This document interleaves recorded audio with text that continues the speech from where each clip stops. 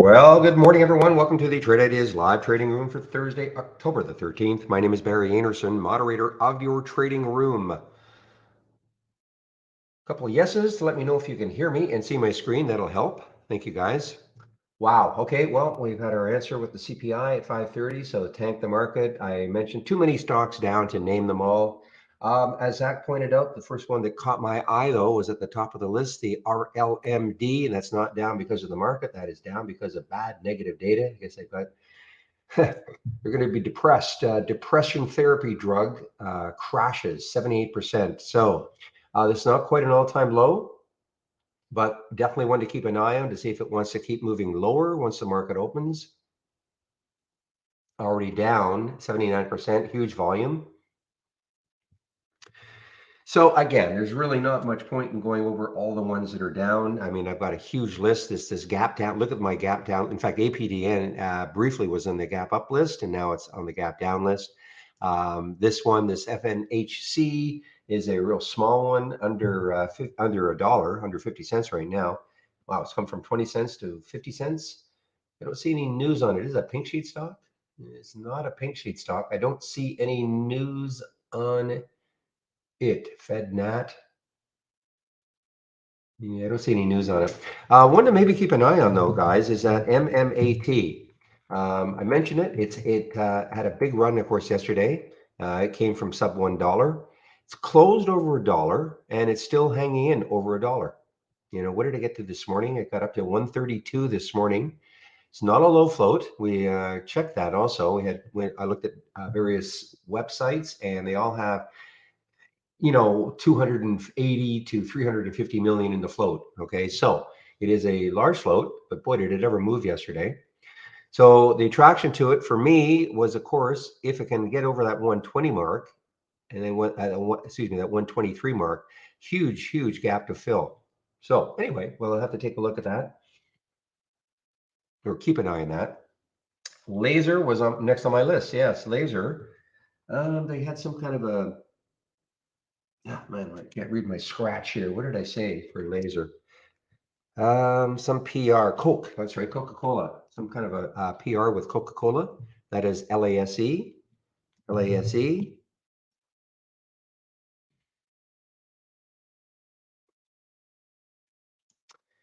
Implementation of first clean tech handheld laser blasting system for the Coca-Cola company. So that is the news for laser, LASE. To two, again, I don't think I saw any specific reason for TTOO being up.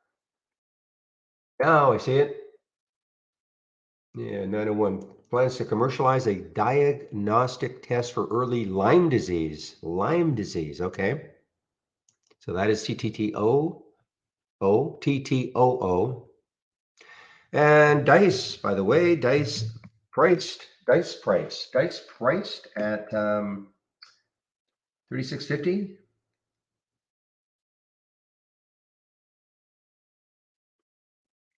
Make sure of that. I think it was, we were waiting to see what the, 36.50 a share. So the financing came in at 36.50 a share. Kind of thinking that maybe by the way it was trading would be more like 40, but 36.50 a share it is. So they're raising a whack of money, guys. 8 million, 8.2 million, 36.50 a share. So raising a lot of money, and 37.62 now. So it's about $1 off the financing price.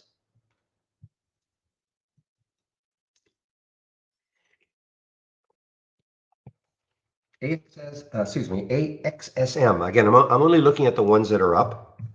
There's a glimmer of hope, or you know what? Let's fade. I was going to say the idea would be to fade these. Too late for me now.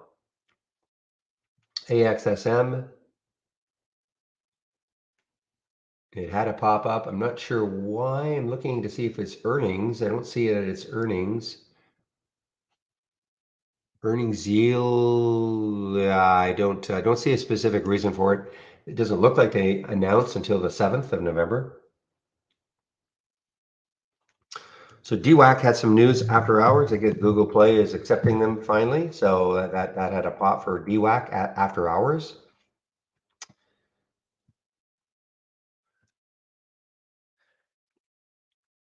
WKEY. is up after the company announced gains 15 cents before the bell on Swiss Army, Swiss Armed Forces Partnership. Okay, so there's your news for WKEY.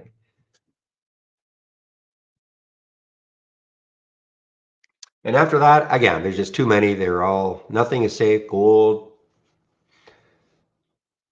of course, Bitcoin. There is nothing safe. Look at all these gap downs.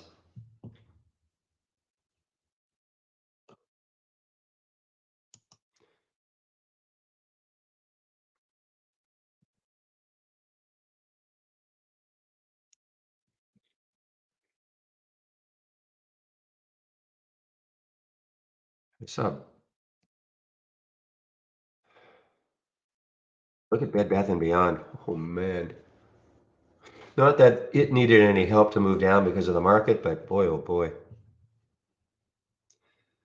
And there are still people out there hanging on to this, thinking there's going to be the big, massive short squeeze, et cetera, et cetera. Look at that short float, 104% that we have there anyway.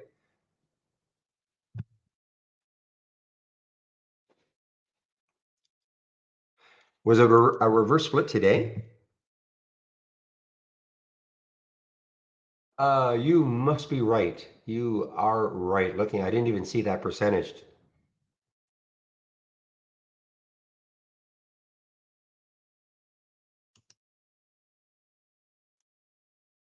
Don't even see the new. Don't see that news that it was a reverse split. There it is, effective today.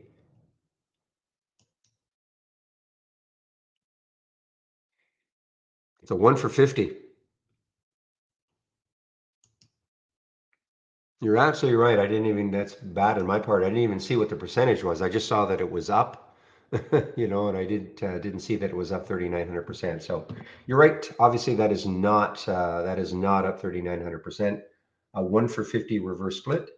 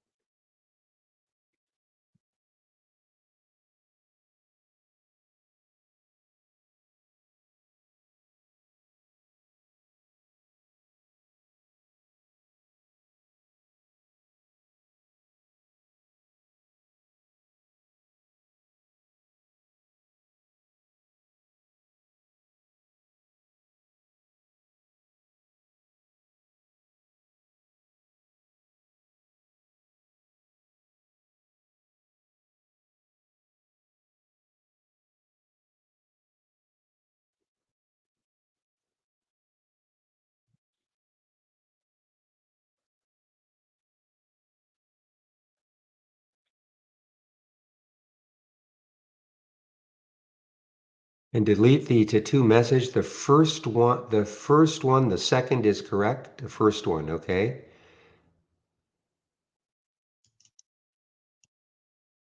All right.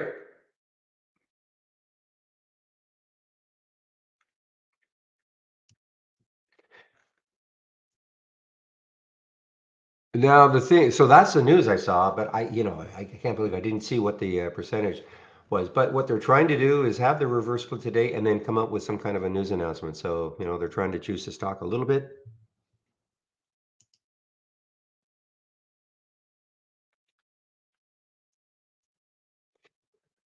Has the indicator news today been mentioned? Indicator.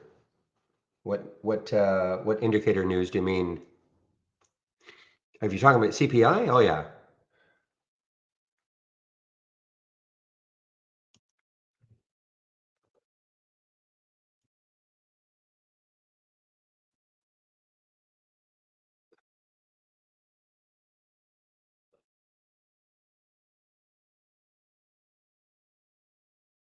Okay, I'll delete it. There you go.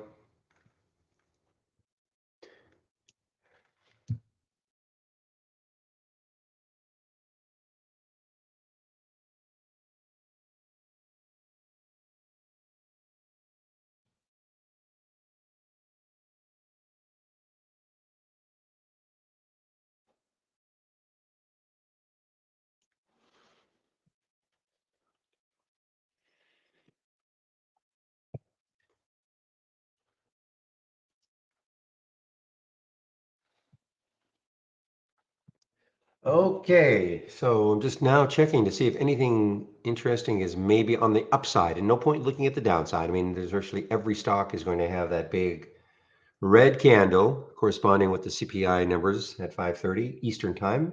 So no point in looking at them all. Now, we might get some bounces, of course, depending what the market does.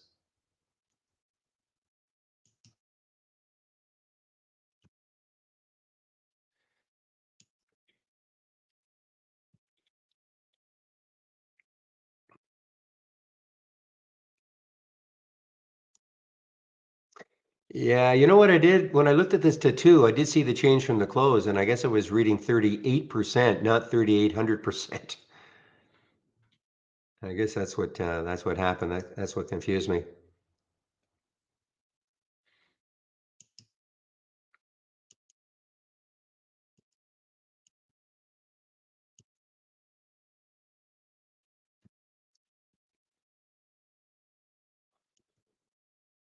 Wow, riot. Oh, brother. Where's Mara?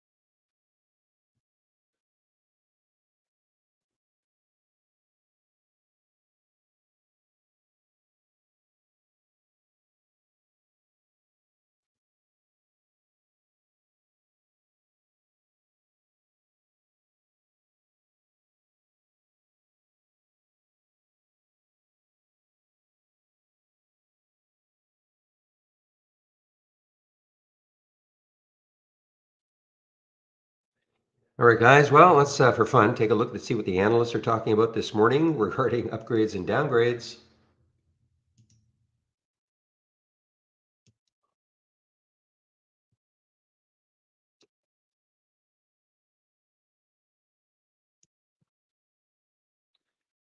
Where is my? There we are.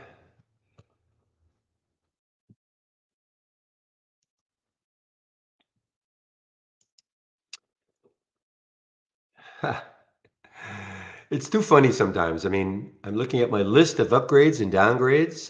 We have way more upgrades than downgrades.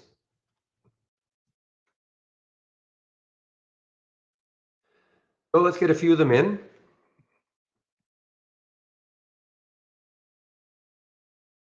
Not way more, but we certainly have more.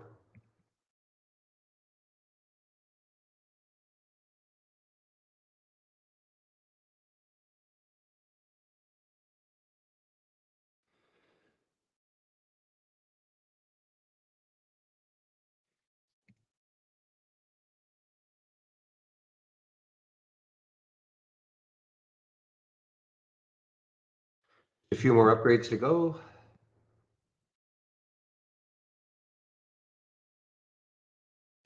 All right, there are the upgrades I have from briefing.com this morning.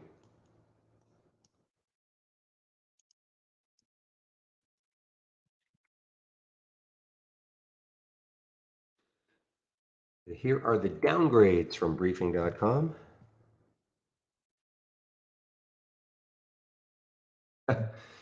Now they're down, Citigroup's downgrading OMI after yesterday, OMI.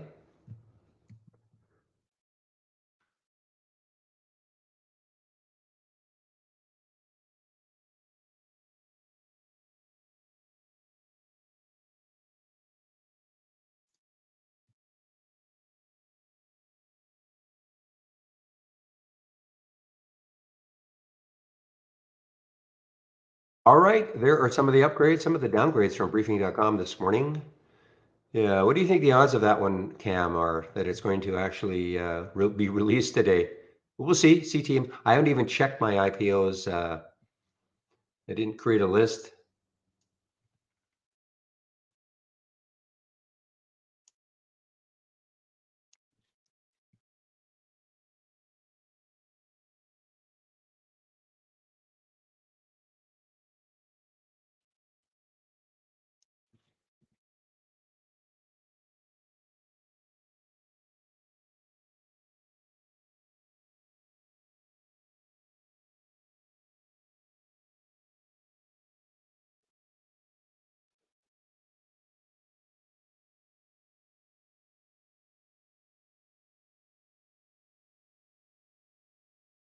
HYFM. Okay. Yeah, again, guys, no point. They're just one after another, one after another. Stocks making new lows in the pre-market, gapping down, making new lows.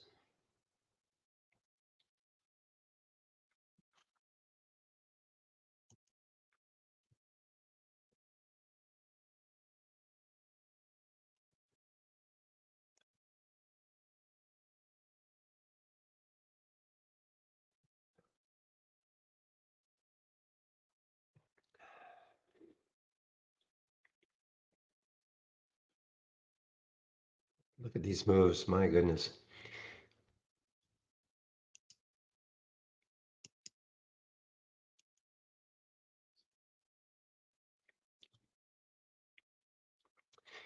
So Liz's high of historically 550. So I guess they had their IPO back here on the 30th of August of September. Sorry, 30th of September.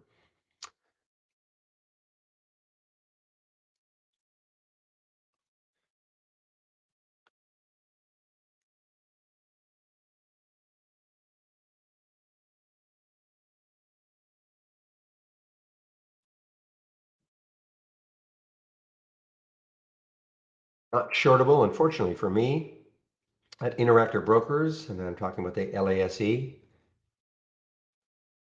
I would be shorting virtually every single pop.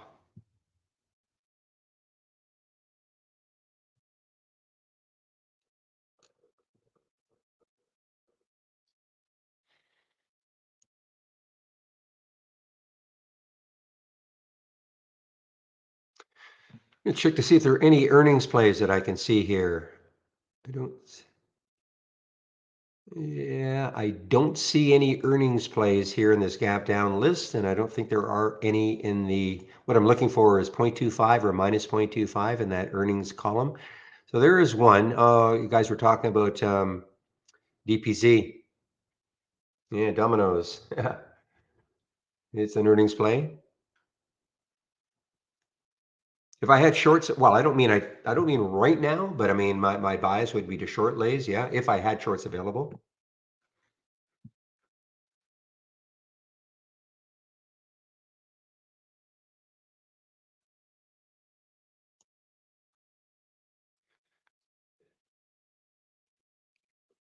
So I don't see any earnings plays other than, well, wait a minute, DCT. DCT is an earnings play. Okay, DCT is an earnings play. Duck Creek Technologies. No volume.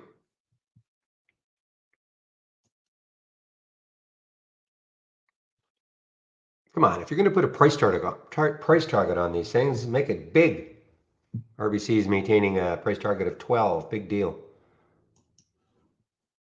And Davidson, what are they? 27. There we go. That's what we want to see. So Davidson's putting a price target of 27 on Duck Creek, DCT. So DCT is earnings today. There's no volume yet.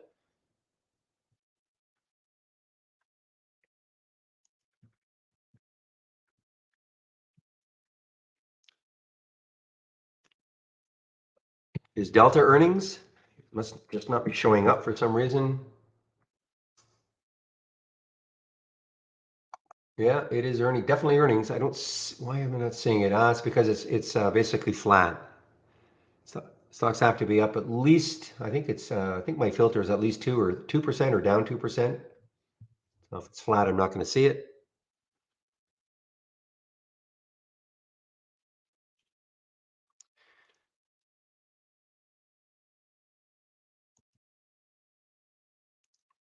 GDXD. GDXD. Isn't that yeah, that's an ETF.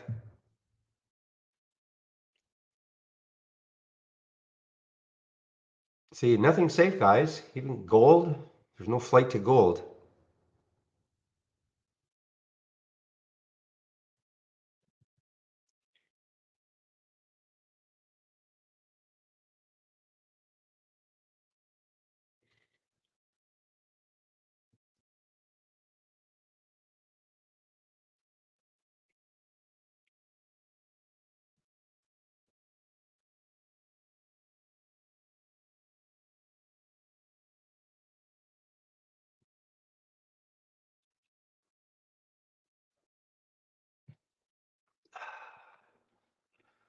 All right, well, let's do it. We got to do it. Let's take a look at the sectors, guys. It won't be pretty. Let's see. There won't be any, even the energy will not be saving us.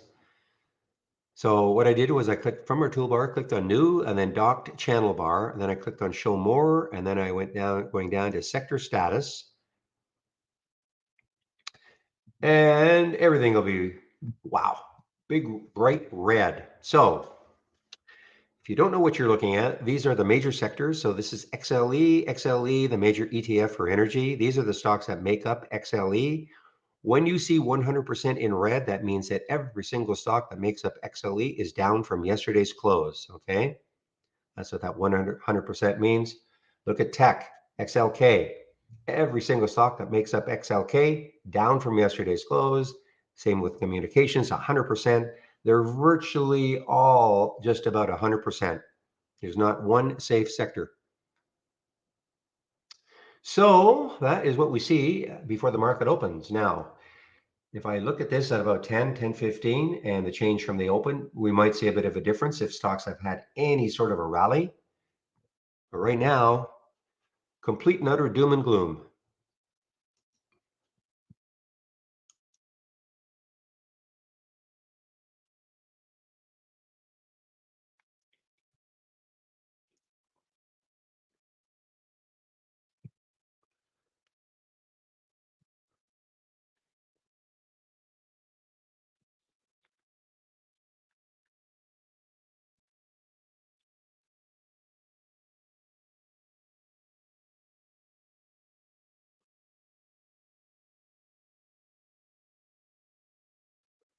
So my guess is that that the real short Momo is going to go crazy today. It's probably going to, if you have this one from me, you know I've got sell, sell, sell as my sound alert on it. Is probably going to go crazy,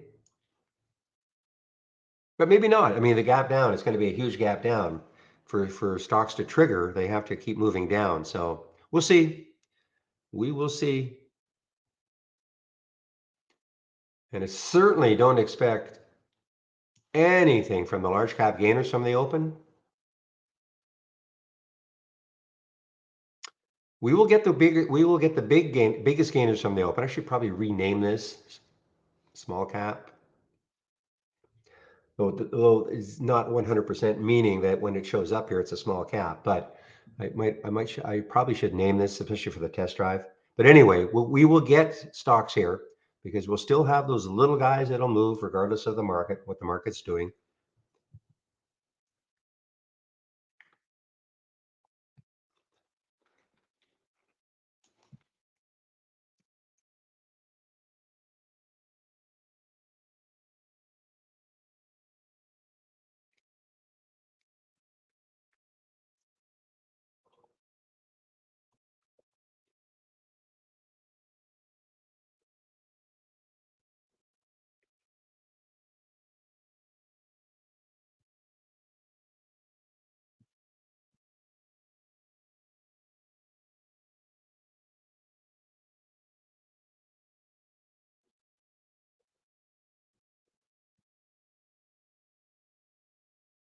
Here's your dollar, guys.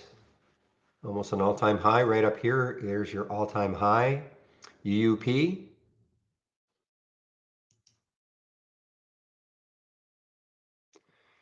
Not seeing sectors in your docked channel bar. Really? Well, don't know how to help. New docked. Oh, I see. Okay, you got to click on show more. Okay. So if you click on new dock channel bar, then you have to go. There should be something that says show more. You have to scroll down, take a look. If you can see my screen, right underneath YouTube, it should say show more. When you click on show more, that is when the entire list appears.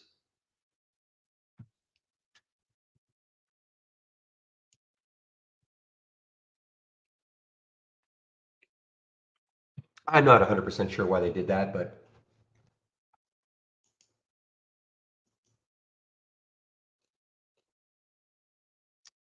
here's one that's coming in, guys. Not very much volume, but VECT, Vective Bio, VECT.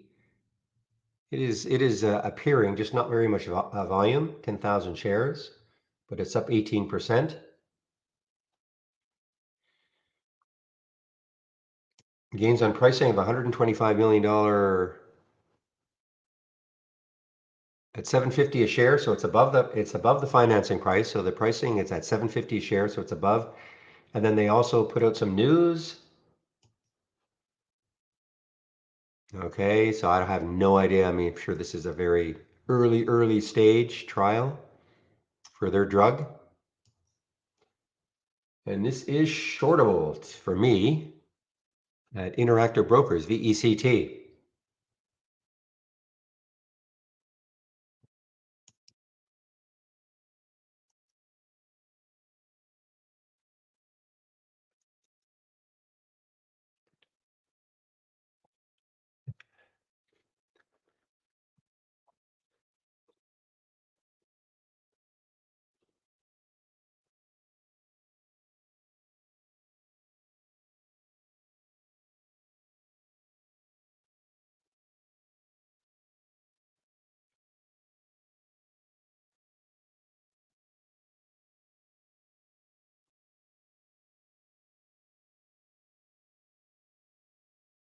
All right, let's see. WKEY.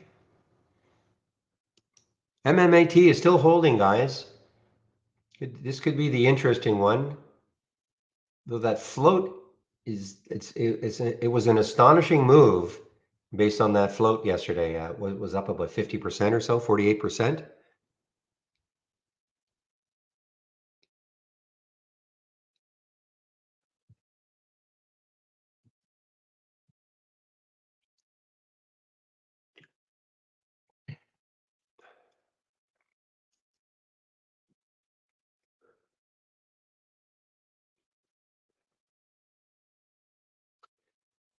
All right, guys, give me one moment, please. I'll be right back.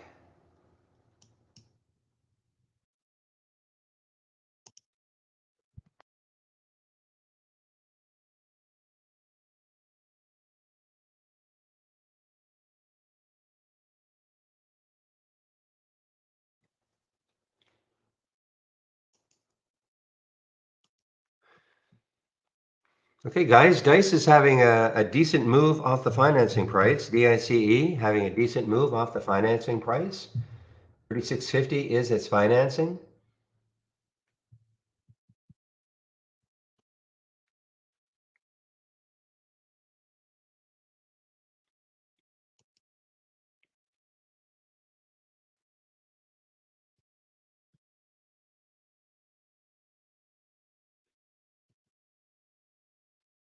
All right, we are less than a minute to the open, guys. So, well, as usual, I will not trade in the first 15 minutes unless I see something extraordinary.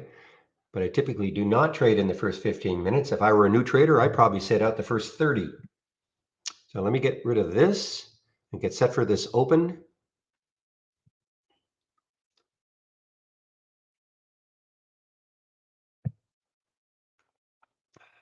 It's CPI, Bill. CPI numbers at 5:30 Eastern came out. You can just look at the SPY chart. Consumer Price Index. Okay, here we go, guys. We are now open.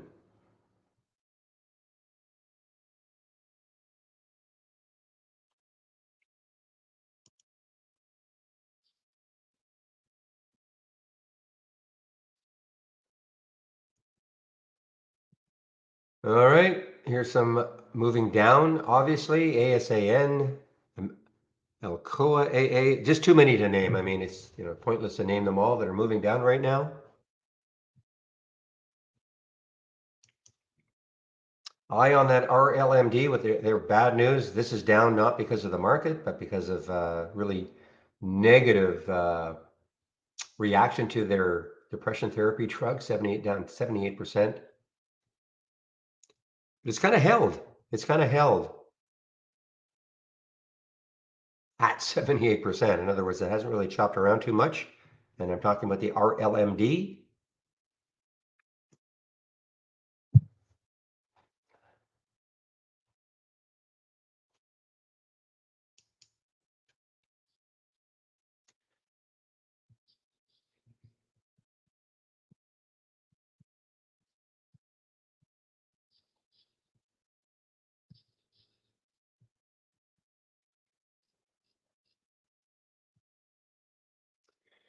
Well, let's take a look at Lay's. Well, Lay's is holding, guys. LASE is holding.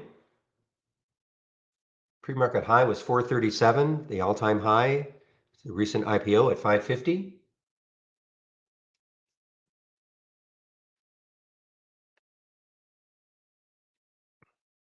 I'm still going to keep an eye on that MMAT.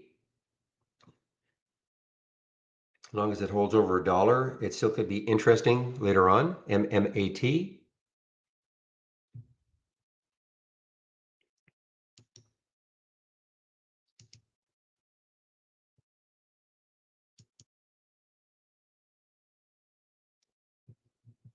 Could not see any news on AXSM. I couldn't see any specific news for it. Sure, there must be something. So it had the big spike up, big drop back, trying to move higher again. It's a low float, 32 million for a $45 stock, very low.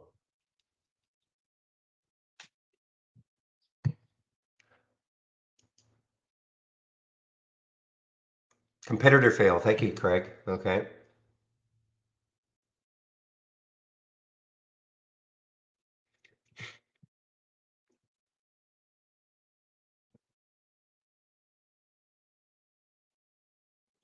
Well, RBLX is coming into an interesting area, guys. I mean, it may continue down, of course, with the market, but there could be some support around the 33 level.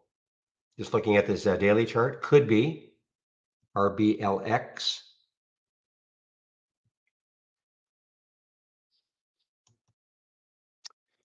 Well, RLMD is not dropping yet. What's the high in the pre-market? I wonder if this is maybe being viewed as a huge overreaction.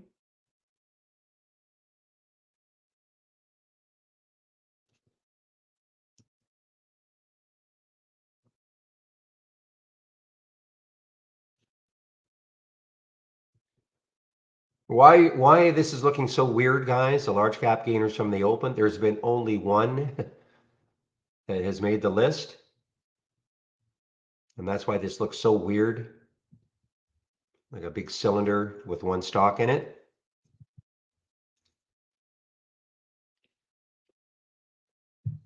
Oh, I see. Okay, thank you, Craig. Regarding the tie-in with RLMD and AXSM.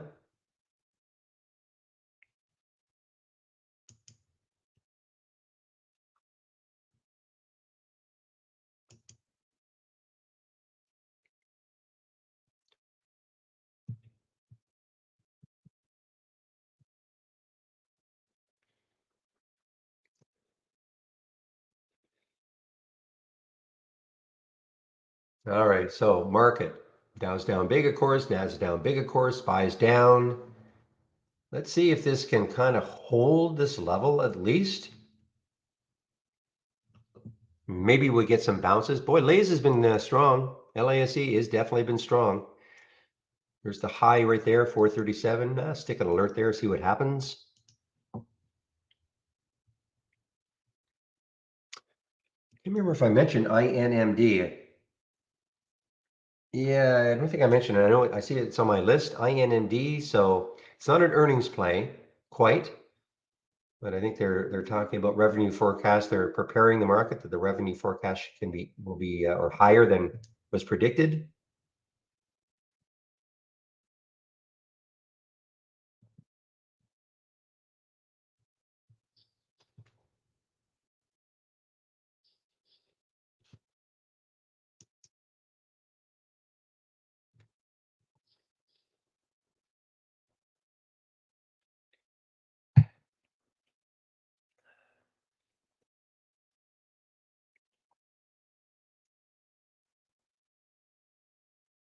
Well, speaking of WBA, the only one making the list is actually having a pop here. This is an earnings play. Okay, so Walgreens Boots Alliance, WBA. This is actually an earnings play, but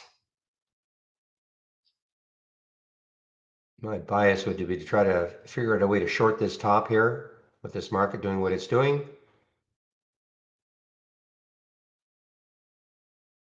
And that is WBA.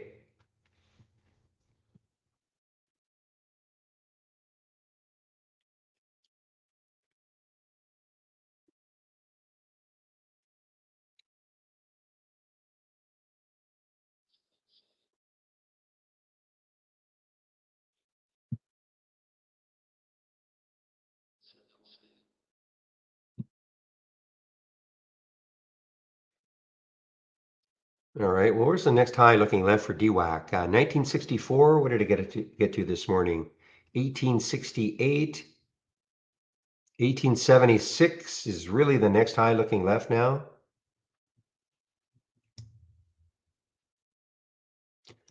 All right, guys, there's that MMAT. Just worth taking a little bit to see what happens. Get a high at 132. That's a key level. If it could take that high out again, because again, the next daily high is 123.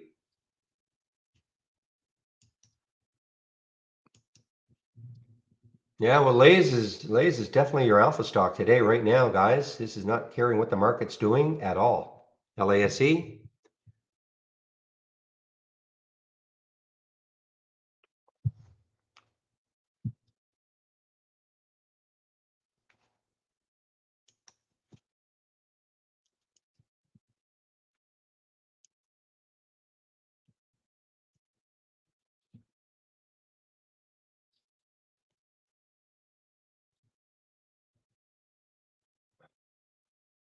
Oh, guys, our LMD just took a header.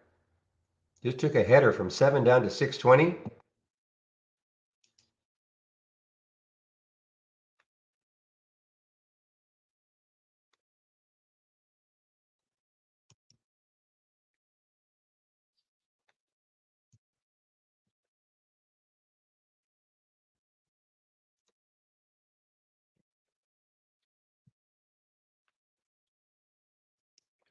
Guys, this is on my 10-day daily breakdown too.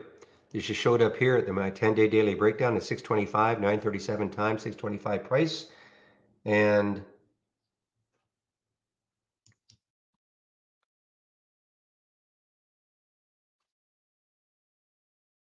it's not quite an all-time low.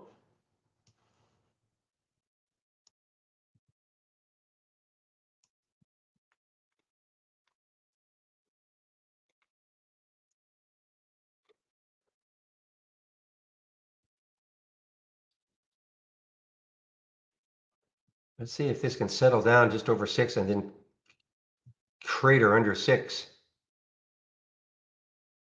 Our LMD.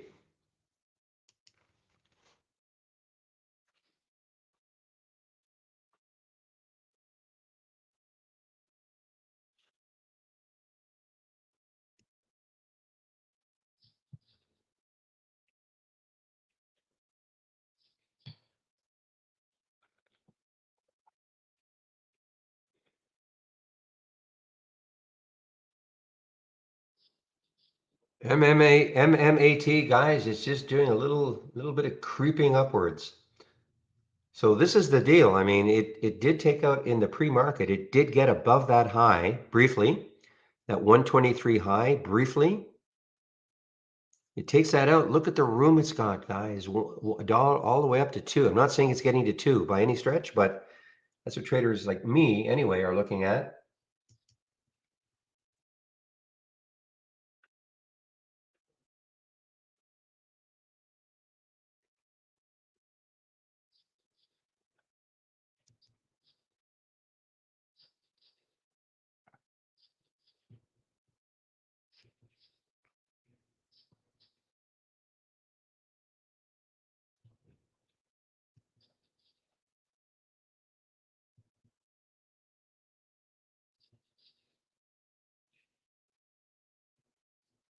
I'm keeping an eye on this RLMD.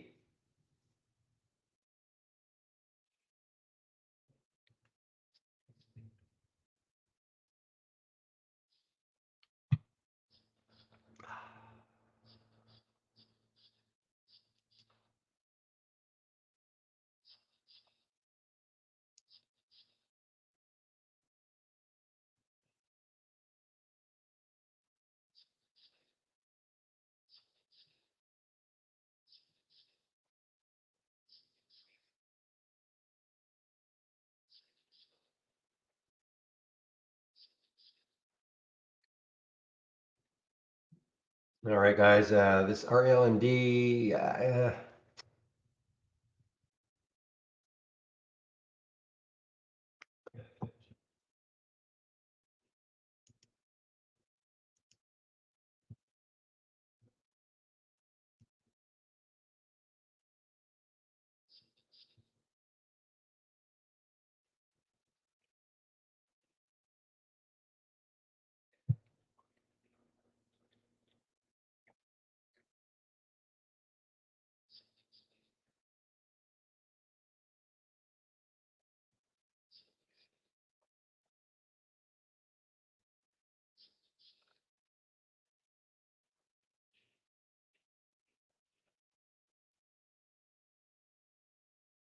Another cheapie, guys. IMNN. Popped up to 180, pulled back to 164.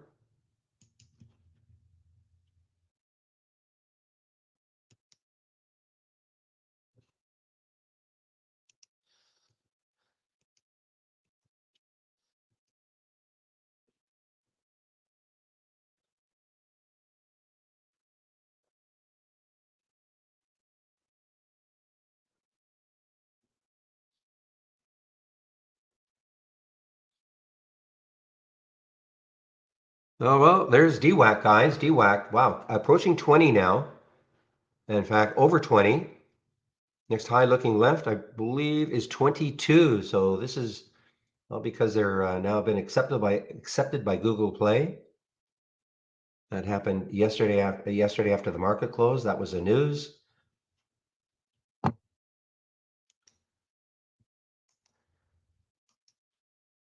Yeah, SPY looks like it's trying to create a little bit of a bottom here.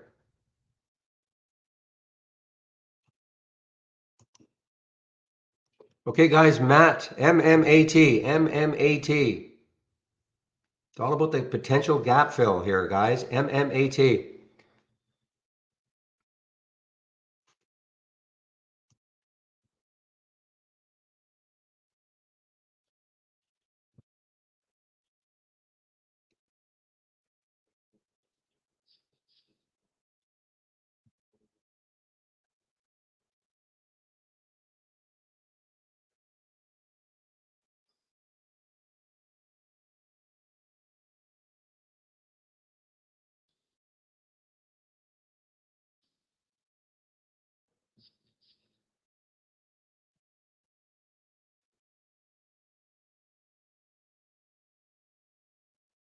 Yeah, DWAC halted. Yes.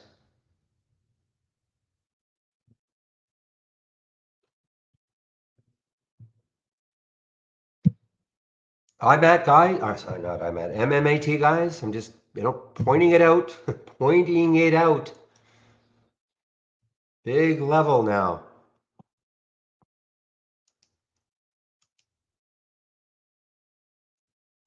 It was right at the top, Ron, of my pre-market actives.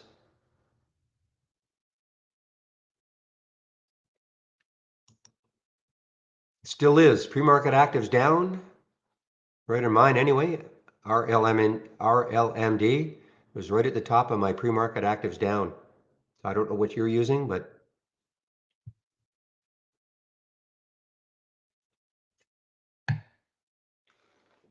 yeah, well, if you use mine, I always say this. I mean, I know there are others out there, other scans out there, but I rarely miss anything using the ones that I've got, which I've been using virtually without any variation in my settings, probably for 10 years. My pre-market access up and down, available on my homepage in the scan section. I'm not saying it's 100% infallible or bulletproof, but I rarely miss anything. When people say, hey, I didn't get a certain stock, I can always usually look at mine and see it. So can't tell you why yours didn't.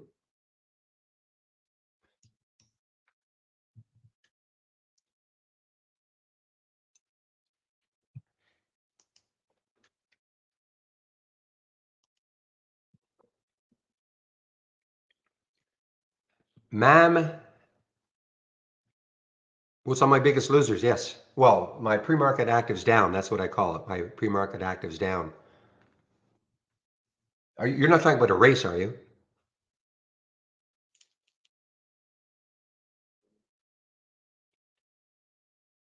It's on my pre-market actives down, which is still active. I mean, I don't look at it after 8, 9:30. MMAT guys. Now, the only other issue is the 200-day, 140.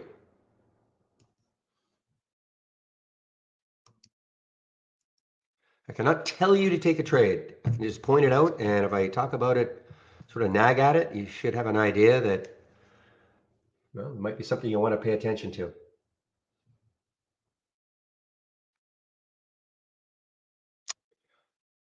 I don't know why it's moving. I don't know why. I mean, well, it had the big move yesterday, JK. and I don't know if there's any specific news on it yesterday. It had the big move yesterday, caught everybody's attention. It caught my attention. I said, listen, we should be following it today. If it holds over a dollar, and if it takes out this gets over that 120 mark, because look at the gap. So that was the reason I said it was going to be my watch list. No news, yeah, doesn't matter. The news is that it's moving. That's all.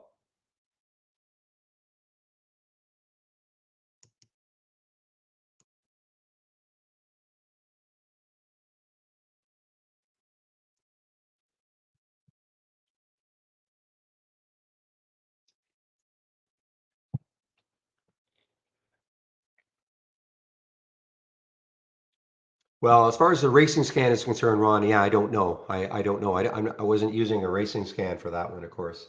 It was just my pre-market actives.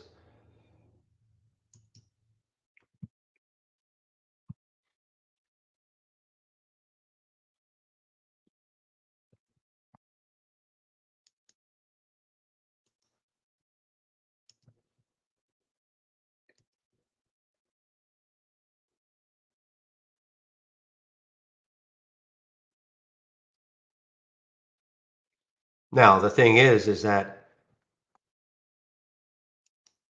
depends on your race too and your time, because RLMD gap down. Remember, it's already had gap down, so you're not going to see it unless it starts to move. Now, yes, it had that move down, but then it popped right back up.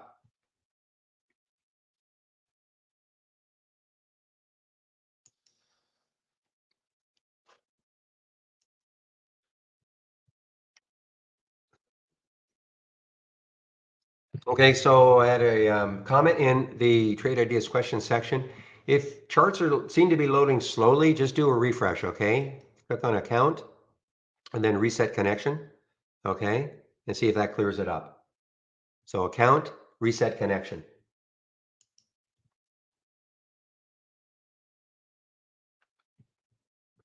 That usually clears it up. Okay, guys, DCT, one of the few earnings plays today.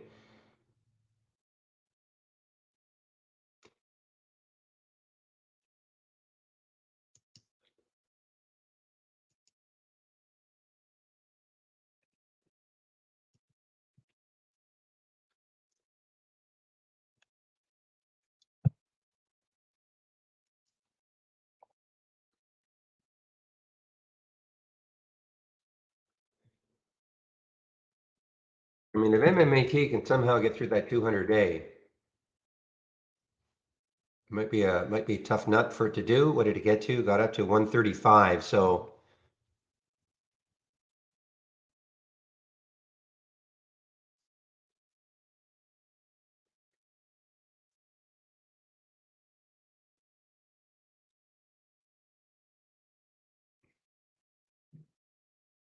but look at the volume already. We had the volume yesterday of 40 million. We've got half of that already. So this is going to have another huge volume day. And the amazing thing to me is that the float, 312 million in the float, and it has percentage moves like that. So anyway, we'll see. You trade it the way you see it. Manage your trades in terms of taking profit if you're in it.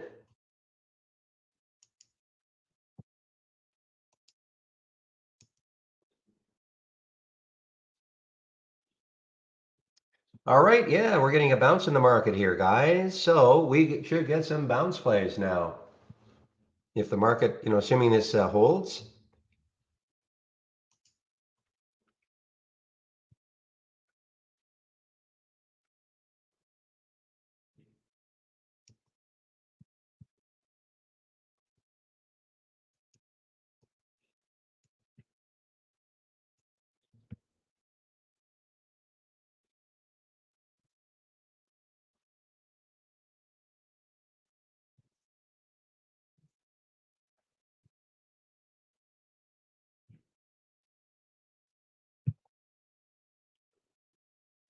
Okay, so somebody said, yeah, Delta is an earnings play, actually. Delta, DAL, earnings play.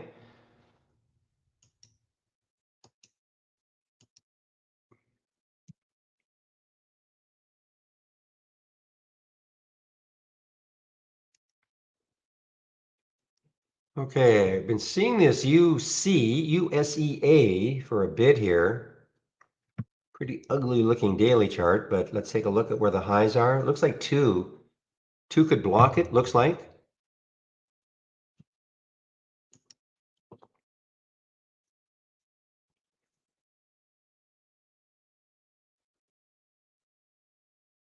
Yeah, so we're getting some bounces with the market, guys. So you can tell, probably going to see a lot of charts that look like CVNA. And just tracking the market directly.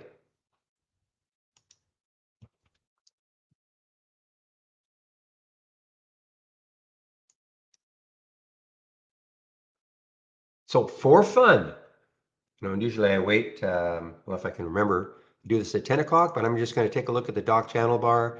This time I'm going to look at the sector change from the open and see what's happening. See, there should be a bit of a difference. Yeah, look at this, guy. So look at energy. So every single stock that makes up XLE, the big energy ETF, is up from the open. Okay, every single stock. Consumer staples, 93%. Look at tech, 88% of them are above the open. Remember, virtually every one of these were at 100% when we looked 10 minutes before the market opened. 100% in the red in relation to yesterday's close. But since the market opened, we've had a rally, certainly I'm not saying it's a huge rally, but energy, tech, communications, virtually every sector has rallied other than retail. So retail is still weak. Retail is still weak. So if you're looking to, maybe short a retail stock, that could be the sector to be in because it is not rallied from the open, not yet anyway. Okay.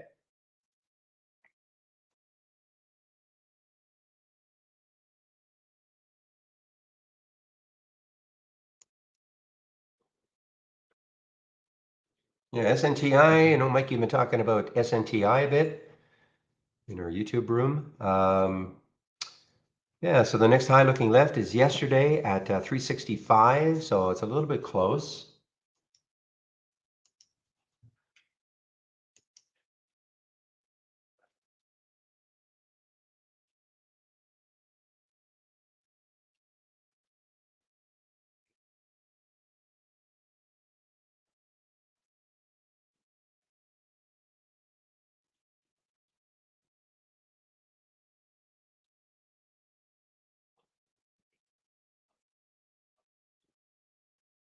Prison stock, GO, guys, GEO. What do we got here? Looking left, 365. Too close for me.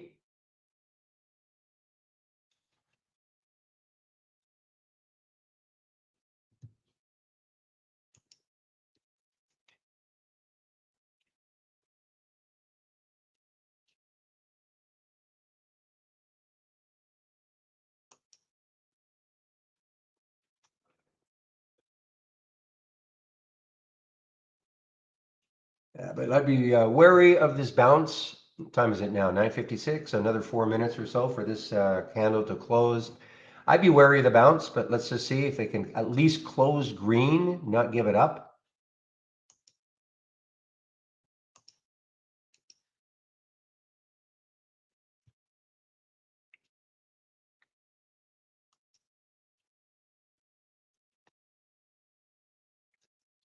Let's take a look at Macy's as a retailer because it doesn't look like the retailers. Well, okay, retailers have, even though the retail, let's take a look at JW Nordstrom's, JWN, see if it is bouncing. Yeah, there are bouncing, but the retail, overall, the resale sectors they're not up from their open, most stocks anyway.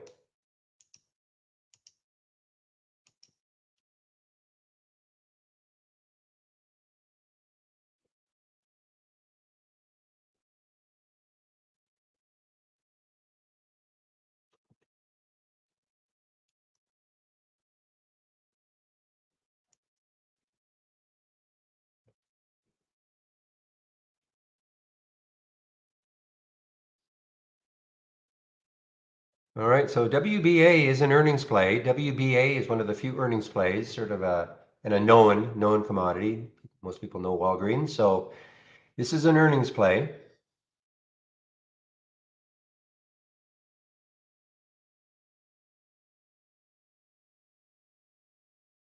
So just go to the sector status channel, Milky. Just go to the sector status channel. Go to your dock channel bar and find the sector status channel, and it's there. You don't have to do any setup.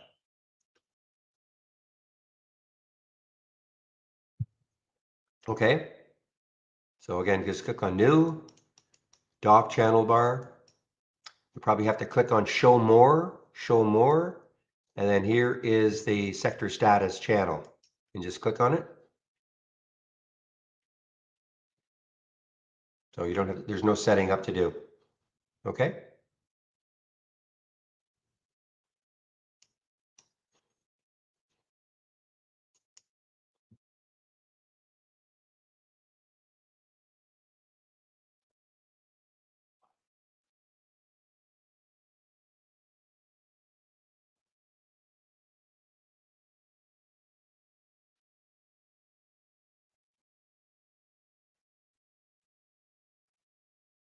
No, you have to set that up.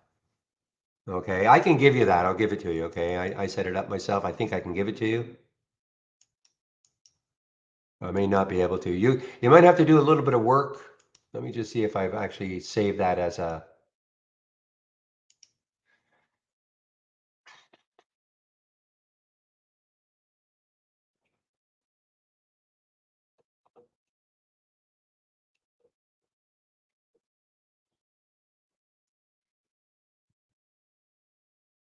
Yeah, you'll have to do it yourself. Okay.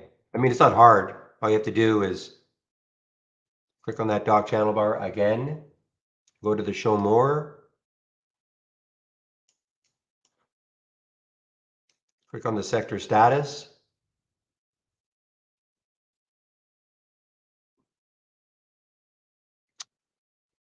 And then it's the change from the open. Right now, the default is a change from the close. Surprised I don't have this. Maybe I can give it to you. I'm trying to see.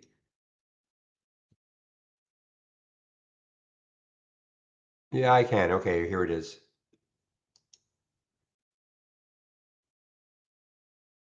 Save or share to cloud.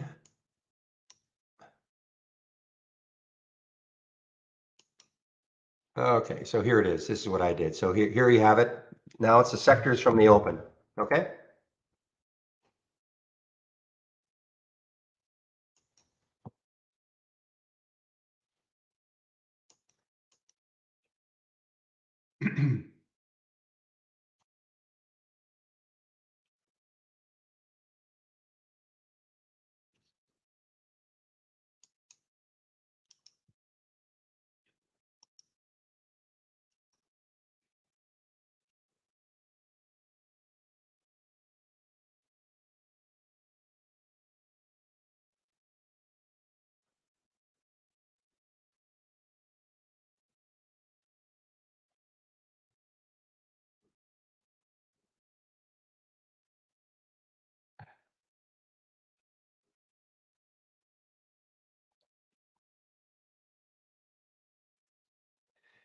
Okay, let's see. Fun. Well, okay, this is usually traveled along with DWAC, and it did for a while anyway. PHUN.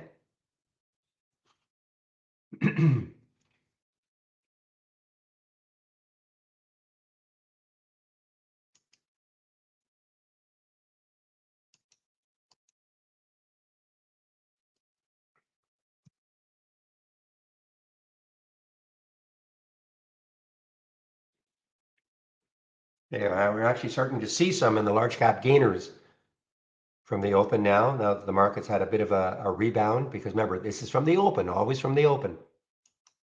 But these are stocks that are still up for the day. So not only, it's not just a change from the open, but they're also up at least 2% for the day.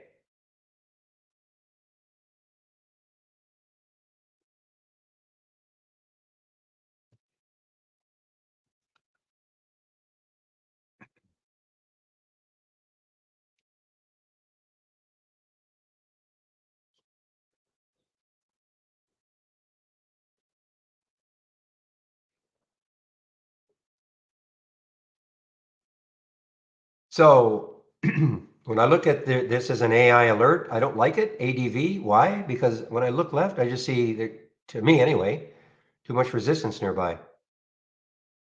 You've got the next high looking left at 243, then you've got a couple at 250, then you've got something at 240, 250.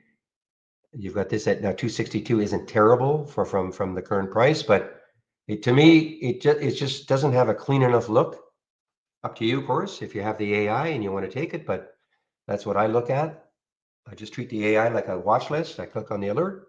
If I don't like what I see, I don't take the trade.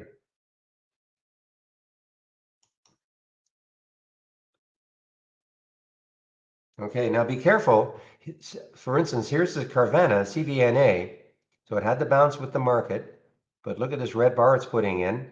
The market's not putting in a giant red bar, but this is, so I'd be really looking to fade these pops. Assuming the market doesn't put in another giant green bar.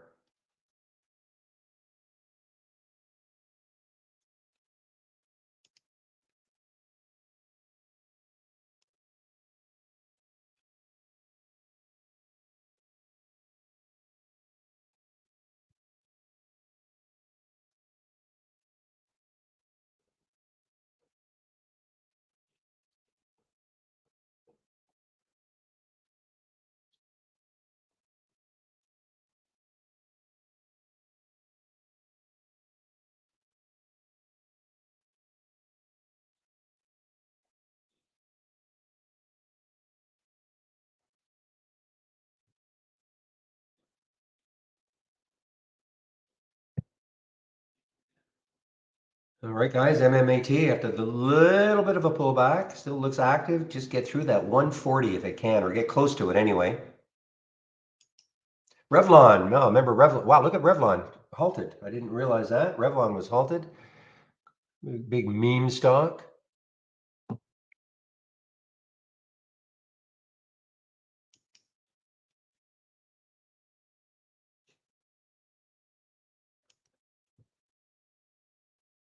But it's got a lot of stuff to get through.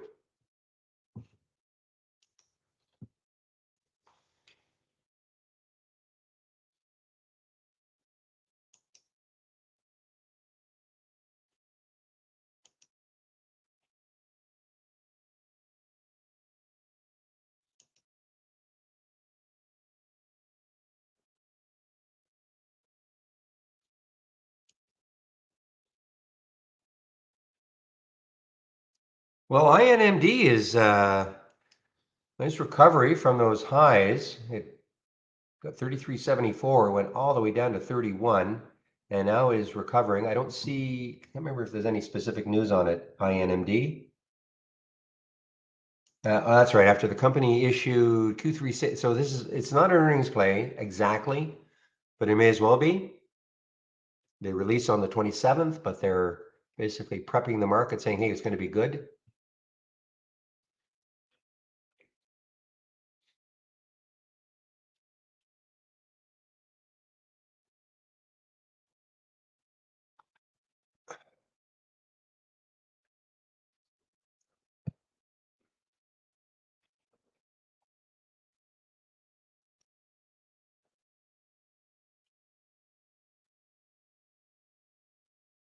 Yeah, just checking some of these early race winners to see if there's anything happening in terms of maybe a nice pullback area.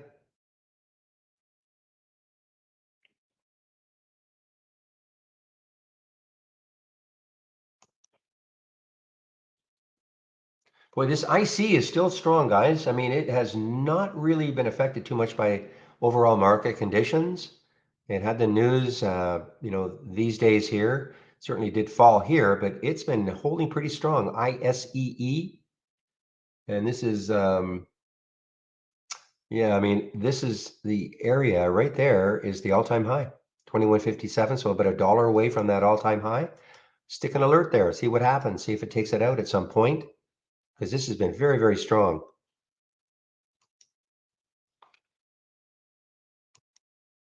Yeah, RLMD had the bounce instead of the drop. So William, do your do your cocktail napkin analysis and see what we can see for what is in store maybe for RLMD. The pre-market high looks like it was 771. It got up to 745. Stick an alert there. Maybe it's an overreaction to the data.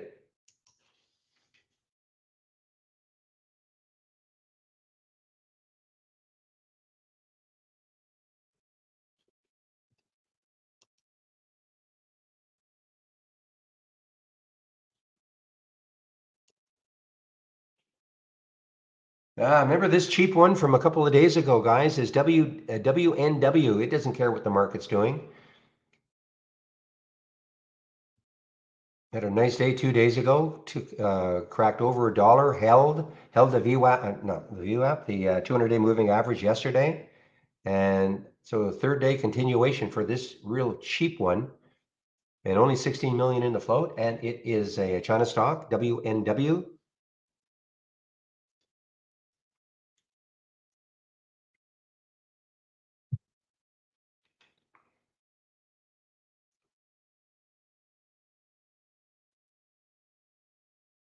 Our favorite short yesterday, OMI, is actually having a bit of a bounce here. OMI having a bit of a bounce.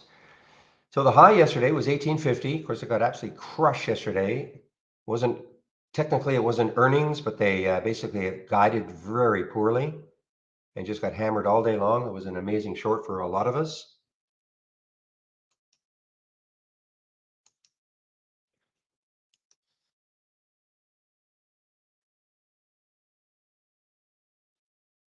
Yeah, well, I mean, my whole thing about the cruisers and the airlines, I just don't see them holding their gains, so I find them yesterday was the first day that I'd seen something like this happen with most of the cruisers. A little bit of like minor pullbacks. In fact, if I back this out, I remember the opening 15-minute candle for NCLH, and I think for CCL and RCL, the same. Big green, and then I thought, okay, same old, same old. But then it, rallied all day long.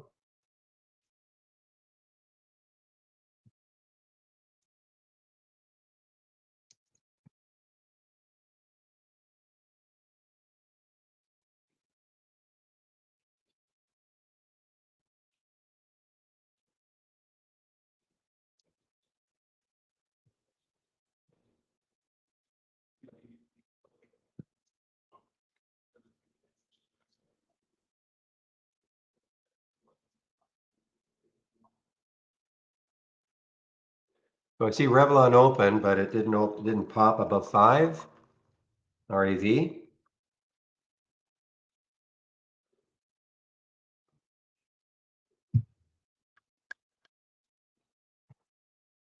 Interesting, with the market being down so much, the AI has got a couple of long plays, no short plays.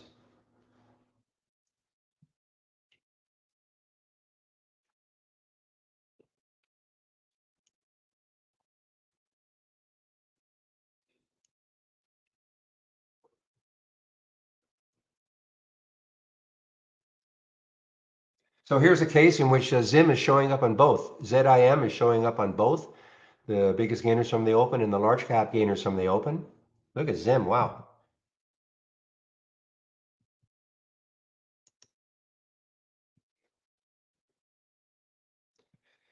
I mean, this RLMD now has rebound all over it. I mean, it's already rebounded, but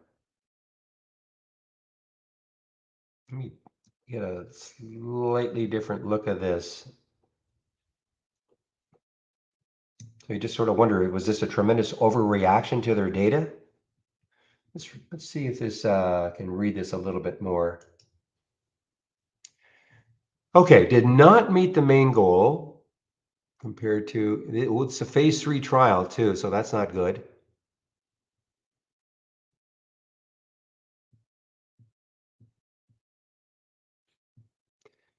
Noted it also conducted another analysis in which sites with implausibly high or low placebo responses were excluded. Shows a favorable tolerability and safety profile in the study. So they're trying to, paint some kind of a a hopeful picture on it. Oh, okay. I didn't see it, William. 655 is a strong 655. Okay. Burning class, two drugs. Okay, excellent. Thank you, William.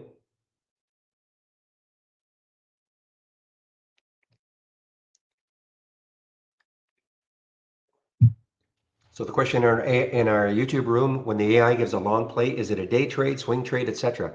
Well, it's any way you want it to be. I mean, the AI gets out of every trade at the end of the day. Okay, but if you took an AI trade and it closed well, you like the way it closed, and you think it had room to keep moving, you can keep it. It's up to you. But the AI will get out of every trade at the end of the day. That's just the way. But it doesn't mean that means it's they're not designed for day or for swing.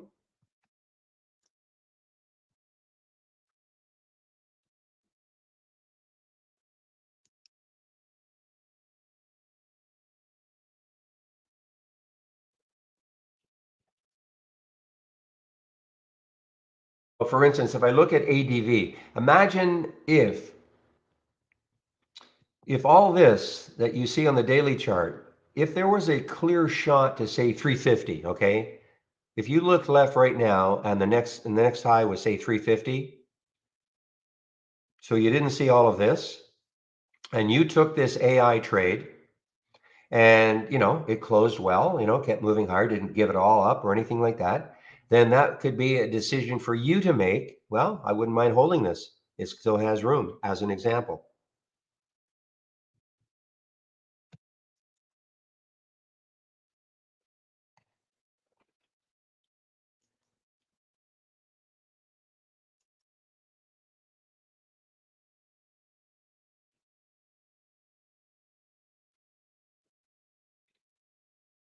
Yeah, actually, we're having a nice bounce on the market now. So this turned into maybe my favorite day. Big gap down and give us a recovery of at least an hour.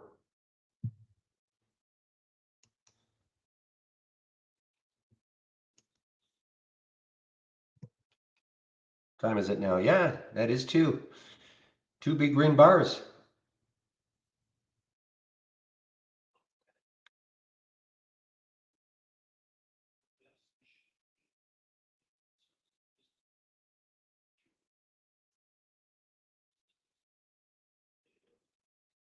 Boy, this WNW, what a 3-day move, guys. Basically, almost not quite a double, I guess. Would have to get it to about $1.70 for a double. Can the MMAT do anything equivalent? The huge difference is the float.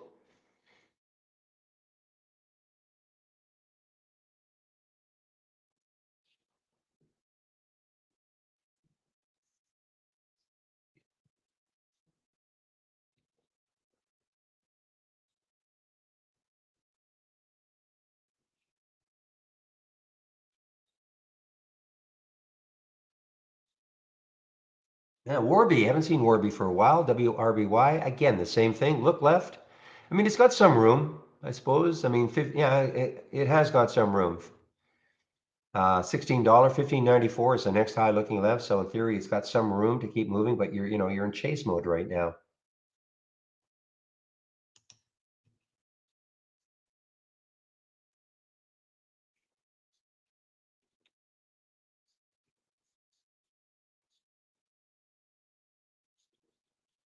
Well, the question is, how patient will I be with MMAT? Well, it all depends on your plan, of course, your trading plan.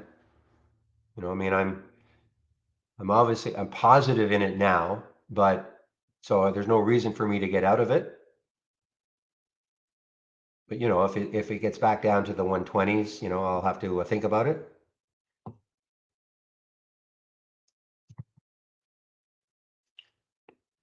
I never get out of a trade if I'm positive. Okay, even if I'm just a couple of pennies, and I don't. It's not really a matter for me. It's not a matter of patience. It's just a matter of there's no reason for me to get out of a trade as long as I'm even if I'm just positive by a couple of pennies. I'll hold on because you never know what could happen.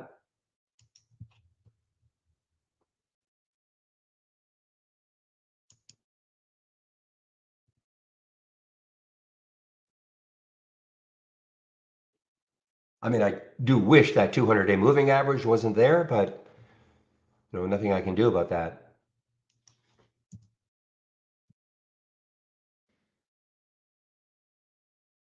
See what happened with the WNW, it broke through the 200-day moving average.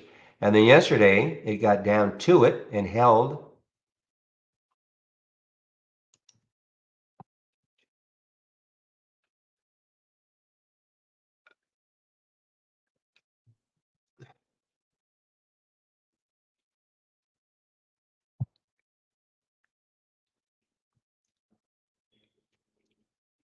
Yeah, I really haven't taken that much of a close look at the Market Explorer, Mookie. It's not that there's a couple of things, and Michael knows this. Until they can put a sound alert on them, and as he said, it is coming. Just when that's going to happen, I don't know, because I can't stare at these. Okay, I do rely on my sound alerts, and so as an intraday trader, I'm not sure which I would really use. So it's not that I'm sure they're very useful for a lot of people, but I will concentrate on my races.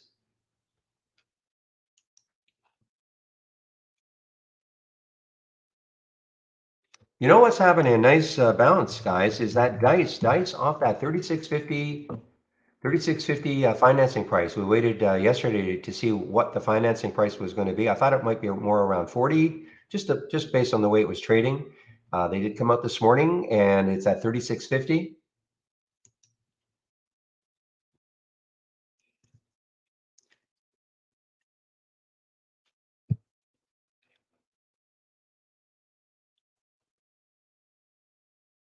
Ooh, SVC. So let's take a look left. 637 is the next high. It's not bad. I mean, at 615, if it got anywhere close to 637, that'd be great.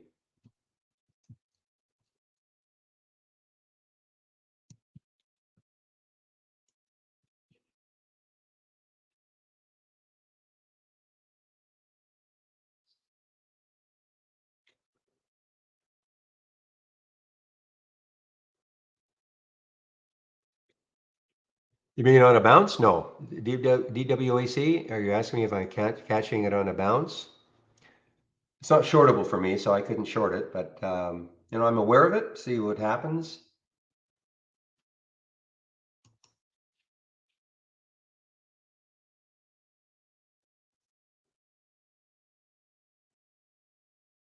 Well, that's impressive, guys, with the dice off that financing.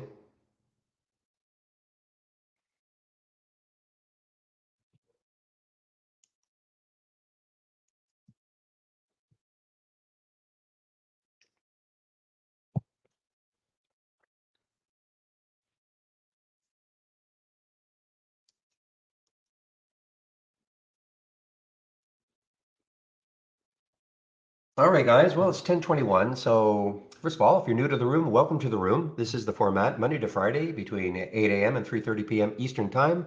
Sharing my screen and live on the mic. And my name is Barry Anderson, and I do work for Trade Ideas. So I'm just going to talk a little bit about Trade Ideas in general. So if you don't like it, mute me for about 10 minutes.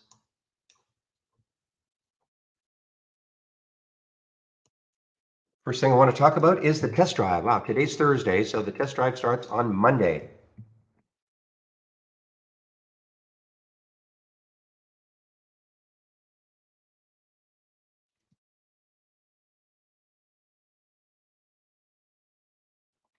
Okay, so if you click on the test drive link, this is what you're going to see.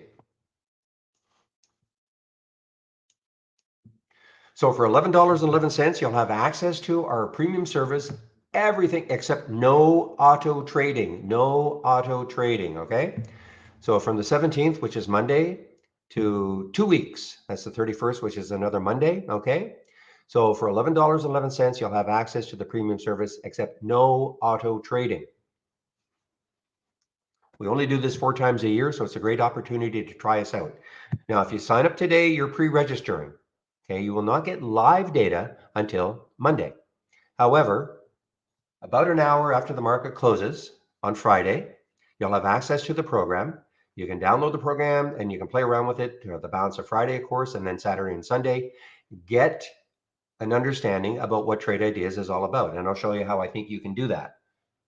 So prepare yourself for what Trade Ideas is all about.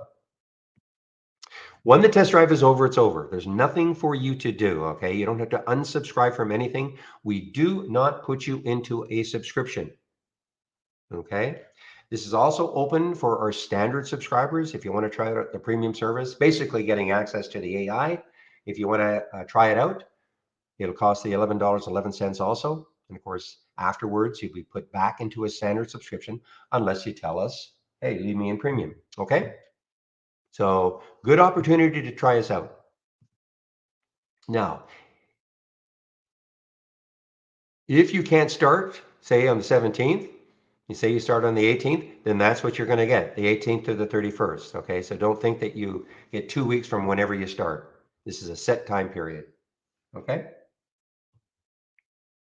so that is a test drive.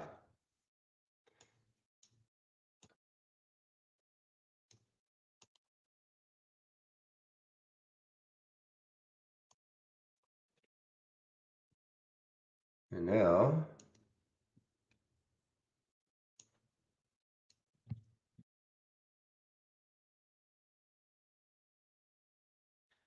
homepage.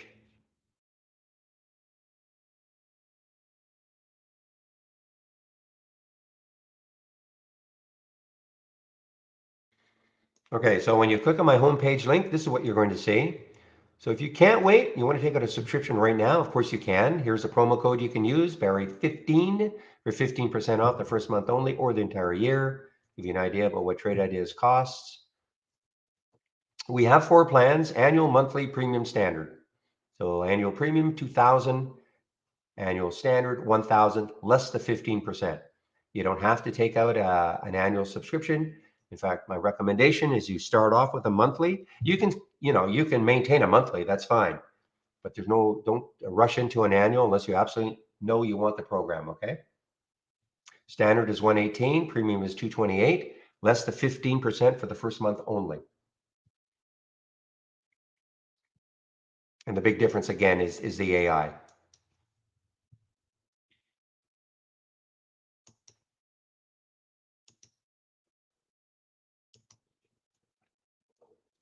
Okay, now if you're going to take this test drive or you're just starting out with a subscription, you must do this Let's Get Started or Getting Started, okay?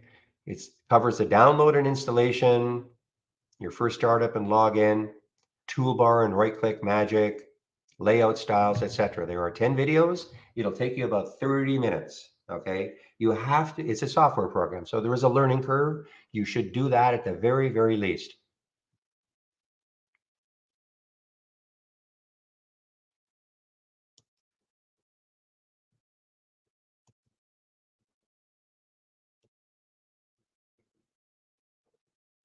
I do a stock of the day video at noon Eastern. It's free. You can sign up for it right here. Trade of the week is sent to you before the market opens every Monday morning. It is free also. And then the education section. Again, if you're going to take the test drive or you're just starting out, we've got a great user guide. You can click on the user guide in the education section. And I went over, the getting started. At the very least, you should know what an alert window is, what a top list window is, and what the racing is all about. Okay, at the very, very least. We have, obviously the guide has a lot more information, but don't get too hung up about how much information there is. Just know what an alert window is, a top list window is, and what the stock racing is all about, okay? There's that Getting Started series again. So daily support. So today is Thursday. So what happens at noon, between 12 and 1, I take a break. One of the other traders takes over in our YouTube room. And today is Thursday, so it should be Steve Gomez. So Steve is the originator of the trades of the week. And also, Chris Farley, when I shut down the main room at 3:30, Chris Farley takes over in our YouTube room between 3:30 and 4:30, Monday to Friday. He's also setting up special sessions on the weekend for anybody who wants, especially, it could be anybody who's new but especially for the test drivers, but not just limited to them. Daily webinar. So we're on hiatus now for 2 weeks. We won't have any webinars for a couple of weeks, but you can sign up for them all right here. And one more thing, back to basics. If you are new to trading, okay, Michael Noss at Trader Days put this together.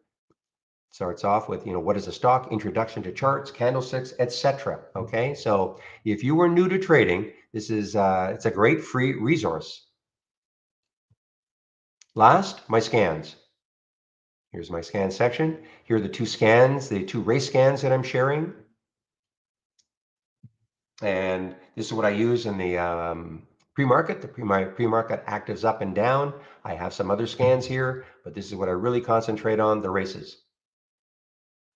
So, oops, where am I here? So save my link. The room is free, but it does help the room if you save my link and then you do take out a subscription using my link. And the company knows that the room is paying for itself. And yes, I do get a little cut. Okay, so helps me and the room if you save my link and take out a subscription. And of course, saving my link, that means you can take a look at my scans at any time, the education section anytime. Okay.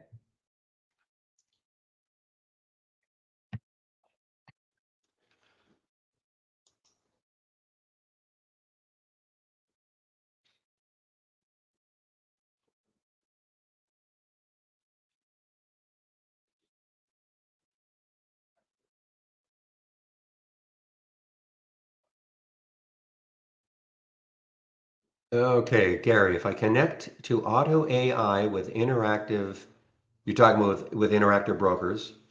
I don't believe in auto trading, Gary, but okay. I mean, you can.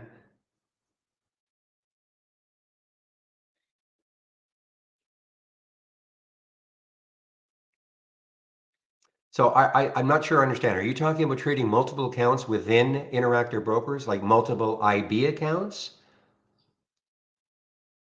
Or are you talking about auto trading with IB? First of all, if you're talking about auto trading the AI, we don't agree with it. Okay, Gary, I'm just going to flat out tell you that we don't recommend it. I know you're allowed to, but we just don't recommend it.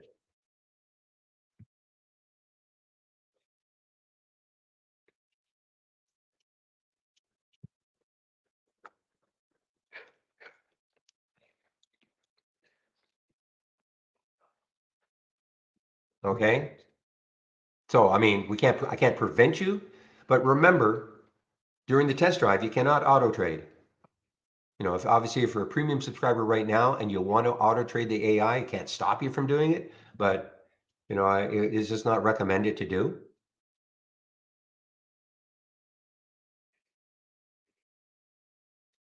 So I don't know if that answers your question. And then, of course, you can have other applications open. You can have the racing open.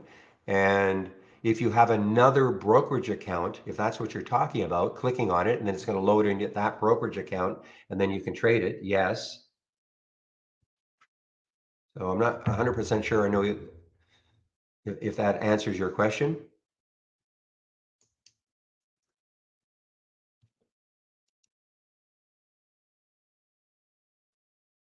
No, I did not say.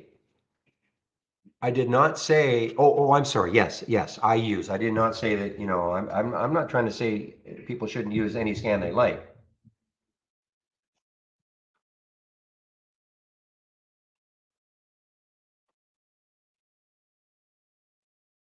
I wouldn't call it a replacement. I mean, it shows me short opportunities. I wouldn't call it necessarily a replacement for the gap down and go down. It could be. I really haven't looked at it that closely. Know how it would compare.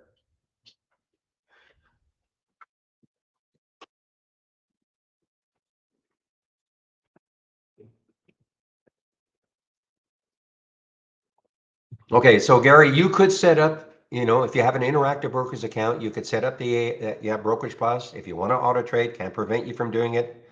And then if you have another account, another, not an IB account, whatever that account could be, sure, you could have your race set up so that when you click on the alert, it loads into that other brokerage account, if that's what you mean.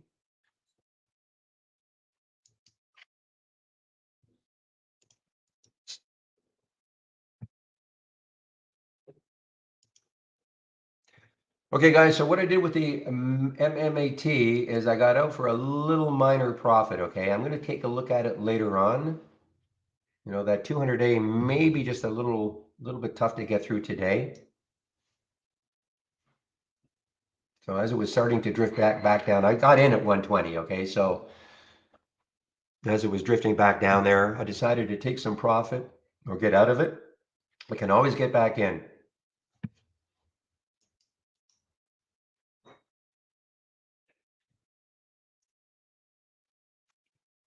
Well, I've just decided to concentrate on the races, Jonathan. I mean, listen, I had it up and running for a long time. Doesn't mean that it's no good or anything like that. It's just that I decided that I wanted to concentrate just on the races, give me a nice watch list for the day. And yes, I do have this 10-day daily breakdown and up, but it doesn't give me very many, and breakout doesn't give me very many alerts.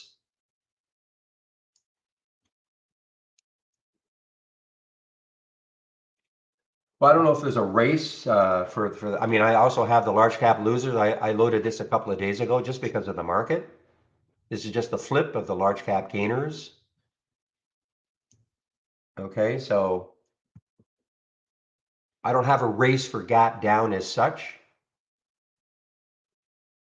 Ooh, look at Revlon, guys. Revlon came roaring back in a huge way.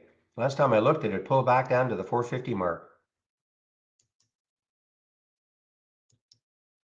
But listen, if you're happy with using the gap, excuse me, that multi-strategy window in the alert fashion, I mean, just keep doing it. If you're getting good alerts, you know, just keep doing it.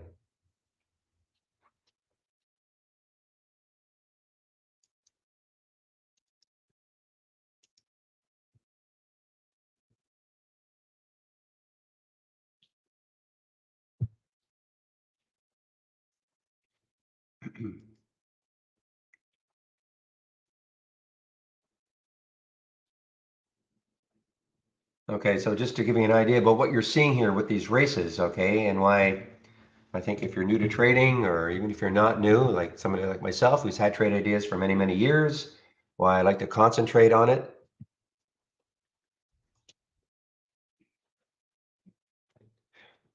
Well, again, I have the large cap losers. Okay, I do have this up only because of the way the market's been over the last little while. It's just the flip of the large cap gainers.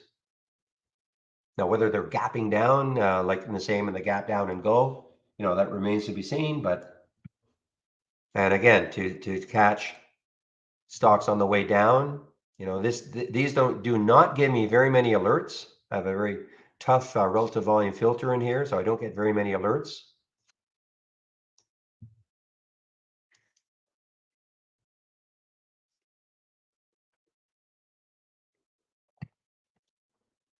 So the races, so let me just show you what the races are all about.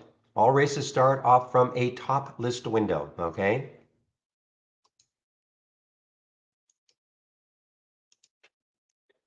So before we had races, this is the way in which people would use our top list windows. If you wanted to see the stocks that were up the most today from the close, if you had that as a column header, change from the close, here's the change from the open, here's the relative volume.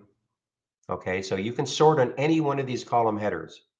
So if I sort, double left click rapidly, now this is wrong. Okay, tattoo is not at 4,200%. It's a reverse split, has not been picked up by our provider. But LASE up 42% from the yesterday's close, 39% for Revlon, etc. I like to do it on the change from the open though. So there's Revlon 42%, SNTI 21%, etc.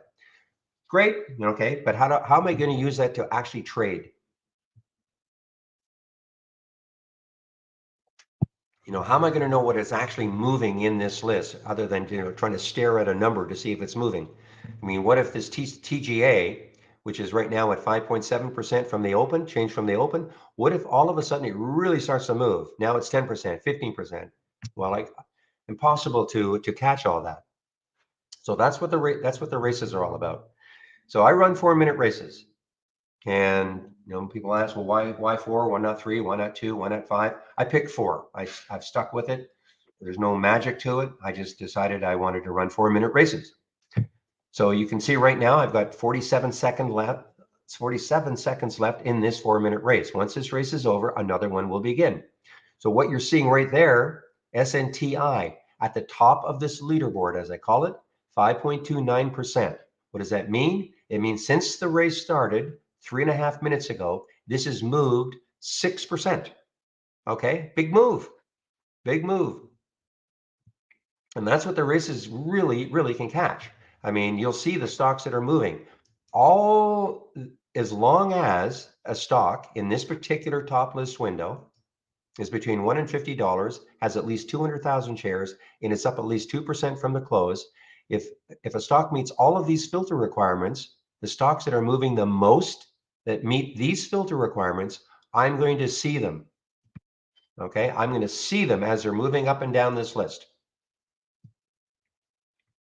So what happens is that it automatically creates a top 10 watch list for you to follow all day long. Every time a stock, so you can see that Rev with the 4 beside it, that means that Revlon won 4 races today. DWAC has won 3 races today, etc. So this list is automatically created for you. And this is what makes it really, really good if you're new to trading. It gets you to focus just on, these 10 stocks all day long. So why would you do that? Well, for instance, WNW. Let's take a look at WNW. Okay, big pullback, right? Maybe that's a little ugly, but let's take a look at LASE. Okay, you might look at this one and go, well, if it can hold 4, maybe I want to know about it. Okay, if it can hold this 4 level, so maybe put a price alert there, a little underneath 4, see if it holds that 4 level. Put a price alert there and see if it holds the 4 level and then bounces off it. Now, if it doesn't, maybe that turns, I can't short this because I don't have shorts available. But, if it cracked down through that level, that, if you had shorts available, that might be an attractive short situation. So when you're, this list, because a stock isn't, moving anymore, hasn't won a race in a while, doesn't mean you just forget about it. It could just be resting for a long time and then all of a sudden has a big pop. So it gets you to concentrate on these stocks and these stocks alone. When you're new to trading, it can be absolutely overwhelming, not knowing what to see. The other thing is, because a stock is winning a race, it doesn't mean, okay, does that mean I take the trade? No. I mean, it could mean, depending on the pattern. SNTI looks really interesting. Look at the next high looking left is 5. But, that's where some chart reading experience comes in. If this had happened right here, and it's possible we would have seen the SNTI right about here, as it was, moving up the leaderboard. You click on it, see what's happening. That is why you've got to practice trading. Trading is not easy. But, for me, I look at a stock like this and think, wow, okay, if it can base just a little bit here, without chasing it, getting in complete chasement, or maybe I think another way, maybe I think, what, if it pulls back to this 370 level, maybe I want to be interested in it. So I'll just create a price alert there. So again, it's a watch list to follow all day long.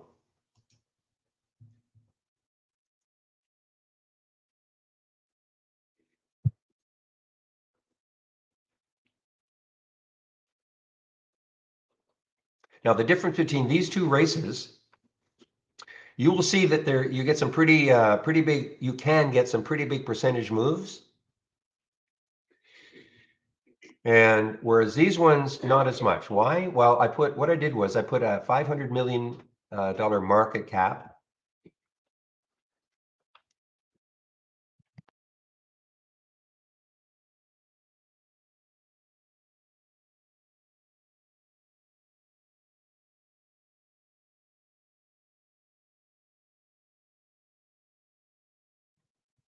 So I put a $500 million market cap on this, plus a $50 million minimum float.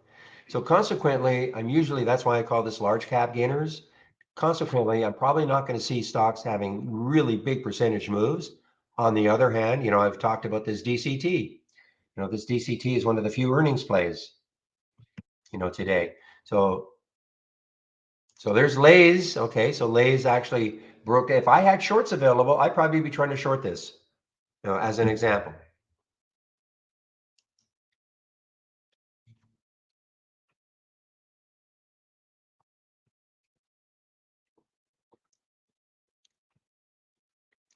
So again, these ones will certainly be a lot less volatile than the ones you see here.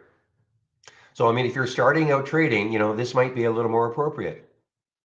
I like to use them as a combination though, because I do like the volatility, but I certainly will take a look at these because these could be a little more less they're less volatile. So I don't want to say easier to trade. It's just that you usually are not going to get the wild whippy action.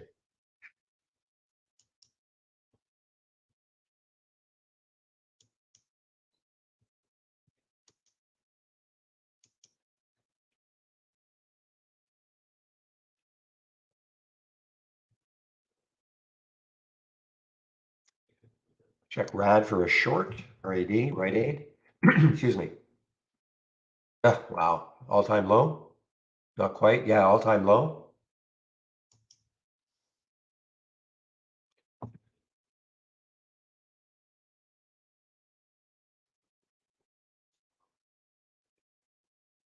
I mean, it looks like they're just going to go out of business.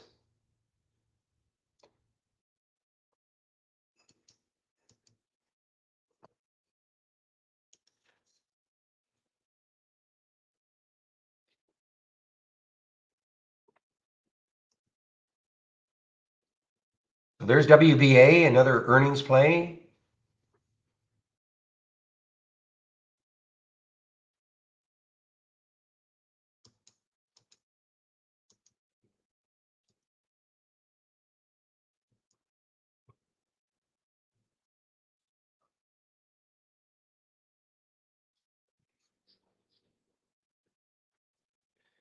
So APDN was sort of interesting in that, oops, I've got something open.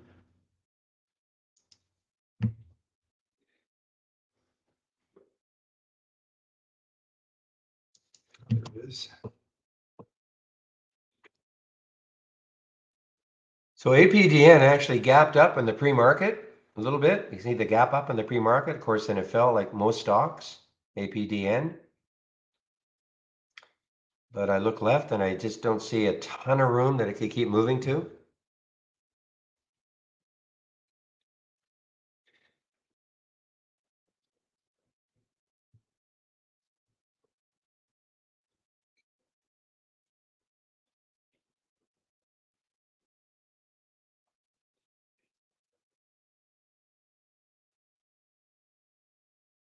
So you can see right off the bat here, here's NRGD, which is an inverse, 3 times inverse for the energy, and look how it's moving down. That means that the energy stocks are obviously moving higher, as we saw when we looked at the change from the open.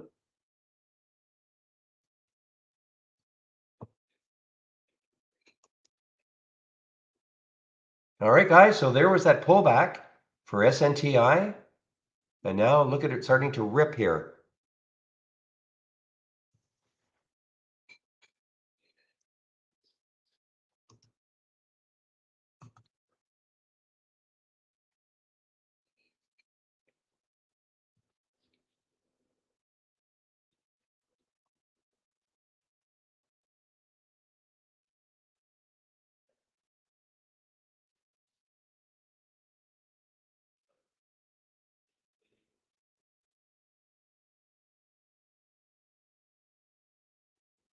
Okay, guys, I'm continuing to watch the MMAT to see if it gets back into the 20s.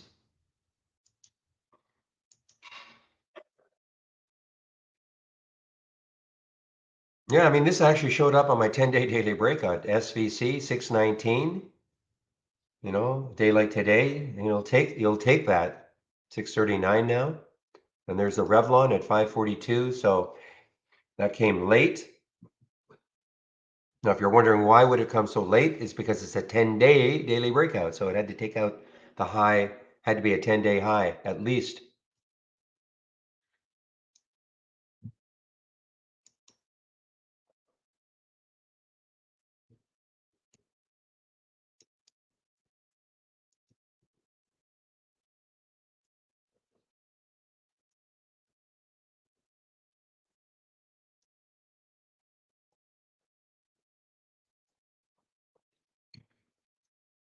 Definitely a nice rally off the lows, guys.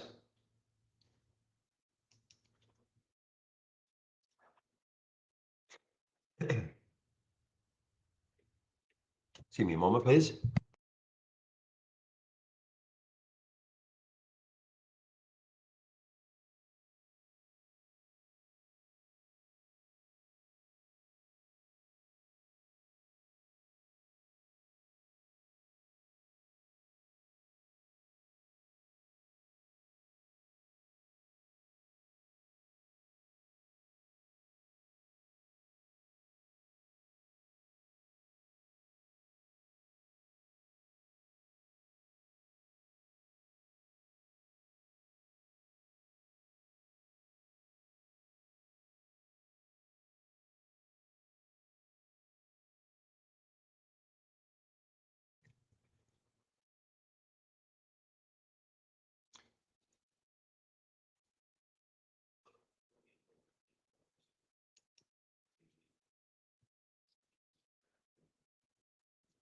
All right, so DOX really has not participated in this rally, DOCS. So this is still pretty weak. I mean, it sort of had a participation, but it really hasn't participated that much. So this is still weak, DOCS.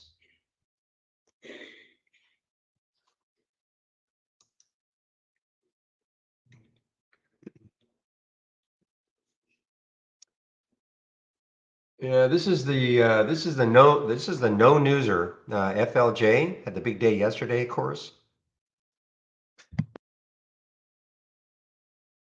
Had the big day yesterday. I don't think we could find any specific news on it.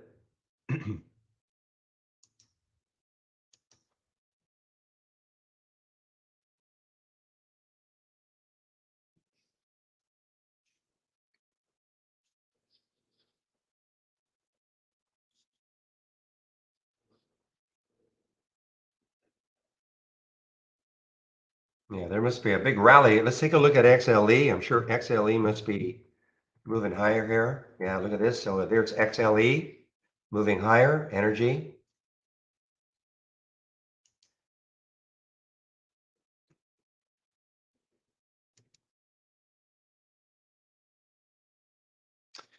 Yeah, excuse me. IMAX is still doing its thing, guys. It seems to be sort of tied to DICE. There's the same psoriasis.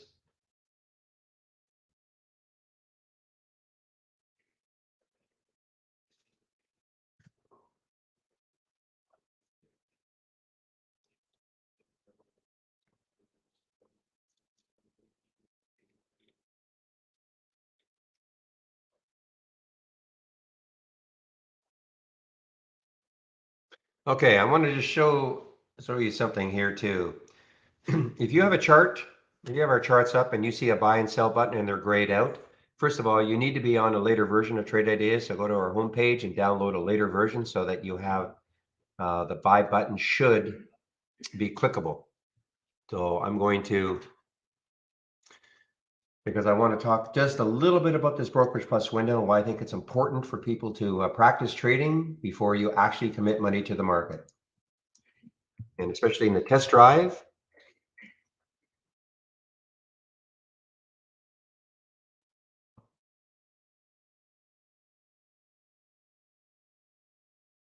A moment. I'll put a Brokerage Plus link in there. There are two videos. There's a short video that shows you if you have an interactive broker's account or an E-Trade account, how you can use this window to trade from within Trade Ideas, okay? But if you don't have an IB or E-Trade account, doesn't mean you can't use Trade Ideas. We're a scanner. You know, it doesn't matter who your broker is, doesn't matter where you live in the world, you can use trade ideas. But this is just a feature that you can use it if you have, again, an IB or E-Trade account. If you have an IB or E-Trade account, doesn't mean you have to use it, but it's a feature. Now, only available if you're using our downloadable application. If you're on a web-based version, unfortunately, it's not available, okay? But how I really like to demonstrate its use is as a simulator. The second video, a lot longer, goes into a lot more detail about how to use this. To load the Brokerage Plus window, just click on New, and then from our toolbar and Brokerage Plus, the window will pop up. It should say not connected, right beside the Ask. You click on SIM, two options underneath the Brokerage Plus tab, Live and SIM. Click on SIM, and now it'll switch to Account, okay? And then click on Simulated Trading Default. So what you're seeing here, this Kura, I was demonstrating how you can take a trade on I can't remember if this was a pullback or getting to a certain price, okay? This was yesterday. And so you can see that it took the trade and I didn't exit the trade. And so now, well, actually, let me see when it was executed. So it actually filled it this morning before the market opened. Yeah, so it filled it before the market opened, okay? So I kept this in overnight. Let's take a look at Kura right now. Yeah, you can see what happened. So that is a way, if I don't exit this trade at the end of the day, that it becomes a swing trade. You know, I can practice swing trading using this, using Brokerage Plus. Now, let's say I wanted to trade Revlon. So I click on the alert. Now, if I wanted to trade Revlon, but maybe I don't want to trade it right now, maybe if it pulls back to 508, okay, or 512. So I click that buy button. And when I click the buy button, I get the crosshairs. And all I have to do is position it where I want it to take the trade. And then I left click and a blue bar will appear on the chart. So it'll take the trade at 512. It automatically puts a stop at the low of the day. All right, now, so this is why I don't call this a strategy. This is just a quick way to get into a trade. It'll take $5,000 worth of stock at the price. So that will take approximately 1,000 shares. Okay, if it got down to 500, if it got down to the 512, it'll take approximately 1,000 shares. Now, of course, when you get used to using trade ideas, you can assign your own set of criteria to the buy button. But what we've done is we've just created a default to just make it easy for people who are new. Okay.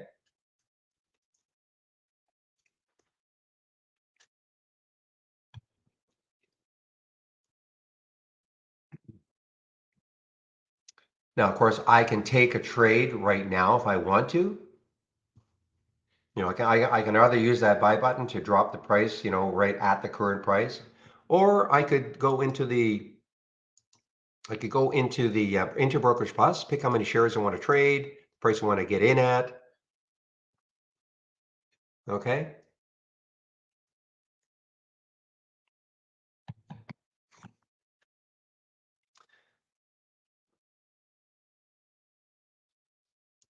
I'm trying to answer a question in our YouTube room. Are the racetracks able to be modified to target the trade price? Don't quite understand the question, Falcon. Sorry, I don't quite understand the question. Can the racetracks, are they able to be modified to target the trade price?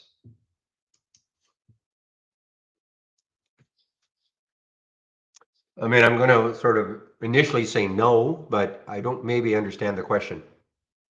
I mean, the races is just showing you the stocks that are moving the most, meeting your filter requirements in your top list. And by the way, you can create your own top list. Of course, this is just what I'm using, okay? You can, you know, once you get used to using trade ideas, you can create your own set of criteria, you know, maybe a different price range, different volume. Maybe you want to add some filters in, a relative volume filter and all of that. You know, you can also create a race based on stocks that you like to follow. Oh, I see. Yes. Yeah. So Falcon, that's what I'm saying. Yes. you can, in fact, you can very quickly, if you took mine, for instance, if you went to the gear, you see how you can actually, I can make a change on the fly. Okay. But again, what I was really trying to say though, is that you can create a race based on your set of criteria.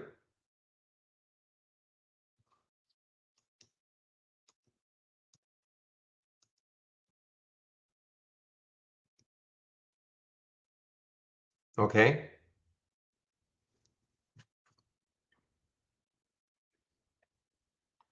So does that make sense? So, I mean, this race is based on this top list. Okay. This race right here, the biggest gainers from the open, is based on this particular top list.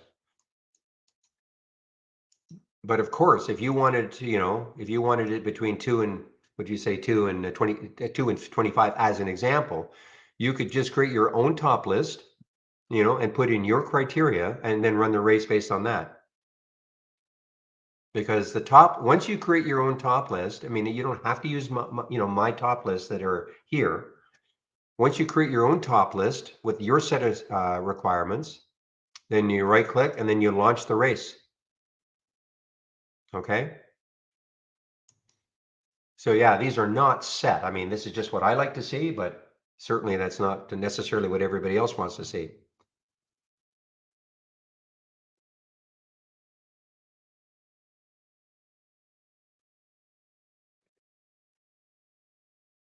Okay, your secret nightmare. So,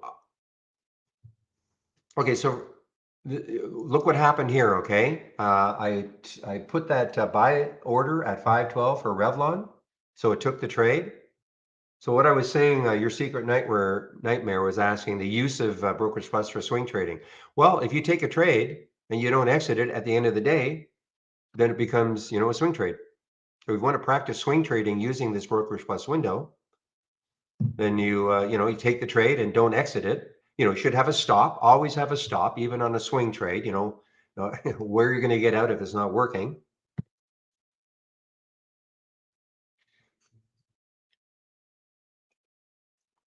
So does that make sense? So for instance, if on the Revlon, if I don't exit Revlon at the end of the day, then it becomes a swing trade. And to exit a trade, you just flatten it. So if I highlight a trade, so if I had a series of trades here, I would just highlight one I wanted to get out of. I could flatten it, or I could get it a half. These are just some very quick hotkeys. I could flatten my trade, I could get it a half my position, or I could double my position. Okay. Or of course I could go into the order box and pick how many shares I want to get out at the price I want to do it at.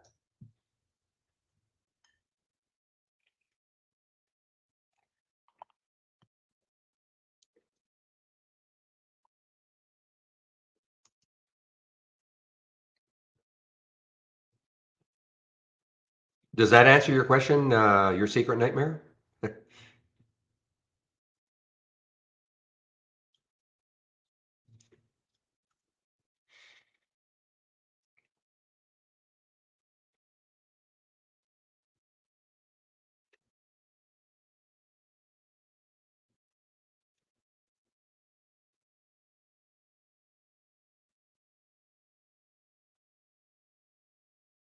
When you say, am I supposed, well, I mean, it's up to you. I mean, you're in control of what you want to trade. If that's what you mean, I mean, you're in control. So that's why I'm saying if you have a scan, maybe you're using a race scan and you click on an alert and you like what you see, RVPH, you like what you see, then you make a decision if you want to trade it or not. So there's no default in that regard. Okay. You control this. I mean, you're making up that's why you have to have some trading experience.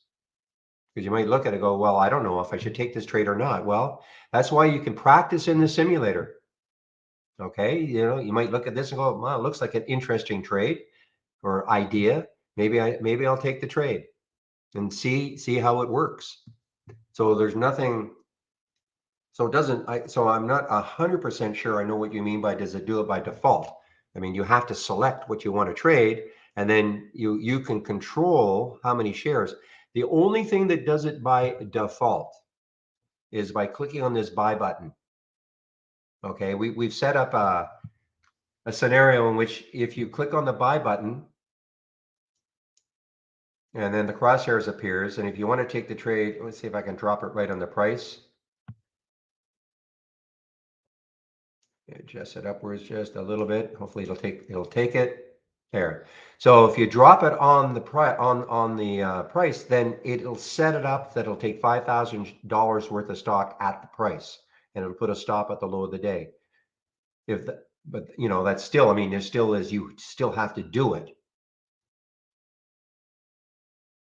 Well, you can, I mean, this is simulated trading, but of course, if you have an IB account, Interactive Brokers account, or E-Trade account, you can use this to trade from within, but you're controlling it though. I mean, you have to control, you have to, you know, pick the stocks you want to trade. Well, all I'm saying about swing trading is that if I don't get out of a trade at the end of the day, then, you know, it becomes a swing trade. That's all. That's all I'm saying. That's why I'm saying you can practice swing trading using this. Again, if you don't exit a trade at the end of the day, then it'll stay here, you know, and so you'll see it tomorrow. So again, if you looked at a stock and you thought, I wouldn't mind swing trading this one, well, then you take the trade and don't exit it at the end of the day.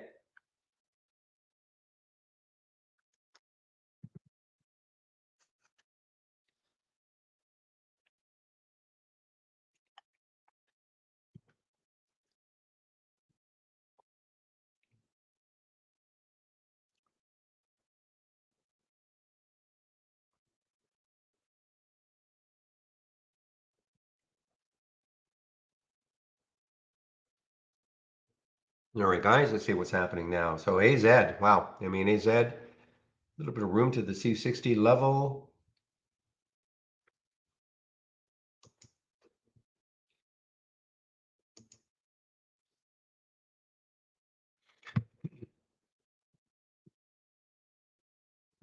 So one last comment about, there's a little bit of money management, okay?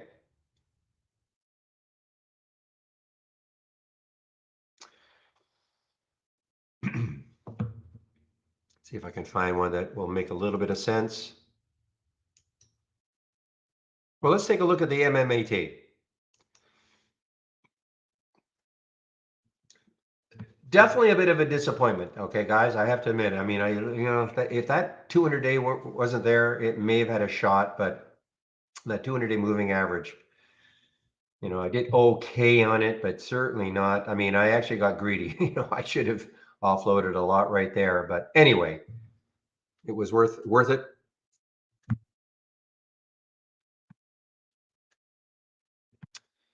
But let's just say I wanted to take this trade right now on a pullback.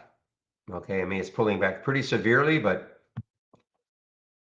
so I'm going to show just some money management, 500 shares. I'm going to get in right at, the bid ask is only a penny, so I can click on the buy button and then send it.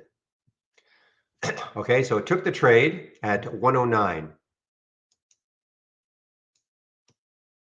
Now this is going to be a pretty big stop. I'm just trying to demonstrate some money management. At a stop at 89 cents. You will see a red line appear on the chart. It says approximately minus 100. Okay, there it is, minus 102. So what does that mean? So when before I take a trade, I have a checklist. Unless I can check every box on that checklist, I don't take a trade. Doesn't matter what my checklist is. Okay, I mean, some of the things on my checklist, I have to have a certain price range I like to trade, minimum volume, things like that. Doesn't matter what mine is. You have to develop your own plan. That's why you could, you could spend 3 months in a simulator before you actually start trading. So before I take a trade, okay, I'm going to check everything. Now, if I do check if I'm satisfied, then I'll take the trade, but I'll also have a stop. Where am I going to get out if it doesn't work? Just because I think it should work doesn't mean it's going to work. So I have a price in which I'm going to get out of the trade. Now I put this at 89 cents. Okay, I wanted to make the math super simple. Notice my stop price is 89 cents. Typically, what I do is I kind of size up the chart, look where I try to find where I think maybe a support area is. And so if it broke down through that support area, I want to be out of the trade. If I were starting out though, because my idea of support and yours may be entirely different. What is not different though is say the low of the previous 5 minute candle. If you use that as a stop, try it. See how that works. Maybe the low of the 15 minute stop, previous 15 minute candle might be better. But just practice. The reason why, I mean, those numbers are defined numbers. There's no guesswork. Okay, so that's one thing. Where am I going to get out of the trade if it's not working? The next aspect is how much money am I willing to lose on the trade though? Okay, again, if you have a $5,000 account, probably you shouldn't be risking $1,000 a trade.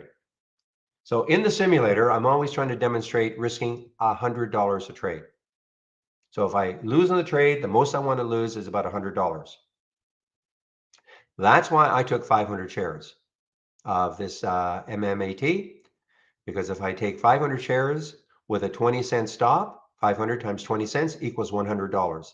The difference between my entry, 109, 89 cents, is 20 cents. Again, this is not what I would typically use as a stop for something like this. I just wanted to make the math easy.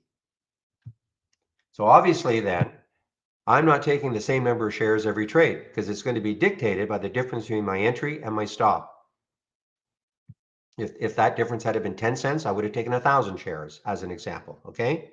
Now you can set up an Excel spreadsheet so that you can quickly, assuming you're going to risk the same amount per trade, you would just input your entry and your stop, and it would automatically calculate how many shares you should take.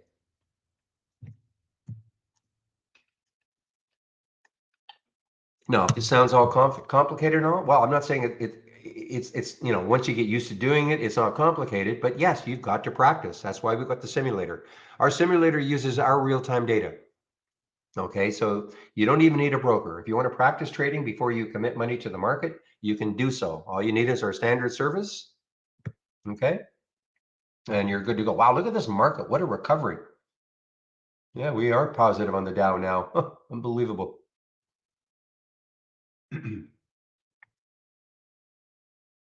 Next step, obeying your stop. Sometimes it's really hard, guys. You get stubborn.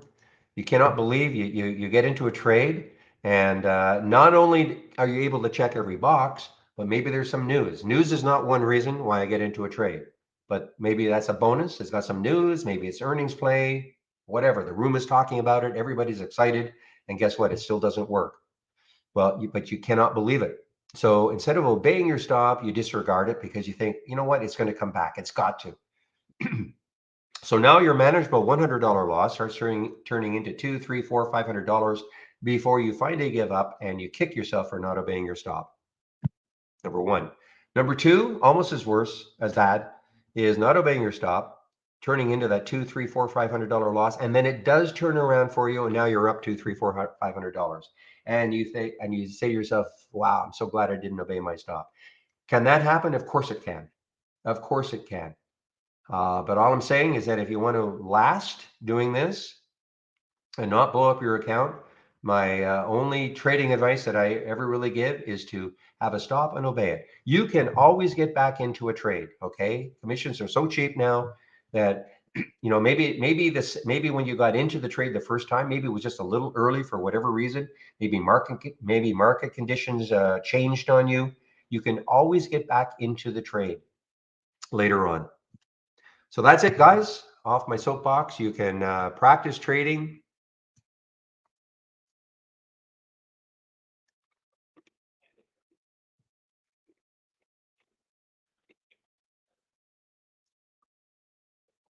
using our simulator, okay?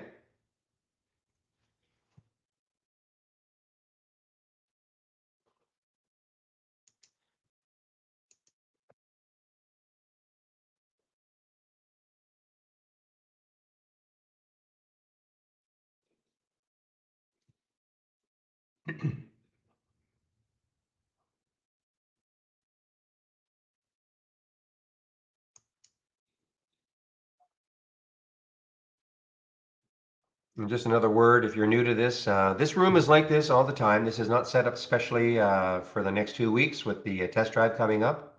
This is a free room like this. We also have a lot of other support. I've mentioned that between 12 and 1, I do take a break and somebody else takes over in our YouTube room. We have 5 different traders, 5 different days of the week. So we have a different trader every day in the trading in the YouTube room between 12 and 1. And today is Steve Gomez. Also between 3:30 and 4:30, Monday to Friday, Chris Varley takes over in their YouTube room. So we've got a ton of support going on all of the time.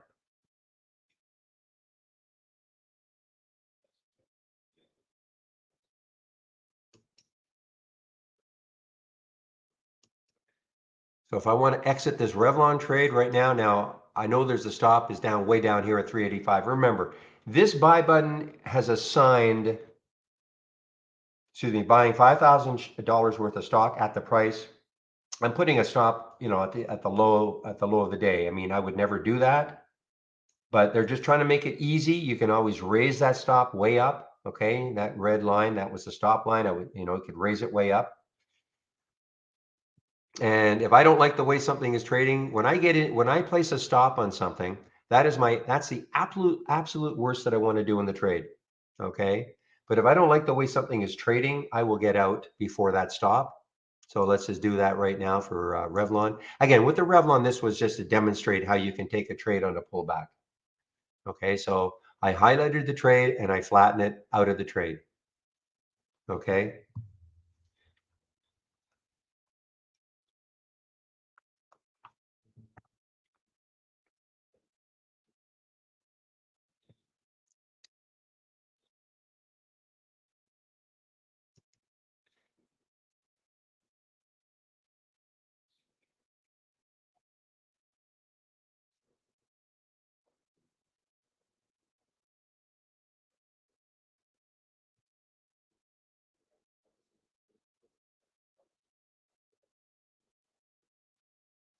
Okay, guys, so I'm going to have to get out of the simulator because because of the build I'm on, I don't say it every day, but the build I'm on, it just causes a little bit of a delay when I click on an alert and it loads the chart. I mean, it's not huge, but it bugs me. So I'm just going to get out of the simulator right now. I'm going to disconnect. And now when I click on an alert, the chart will load quickly.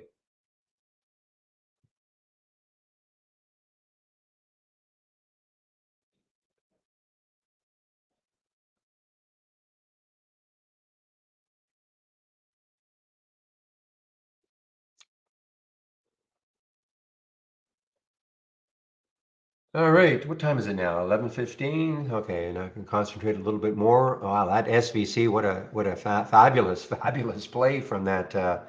It's funny because you would have thought that the 10-day daily the breakdowns would have been way better, but it was the breakouts. But what's happened with the market? Big recovery. Boy, if tech even goes positive or NAS goes positive, that's something else. So let's take a look at IMUX. IMUX, of course, is very pretty whippy, pretty I find it's a bit of a difficult intraday trader, but I mean, no disputing the fact that it's had this tremendous run, but a double in 3.5 days.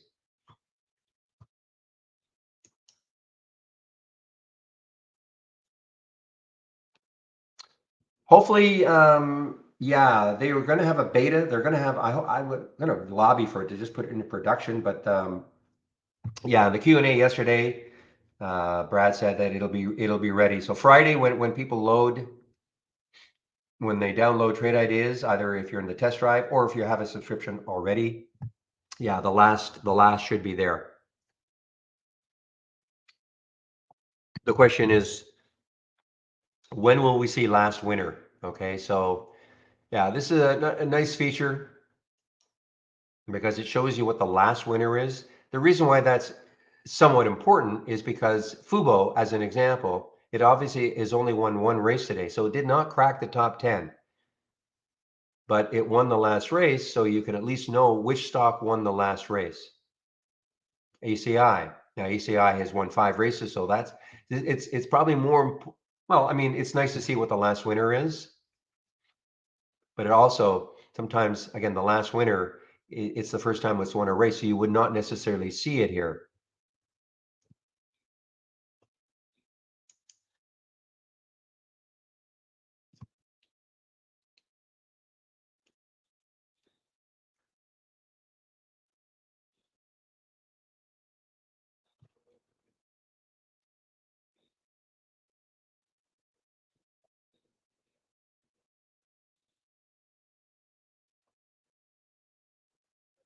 Yeah, I haven't gone really. I mean, the ADV, I mentioned it earlier. This is an AI alert. You can see it at 235. It's at 240.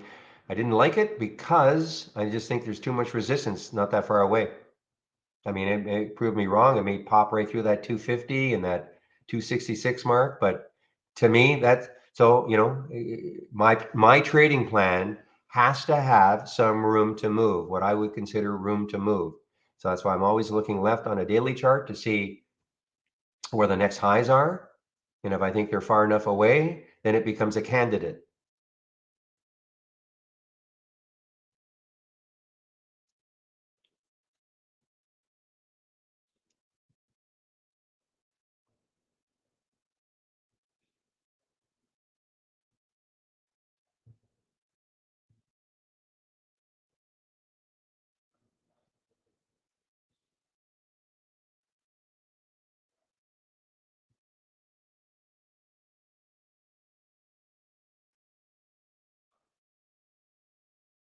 Okay, guys, Revlon's back. Now, remember I got out of it here, back here. Let's take a look. So one of the things I like to do, and this is how you can, practice, see how good are your exits, okay? So notice here, I have a max P&L column and I have a distance from the exit price column, okay? So this can give me a bit of a, clue, insight, and how good are my exits. So for instance, here's the max P&L for Kura, Kura. At one point, I was up $387. Okay, at one point. As we speak, I'm up $331. That's not terrible. But what you wouldn't want to see is at one point I'm up $387, and now maybe I'm only up 100, or even worse, I'm negative. Okay, so this gives you a bit of an insight at how good are your exits. The RVPH, I was up 100. Now that's because I had a few shares. Again, this is all in the simulator. Up $108. I'm only up 9 now. But also as important, the distance from the exit price. So you could say, you can, dump all over me right now, because I could say, look at the Revlon, where I exited at 491. It's up now 32 cents. That's not what you want to see, of course. What you'd love to see is a nice big negative number from where you exited. You can say, wow, so glad I exited there, because now it's way down below that exit price. So this is I find these are two good columns to have, so that you can kind of figure out how good are my exits.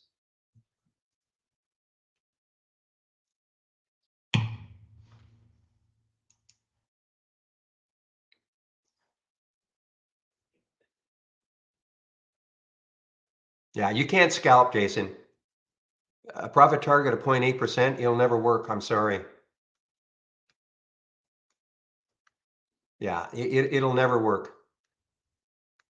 This is not, I mean, you're up against all of the big guys that spend, billions of dollars to get, half a meter close to the servers. So it's just not going to work. Trying to put a percentage profit target of 0.8%, it's just not going to work.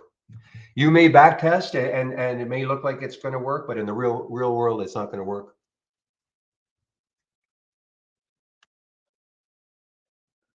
There's nothing you can do to prevent it.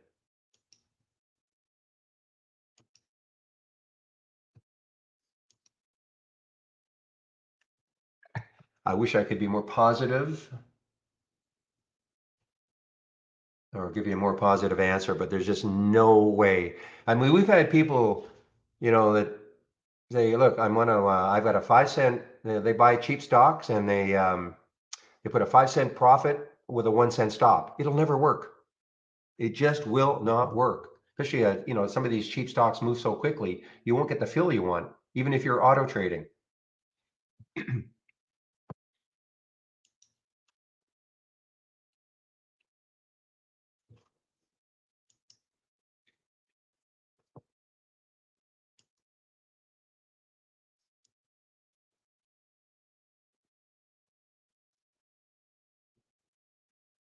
You know what's looking really good is Dice. I mean, I'm impressed like heck by Dice. Look at this thing go now. So the next high looking left is $43. I mean, this has really, really responded well to that financing.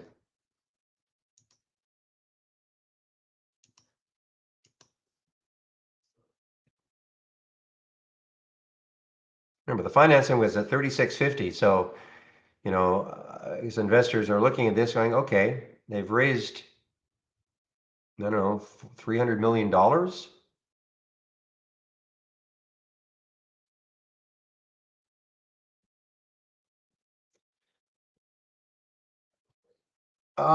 Question was how far back on the daily chart do I look for resistance? I probably don't go back more than 2 years. Okay, me. But I know people say, "Oh no, you got to go back 10 years or 100 years." I just don't think anything that happened 2 years ago really is relevant today. But that's my personal opinion. Okay,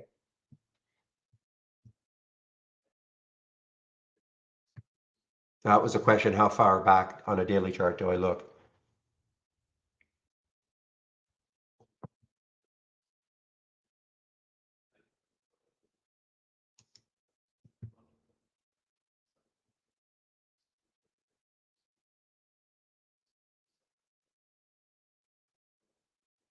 I'll bet the body fishing is working well.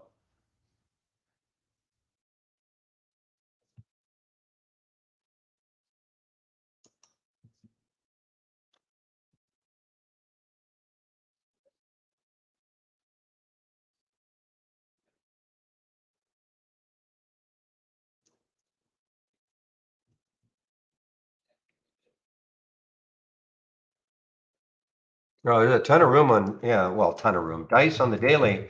You just have to look left. It's just a, yeah, $43.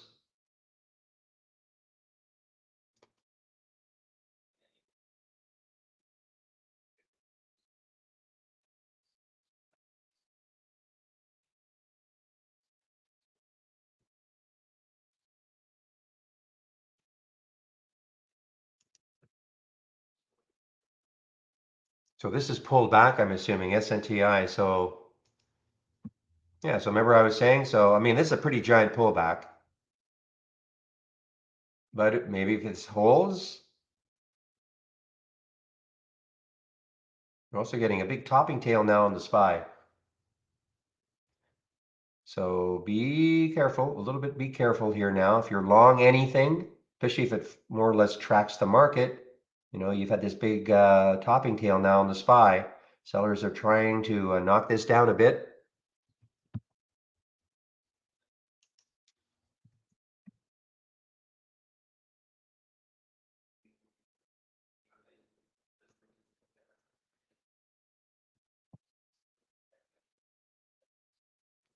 All right, yeah, this was the big one from yesterday, HPCO. Oh, it was pretty erratic. Had the earnings yesterday. It did jump up to 355, but it pulled all the way back down. Still active. The high yesterday was 364.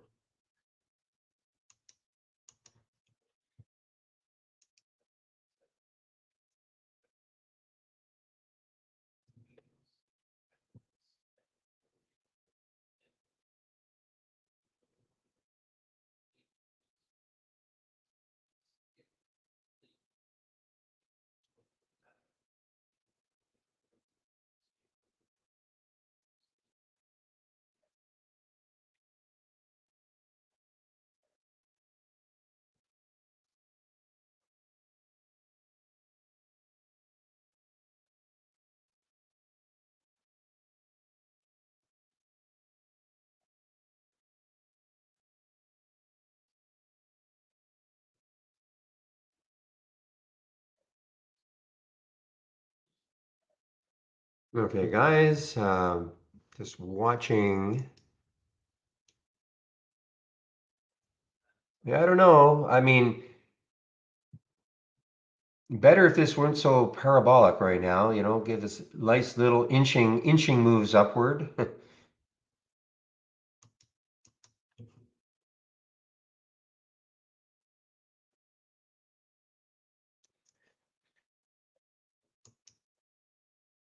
No, this RVPH, I know this is one of the ones in the simulator. It must be doing pretty well now.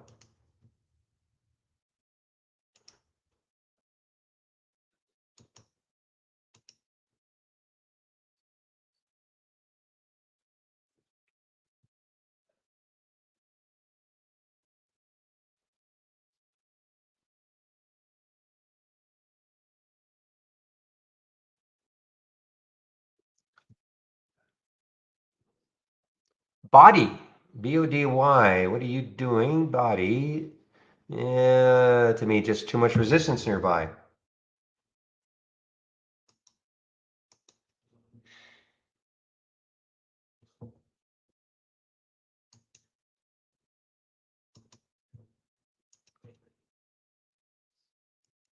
Whoa, IMUX, boy, is following it. I mean, IMUX and Dice, just they're psoriasis drugs, or among others. I mean, I just recall seeing psoriasis and what they do.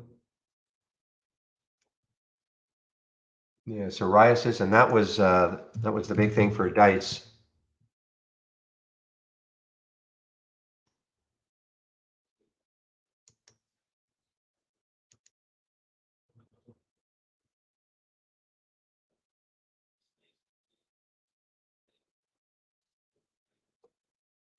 Even though I don't see it here, but I'm 99.9% sure that it had something to do with psoriasis. That was the big pop.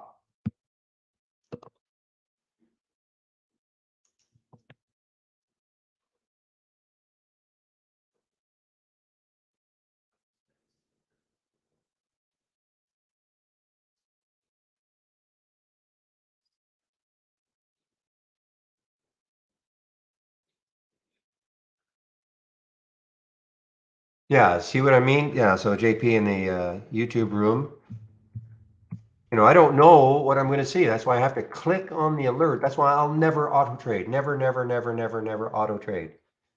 Because I always have to click on the alert, check the chart. I can make up my mind in a few seconds if I want to take the trade. I'm not going to get uptight about saying, well, man, but here's the alert at 518 and now I'm going to get in at 521. I'm not in it for a penny. Okay. So, when I get into something, I have to have a reasonable expectation of making at least a 1 for 2 on a risk reward basis. And what does that mean?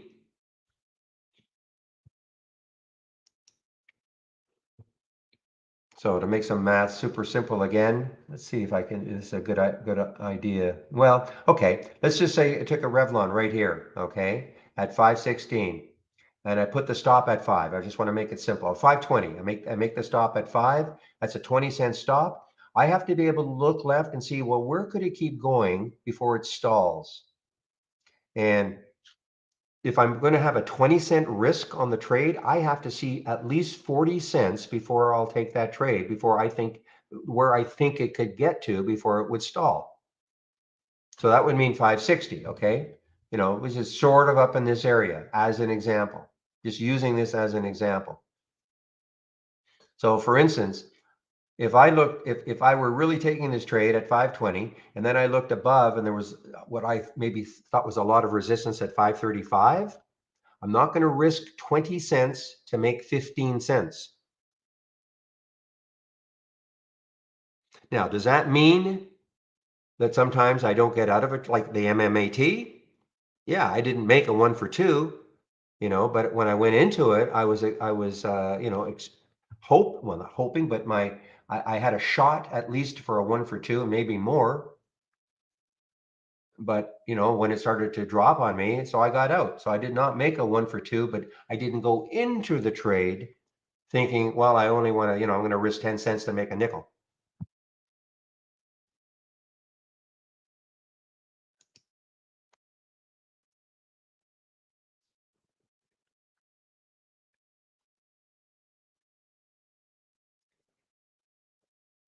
Well, the smart stops are sort of set up for that, okay?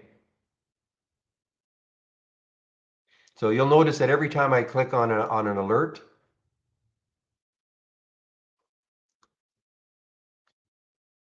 let me a better one here.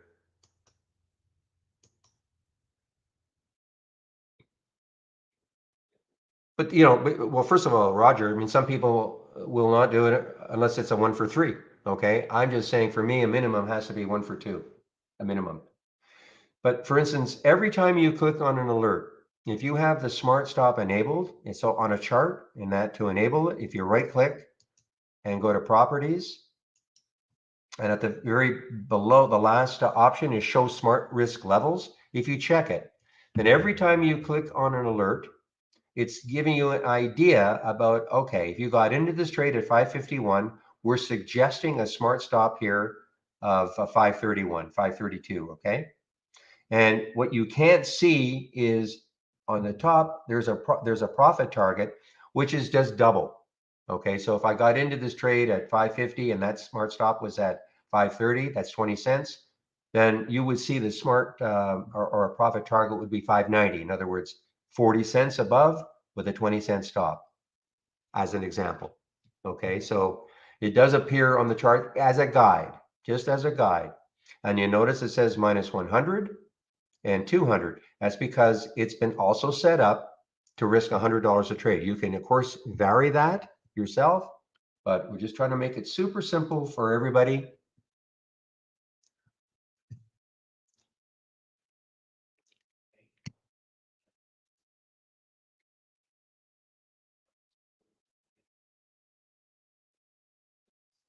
Yeah, you can't. Yeah, that Roger.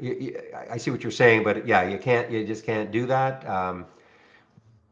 Depending how many trades you're in, this is what a recommendation that you can do. So, for instance, if you get into, let's take a look at Indo. Again, it's slow loading charts. Um,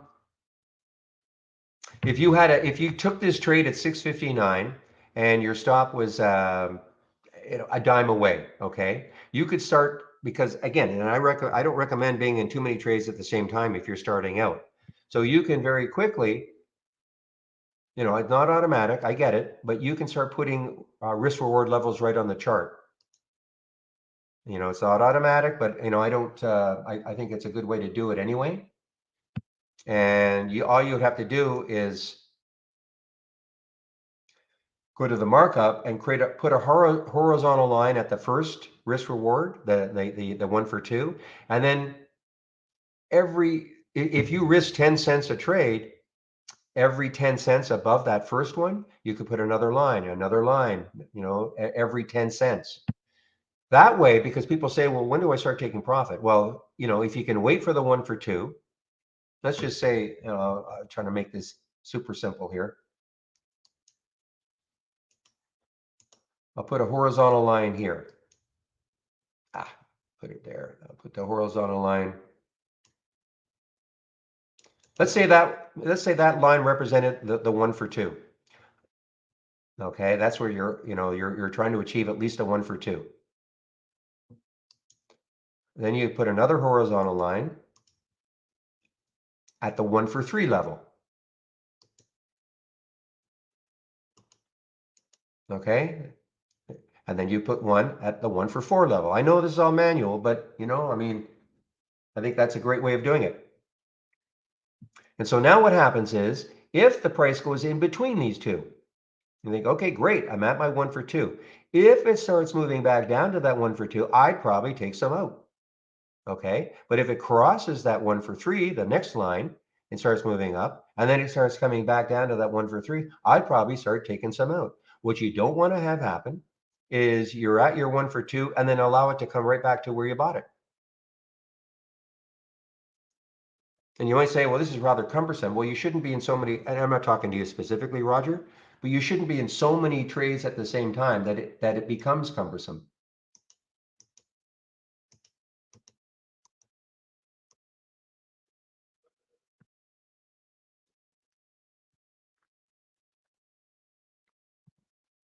Well, guys, I don't know how many people took dice, but boy, oh boy, did that work. And it's all about looking left.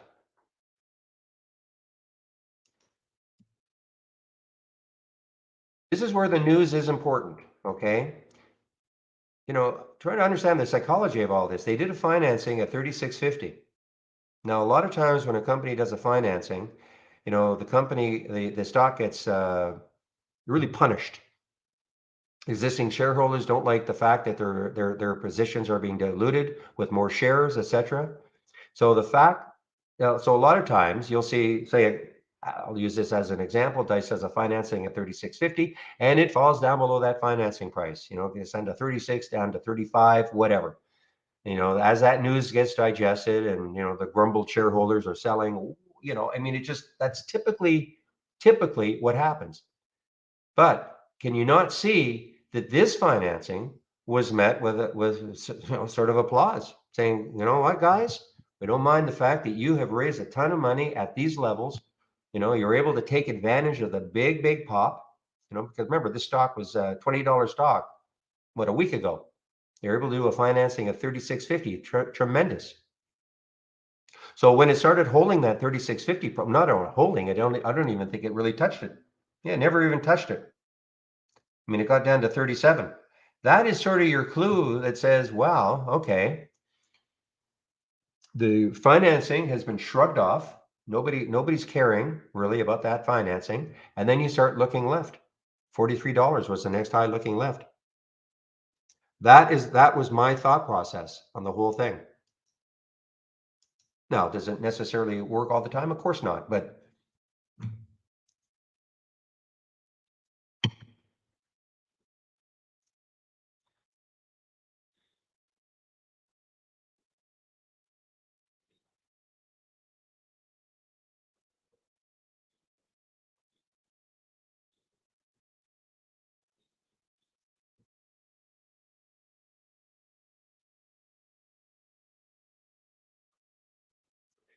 all right, guys, 11:40. So I'm just going to make sure that it will be Steve in the room.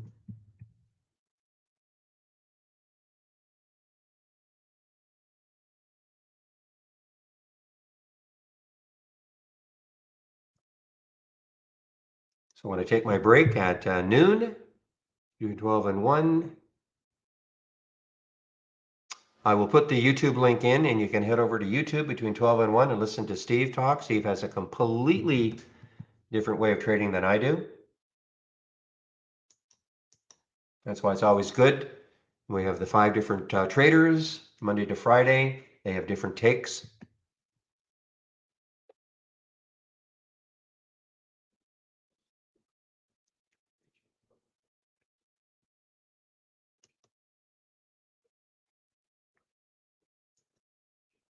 My goodness, IMOX. I mean, I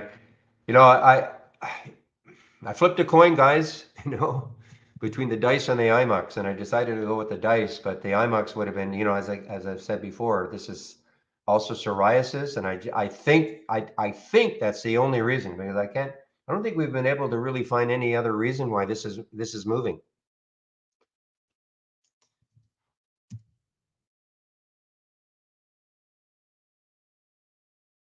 There's dice on the move here, and that's sort of when IMOX started to move. I mean, there may have been some other news.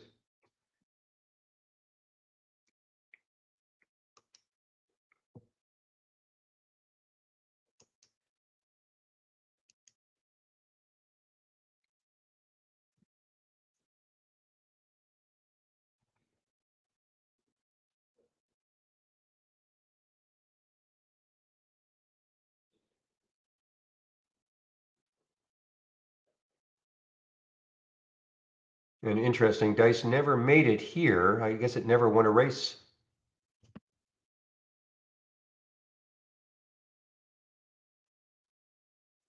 Okay, so Iris is asking, you're trying to draw those horizontal lines on the chart? So I'll bring out a big chart. Okay, so I just right click on the chart, probably position where I want the line to be immediately, but I right click on the chart and then I go to markup, horizontal line, and there it appears. So if you position your cursor where you want it to be, so I'll just do that again, and to get rid of a line or anything, any mark like a trend line or this horizontal line, you just go to the line, and when the icon changes, just left click and delete. Okay, left click on your keyboard, of course, and delete. I'm sorry, left click your mouse and then delete on your keyboard. So again, Iris, so you just move your pointer where you want to put your dotted line, where you want to put the horizontal line. Okay, so if that's where I want it, there's a dotted line right there. Then I left click, right click, and then go to markup and horizontal line. And then your line should appear. Now you can move the line. If you don't like it, you can move it wherever you want.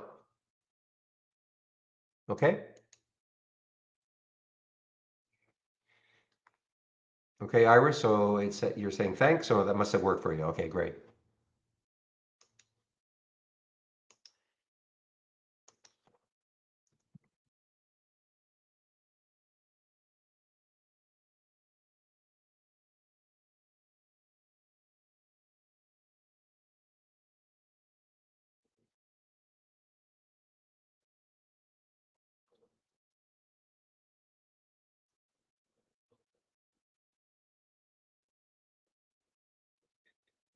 Okay, so yes, I just confirmation that it will be Steve in our YouTube room at noon when I take my break.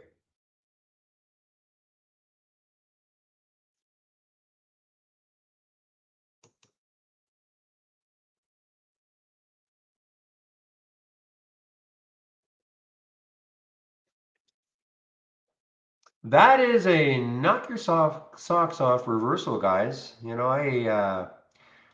And that was a huge red candle, of course, at 5:30, 8:30, sorry, 8:30 Eastern time. I think I've said 5:30. That's my time, of course, but 8:30 Eastern time. And that's when the CPI numbers came out. Market reacted, absorbed it, and saying, whatever. Yeah, this is what's happening. Yeah, Ija, you've been talking about IMUX for a couple of years now. I'm kidding you, but no, seriously, yeah, no. That was, I have traded it. I just haven't held it, of course, but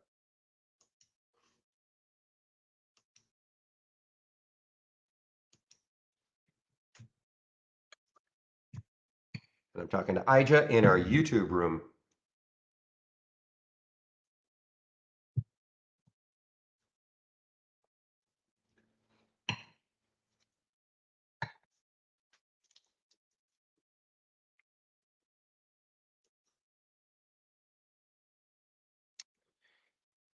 Yeah, I wish I'd seen this little pullback here. So, Steve, here's Steve talk about the pullback to the 10 SMA.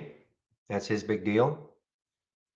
So if you look at my 15-minute chart and that blue line, and Real talks about the 8 EMA, sometimes they're very, very, very similar. You see how the stock pulled back to the 8 EMA, didn't quite pull back to the 20 to the 10. And Steve is all about stuff like that. So there's another, trading plan. If you want to wait for stocks to pull back to these that 10 SMA or the 8 EMA.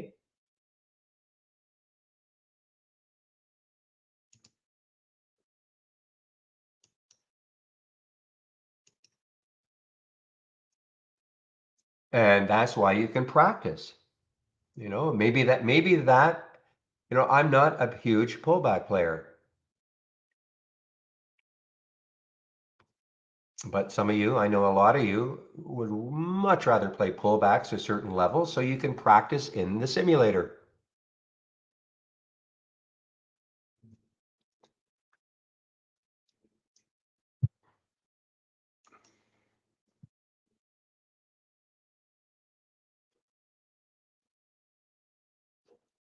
So I'm going to flatten out of this Kura trade.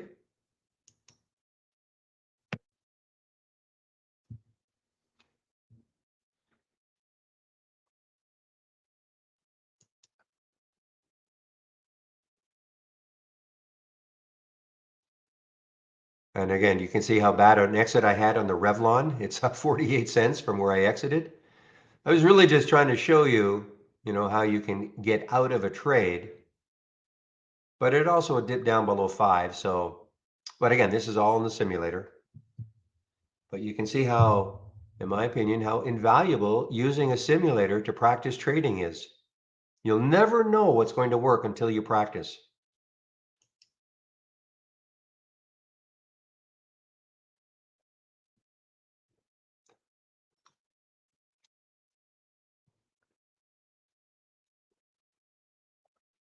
And this has been on a tremendous run too. It really hasn't cared too much about what the market is doing. This RVPH. I mean, this was, what, a week and a half ago, $1.57 stock. So it's way more than doubled.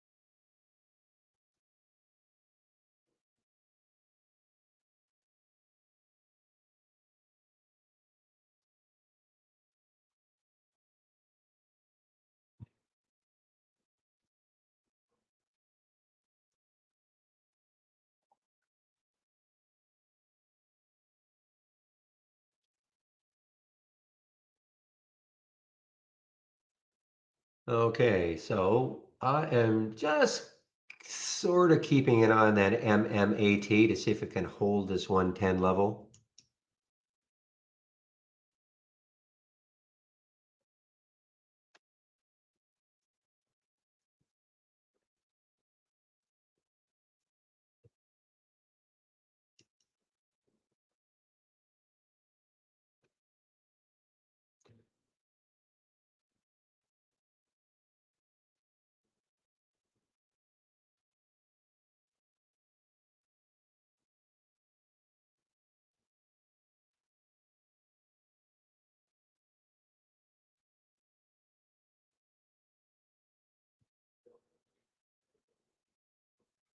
Okay, so let's see. I guess Revlon. I mean, Revlon was a big meme stock a while back when it did all this. But oh, that's right though. Boy, I forgot they filed for bankruptcy or Chapter 11 protection, and then they think they raised some money or something like that. Also became a meme stock. Yeah, so Teddy, the only way I would take MMAT again is if it maybe got above that 115 mark. Though even then, I probably wouldn't take it because I would want it to break that 123 again. So that's all I'm going to do. In fact, why don't I do this? I'll just put a buy button on that, a buy, and I'll drop it at 123. Okay. So if it and why 123? Because there's the high right there, 123, the high that I'm not going to give up on this completely. Remember now, I mean, this came from 78 cents and it got all the way up to $1.33. It had to be a ton of profit taking also. So I don't want to give up on it completely. I mean, it's still up a little bit today, but if it ever really seriously takes out that 122, it still has that stupid 200-day moving average though, and the VWAP's at 120. So I wish that weren't there. Man, I wish that weren't there because that's then, traders would be looking at this like $2 level.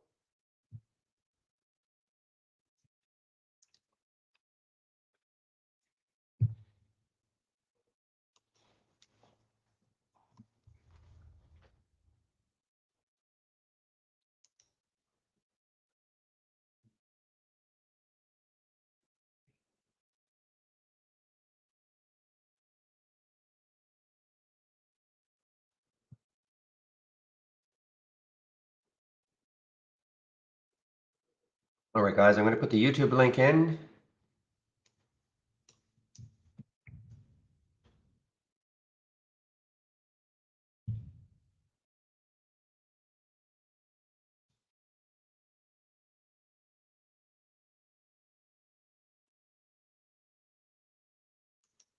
Give me a moment.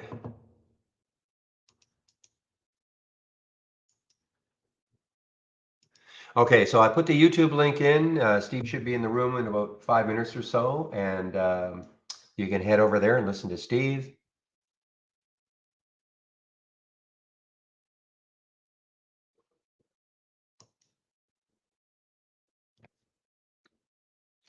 Boy, this RLMD is just kind of hanging in at that 7 level now, not doing too much, just flatlining right now.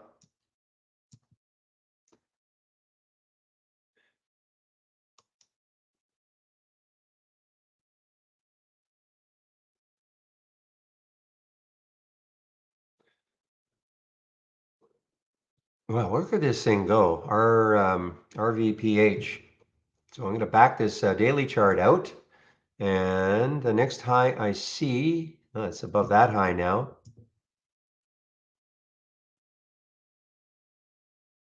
Yeah, so the next highs look like around that, right where it is, right around that 4 level. So I can do a couple of things. I could exit half my trade. So I'm going to click on half. I'll get out of half the trade.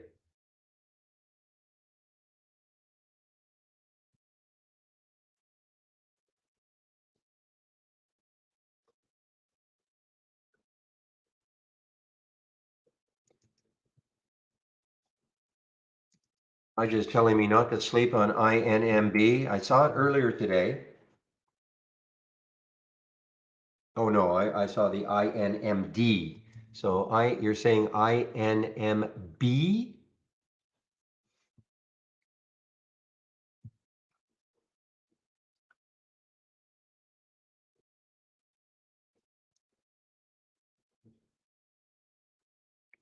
So this is Alzheimer's essentially. Cancer and Alzheimer's. Alzheimer's, okay.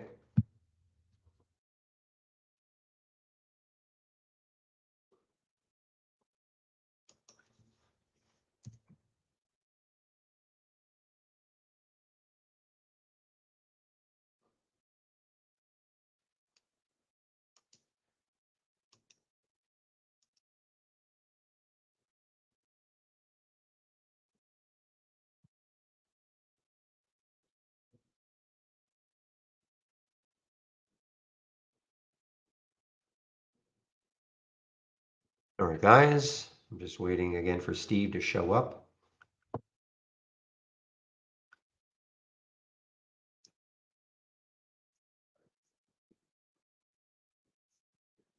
Yeah, P&L will look a lot better if I hadn't got out of Revlon here.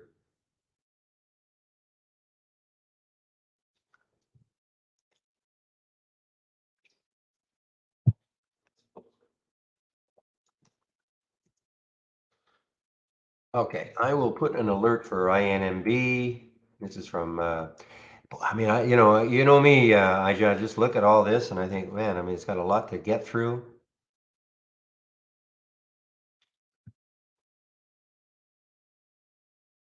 It is up a little bit on low volume. You're right, low float.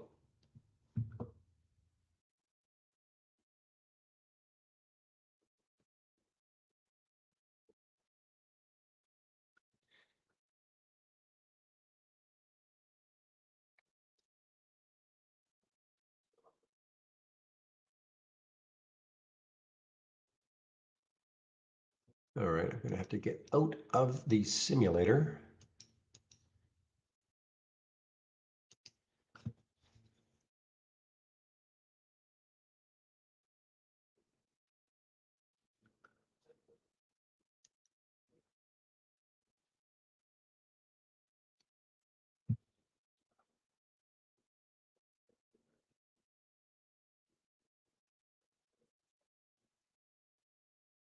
All right, so SNTI, you can kind of see that it's trying to hold these levels a little bit, though that topping tail is a little bit disturbing. At one point, had that big pullback here, and then the buyers did step in, got it over 4, but then the sellers knocked it right back down. So, what I would be doing is I put an alert. Maybe I'll even put that. Oh, I got to connect back to the simulator. I'll click that buy button. Maybe if it gets back over, say, this level. Oops. There we go. So it'll take the trade. Good morning, Mr. Gomez. Hello. Can you hear me? Yes. Wow, I'm getting good at this handoff stuff. I like the way he said hello. Like it was hello. Robotic. Very robotic. Just give me one moment, Steve. I'm just going to mute the Sure. other room. Okay, Yep. guys, Steve is in the room now. So I put the YouTube link in. You head over there. He'll be there between. Well, can you stay to 1 or you got to take off early? I have to take off because I got the developers meeting at Okay. 1. Yeah. So what time would you like me to resume? Oh, anywhere 10 to 10 1? minutes, 5 minutes, sure. Okay, no problem. I can do that. All right. Okay, guys, so I'm going to put myself on mute. Let me Right share there. my screen. Share your screen, and then you can take over. Great. All right, I'm all set. Okay, Steve, we'll catch you in about 50 minutes. Thank you. Okay, bye-bye. Hello, everybody. Welcome to my desktop here on a Thursday. My name is Steve Gomez, and I'm literally user number 3 of the Trade Ideas platform. Third person to ever test it out back in 2002 when Dan came to me. So I was a user forever, and then I became an employee about 7 years ago. So anyway, hello Asia, hello JP, anybody who wants to look at anything, we'll do it. So I mean, I'll just get right into what's going on here. We'll look at a few things. So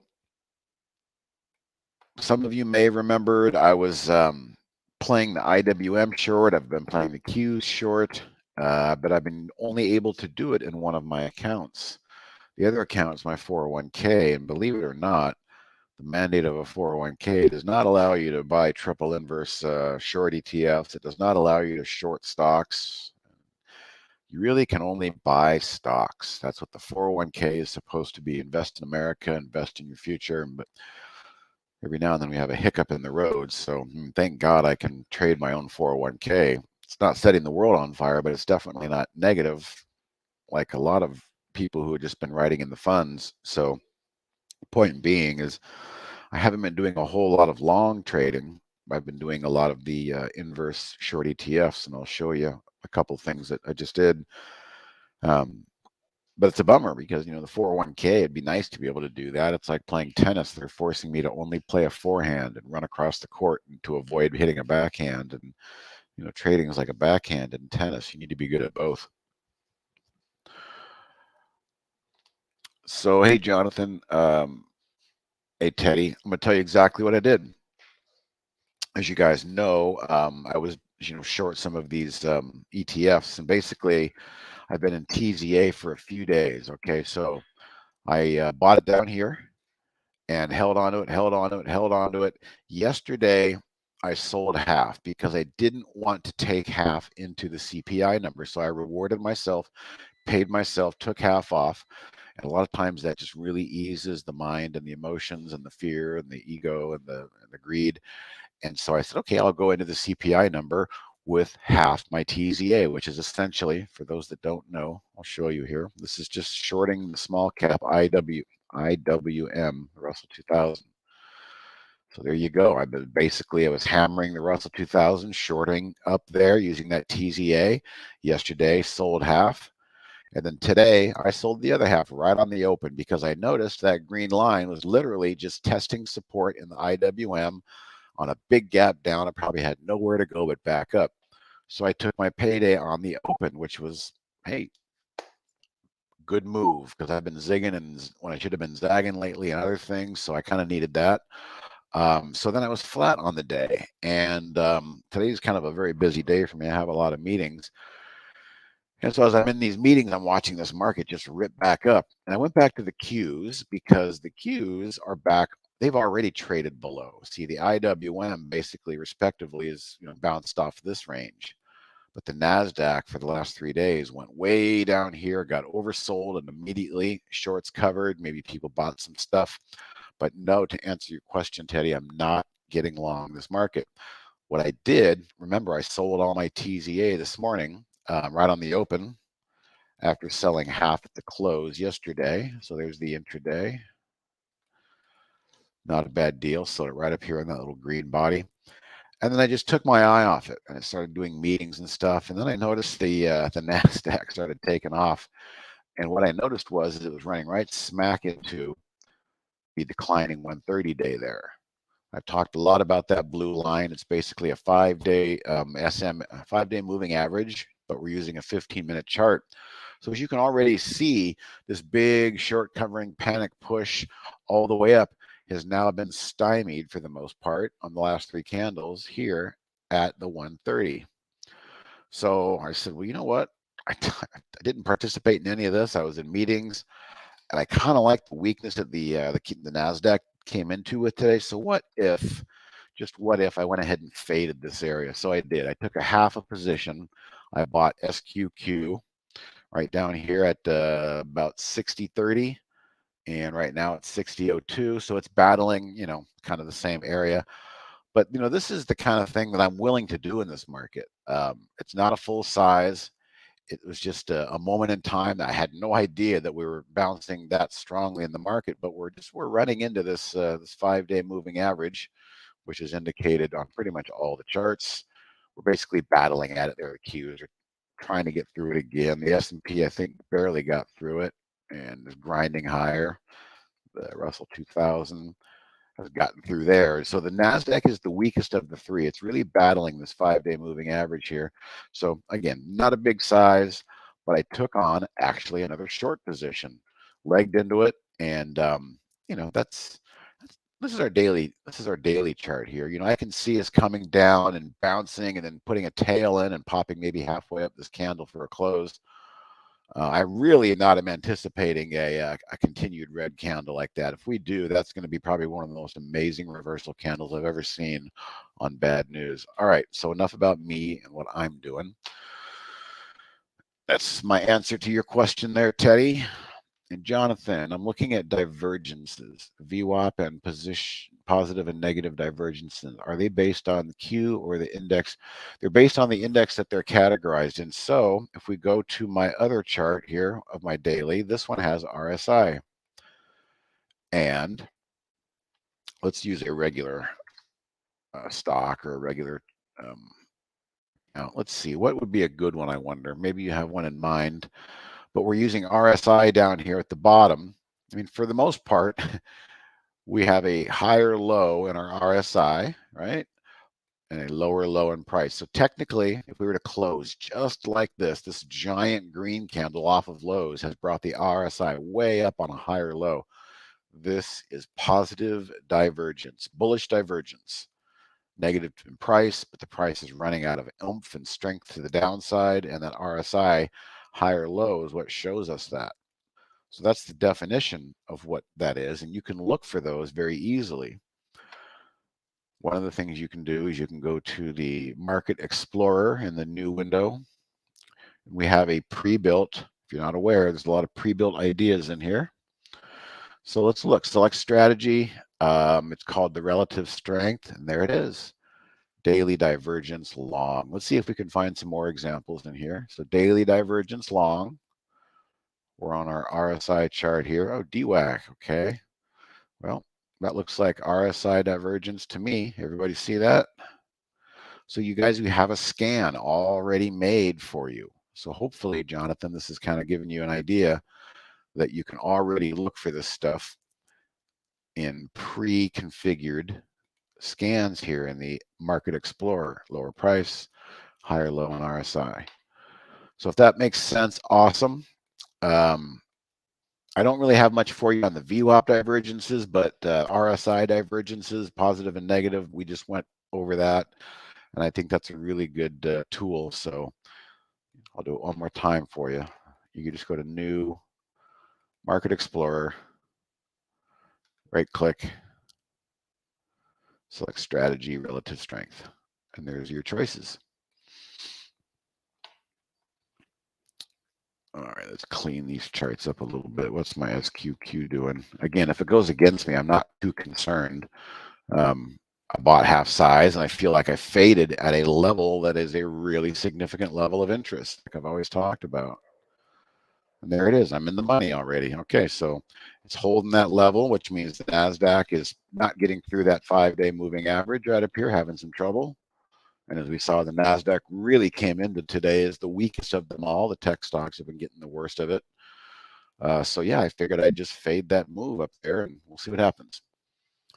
This is how I like to trade. Just put something on and then just focus on something else and just check in on it. Because if you just sit there and just watch every single tick, you're going to find a moment in time where you get too emotional and you're just going to either want to take the money too quick, or you're going to make a bad decision. You're going to get out too quick, like I said. Just sit back and let it work. Just pay attention to something else. It's so much more relaxing. Do I trade inverse ETFs in my IRA? I don't have an IRA. I have my own account.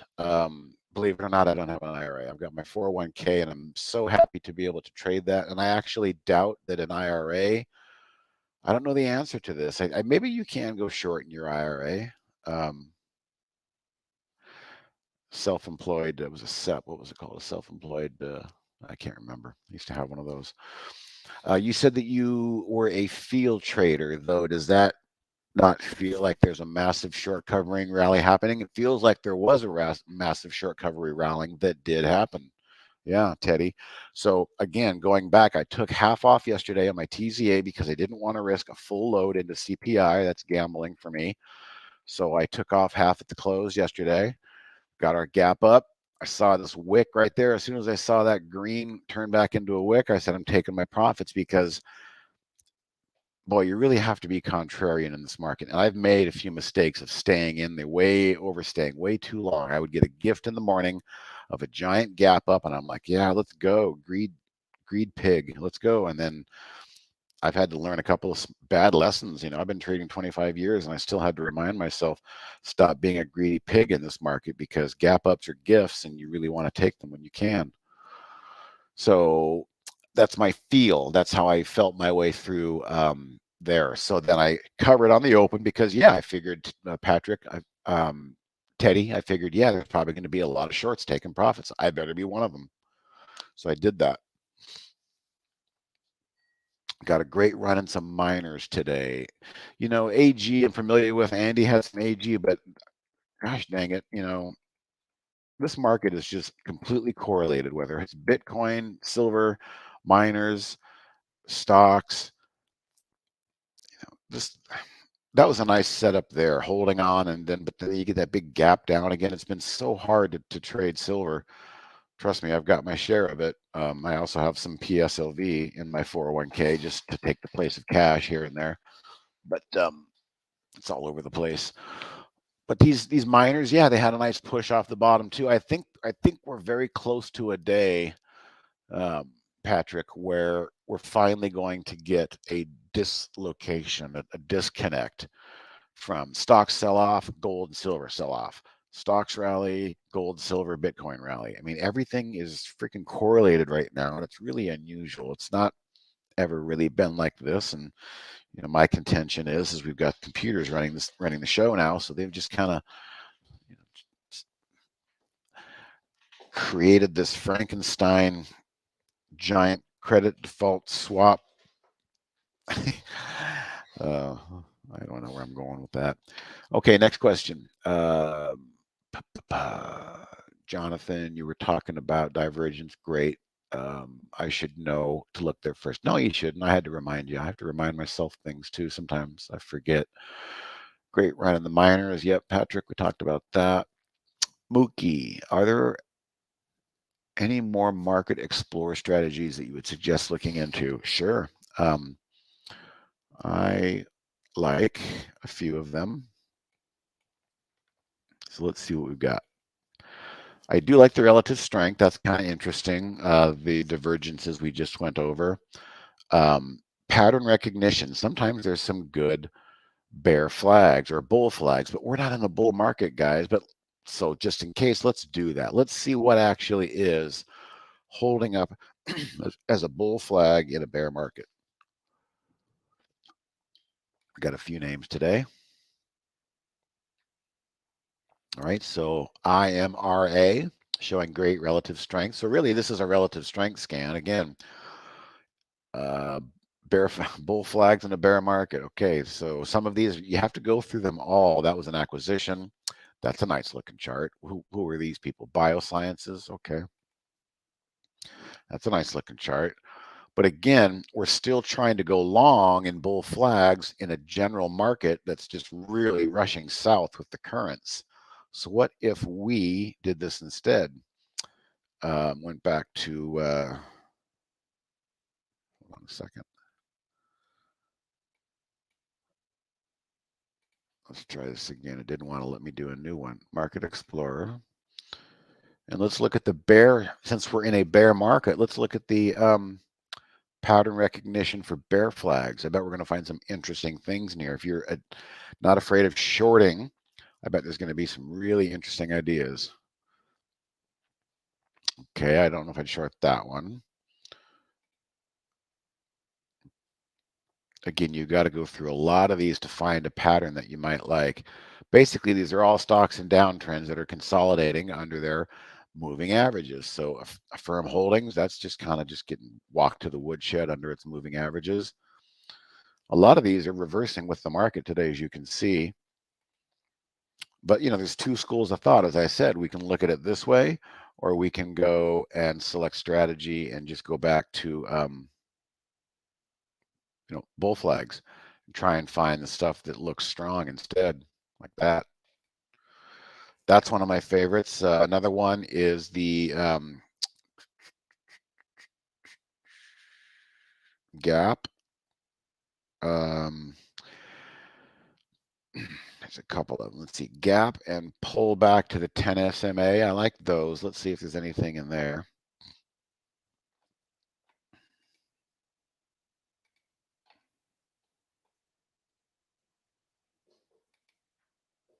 There we go. Let's see if I can find an example. Well, that's a nice looking chart too. Another therapeutics chart. Buyout. Okay, so we have a gap in the daily, and then it pulls back and touches the 10-day SMA, and that's when you get alerted. Okay, so there's our gap, right? Usually this is the earnings probably. So this is kind of a long play look. It's kind of a cool scan. There's a gap somewhere in the last 20 days, but then there's been a pullback, and that pullback just so happened to touch the 10 SMA. So that could be an interesting scan. It's one that I definitely like. But again, I'm not in the mood to buy anything right now. It just kind of depends on what I'm feeling. So that was probably one of the better examples of that scan. But you can see they've all got some sort of a gap and a pullback to the 10 SMA. That's not bad either. So those are some of my favorites. Mookie, yeah, those are some of my favorites.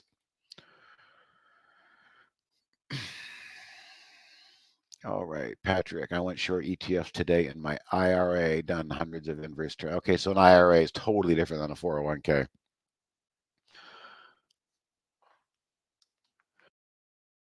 I actually have 3 accounts. I trade my mom's TD Ameritrade account too. I think she's pretty happy that I did that. I picked that up 2 years ago.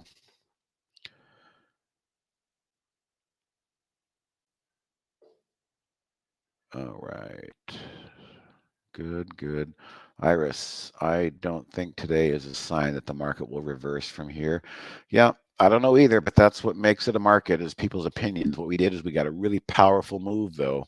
How far more can we go in the same direction? Let's take a look and check in on my trade. Working. I know I've talked to you guys a lot about, you know, using this 5-day simple moving average to short. I say don't short in the hole. Don't set a short position here. You're way down in the hole. You want to wait until the push starts to run out of steam.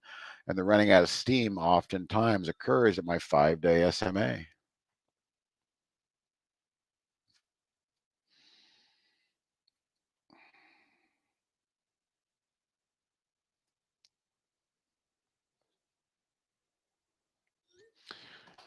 Okay, so that's working. And again, I'm shorting the Qs by way of the SQQ.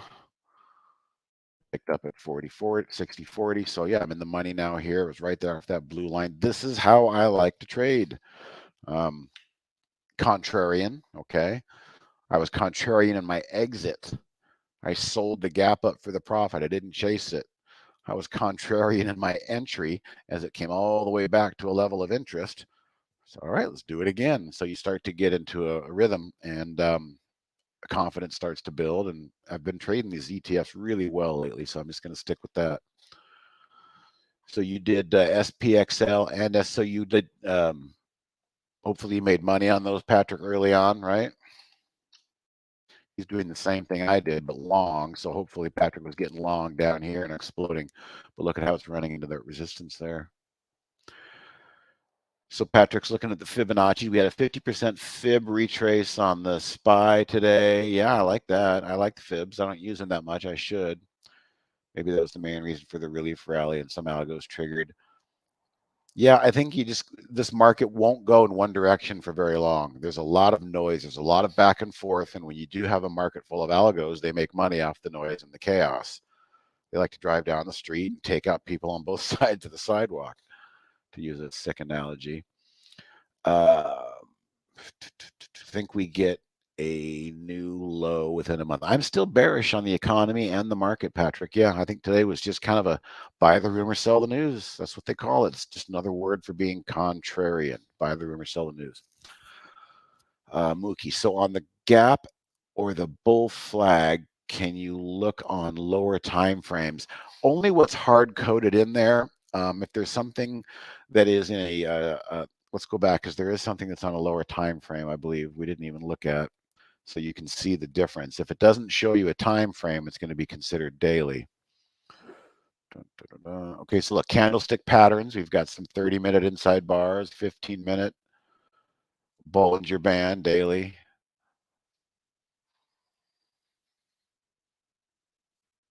Crossovers on 5-minute daily and weekly.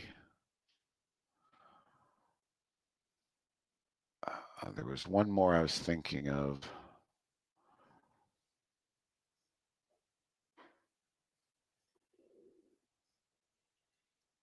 Maybe I don't. Day trading? No. Moving averages? No.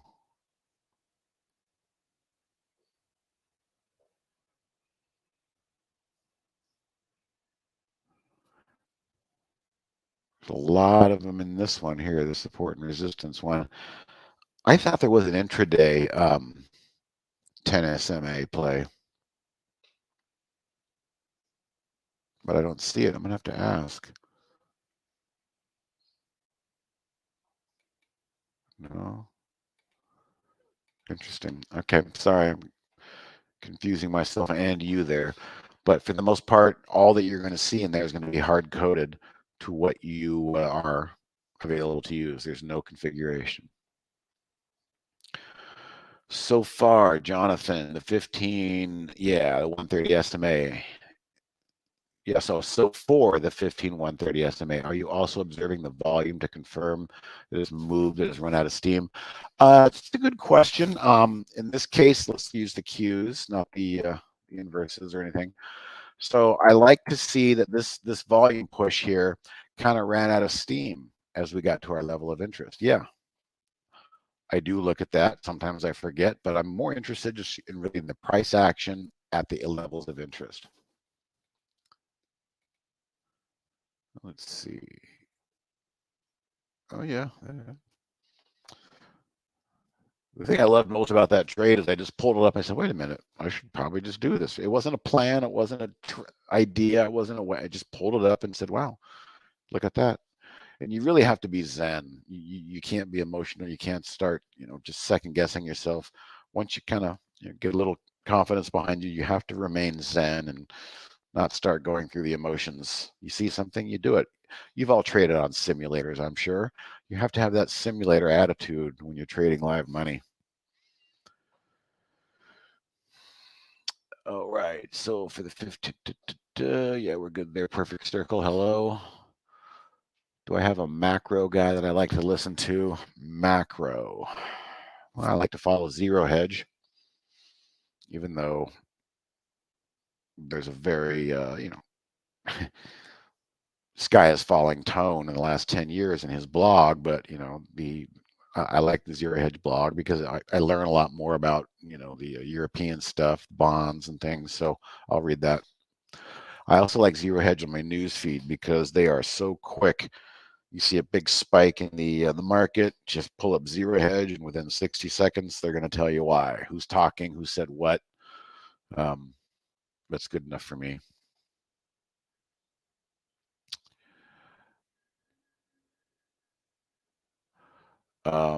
Okay, so I don't use Money Flow Index, but I do use RSI. You came a little late. We did some examples here of RSI in using it as a contrarian reversal. So this is a lower low in price, but a higher low in RSI. Qs are actually showing us bullish divergence. So to answer your question, I literally have this chart up behind my main chart because sometimes I want to go ahead and look at that RSI. It's not one of my main checkoffs, but it's there for a reason. I also use this chart to say, well, what's going on, with the anchored VWAP. So if we go here to the top of anchored VWAP, you can see a couple things, it got hammered there, a little sloppy there, but it got hammered there. But we are really far below our anchored VWAP. So therefore, we are in oversold territory. And this little play that I put on just now, shorting here, might be very short-lived. I don't know. I'm going to see how the market closes.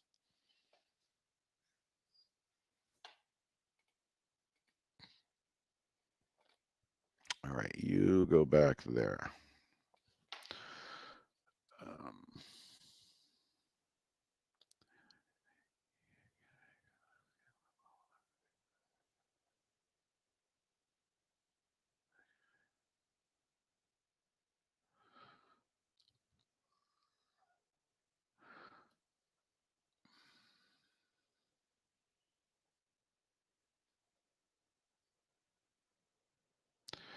So I'm just catching up here, so for the looking at the lower time frames, okay,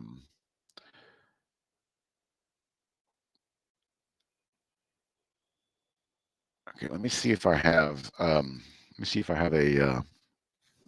I think I have a bull flag alert that's not part of the Market Explorer, but I might have taken it off.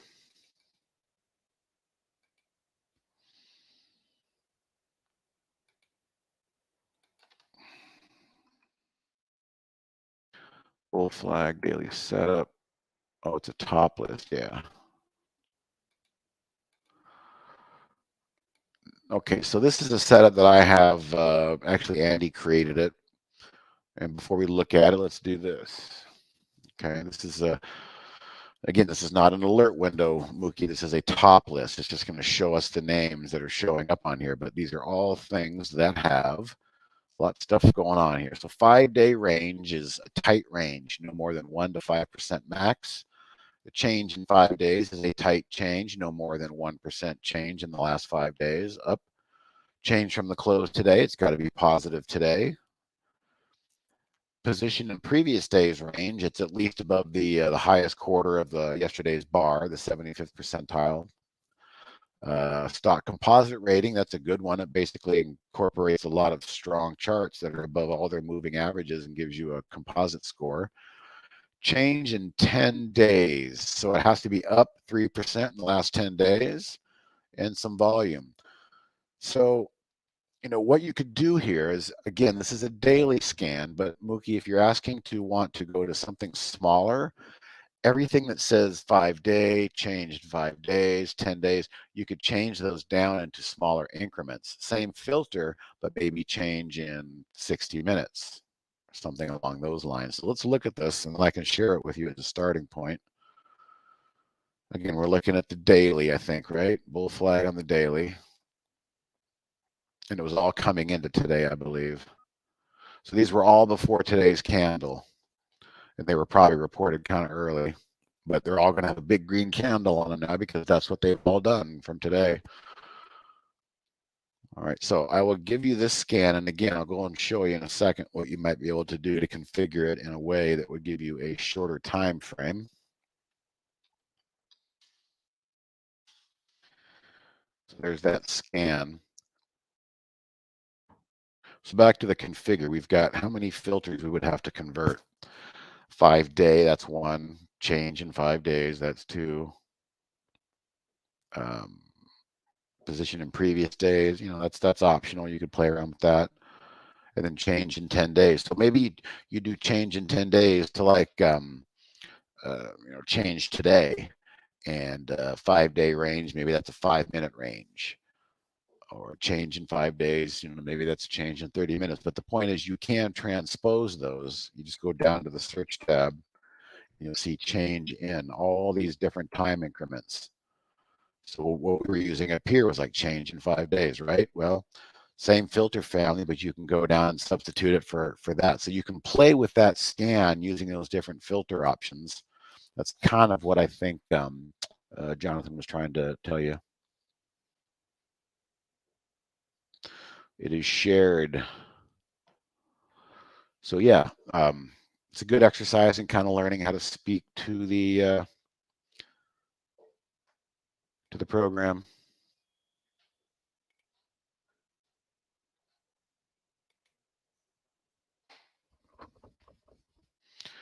Let's see how my SQQs are doing. No reason to do anything. Again, I'm thinking it's quite possible, that at the end of the day, this wick could be a little bit longer, and we still have the high of the day up here, but we might have kind of a little trailing wick off of it with a red-bodied candle. Subsequently, conversely, on the NASDAQ, we might have a bit more of a topping wick by the end of the day. That's just my guess. I don't know.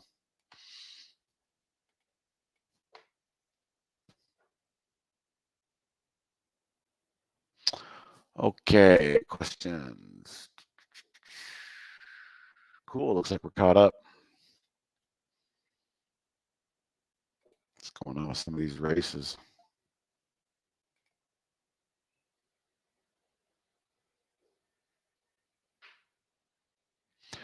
Some of you might notice, I forgot who it was. Maybe you're not here, but I'm still experimenting with the 9 EMA and the 10 SMA transpose to kind of just get a feel for them.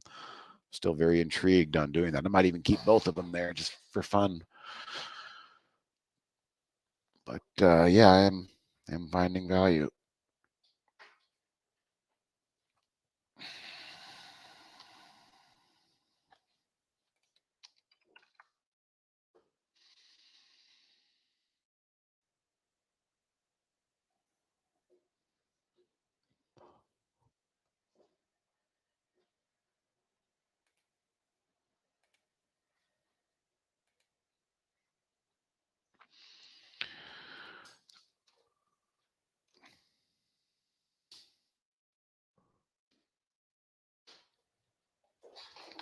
Okay.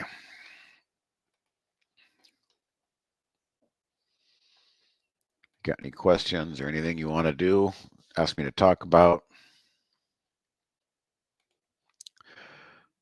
Chat window's clear.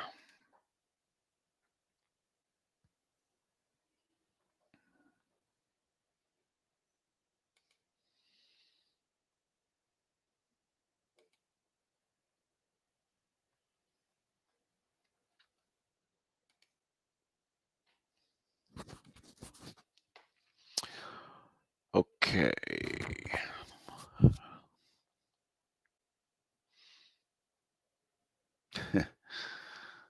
Yeah, why not? 1 to 1,000. Hello, Sam. What's the news feed you mentioned? Okay, so I have a good answer for this. The news tab, as you can see, or maybe as you know, has been a bit wonky lately.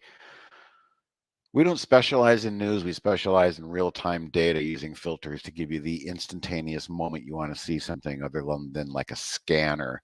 I'm sorry, like a screener, like FinViz or some of the other ones where you have to put in all your stuff and click a button to get the feedback, input, output. This is just constant stream of flow that you're filtering. That's our specialty. Nobody really competes with us there, but The news side is just an ancillary tab here, and honestly, we're just scraping the news from Google Finance. And what's been happening lately is sometimes it's not working. The API with Google Finance is not lining up with what we have on our end. And we are looking for a newer, better source that we probably have to pay for, of course, instead of just scraping Google News. But I want to point out something. I use what's called TweetDeck, okay? And in TweetDeck, you can put up, I've got PSLV, I've got others, I've got things that I can just monitor by putting in a $ search tab or $ symbol. So I could put in, you saw I had PSLV in there. So I'm constantly monitoring what the crowd is chattering about with respect to silver and PSLV fund. And so when I'm in some stocks where I want to know what the news is, I will go right over there to that TweetDeck or just Twitter alone and search tab, $ symbol, click enter. And that literally is one of the best news feeds that you can give yourself for free. It's completely curated by, the hive mind and the crowd. They're giving you links to what's talking about, the links to the news story, what have you.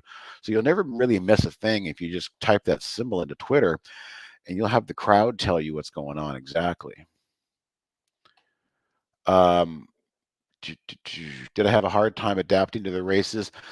Yes and no. I had a hard time accepting them. That was something that I wanted to do because I'm an old grizzled dinosaur dogmatic trader who does things my way. And the races were more for people who want to play the action every day quickly as momentum traders and day traders. Whereas I am a swing trader. So, initially I used it to kind of show me the sector races in the morning to show me which sectors are coming out of the gate strong. That's something that I do, and that has helped me. Now, there was a period of time where I was trying to play around with them a little bit and do some day trading, but, you got to pick the right one because some of these can be pretty nasty. And all I would do is just try and pick one. And ideally, the sweet spot of the day was 1, 2, 3. After the first hour, maybe the first 90 minutes, you get that pullback of some of these. So if you happen to notice them on the scanner and you're watching, I was trying to enter them on these pullbacks, but sometimes I would break rules and buy them a little bit late, and they're a little bit whippy. So it's not really my forte to be constantly changing. For instance, I've got 5 meetings I've got to be in today. I don't have time to babysit these things in the races. What I do have time to do is to go ahead and look at the cues and say, I'm going to go ahead and fade that right there and see if I can get this 5-day moving average to hold and use this inverse ETF. If I can get up back here close to 64, 65, I want to be super happy. It's a triple move. So that's what I would do on the news. Sam, give that a try. If you haven't, give it a try. Twitter is an excellent news source. Just $ and then the symbol and hit enter and see what the crowd is talking about. Steve, help on my charts. Volume RSI. The problem is that I can't move the cursor and increase the chart. Well, if you can't move the cursor, then you might be locked up. I mean, the only thing I can say is, there's my RSI. You have to click the chart and hold the control key down, as you know, and that will allow you to zoom in and zoom out. But if you're having an issue where you're frozen and your cursor isn't working, you might need to restart your computer or restart Trade Ideas. Not really sure. Can you share your start of the 8 and MA scan? Which one was that, Dale? I'm not sure I recall seeing that one. Was it in the Market Explorer? If it was, it's there for you, but you wouldn't be asking me to share it. Share your start of the 8 and 10 SMA scan. Just remind me where you saw that, Dale. I'll try and locate that for you. Dave, what's up? I'm still clicking price alerts to disallow after hours and confirm deletions. Hopefully, thank you for nudging the dev team. Oh yes, you're having to do a double click to enable the not click. Yeah, I'll give them a nudge. I think their solution was to try and create some simple intuitive logic to it, like, oh, the last 3 alerts you've clicked don't show after hours, well then intuitively we should be doing that as your default. That's the plan they have, Dave, so I'll give them a reminder on that. There's actually one guy I'll just give him a reminder on. Would it be fair assuming that the races are optimized for intraday high flyers? Correct, Jonathan. The races are going to show us who are the high relative strength intraday momentum players.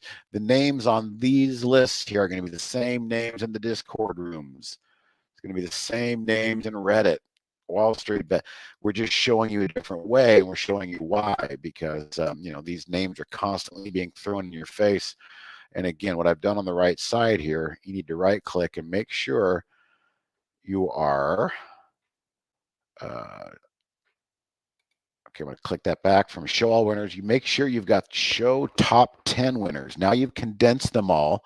And this is what I was saying earlier, like the way I would use this is if Revlon was leading the morning, I'd say, okay, well, I'm not going to chase here. I'll set a price alert. And if the price alert goes off down here close to that 9 EMA or maybe a level of interest, I might take that entry. But what I've not had success in is looking at them in the first 15 minutes or 20 minutes and going, oh yeah, this one's going to be the winner. We've all done it, I'm sure, but sometimes these can be elusive if you grab them really quick. Some of the names on there will, fizzle out after the first half an hour, and then you've got a loser on your hands to manage.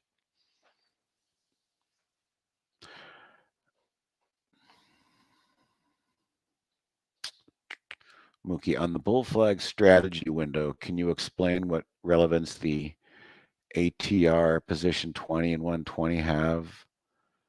Is higher the number, the better. Average true range, the higher the number is going to be more volatile. The lower the number is going to be less volatile. Iris, not frozen, but I can't move the line between the, oh, okay. So there's no way to move any of these lines. Okay, here's I can't grab any of these lines and move lines. The only thing you can do is zoom back or hold the control key down and zoom them all together. There's no adjustment of the RSI and making it go higher or lower. You might be used to that from other charting platforms. We just don't have that. I mentioned it about 15 minutes ago.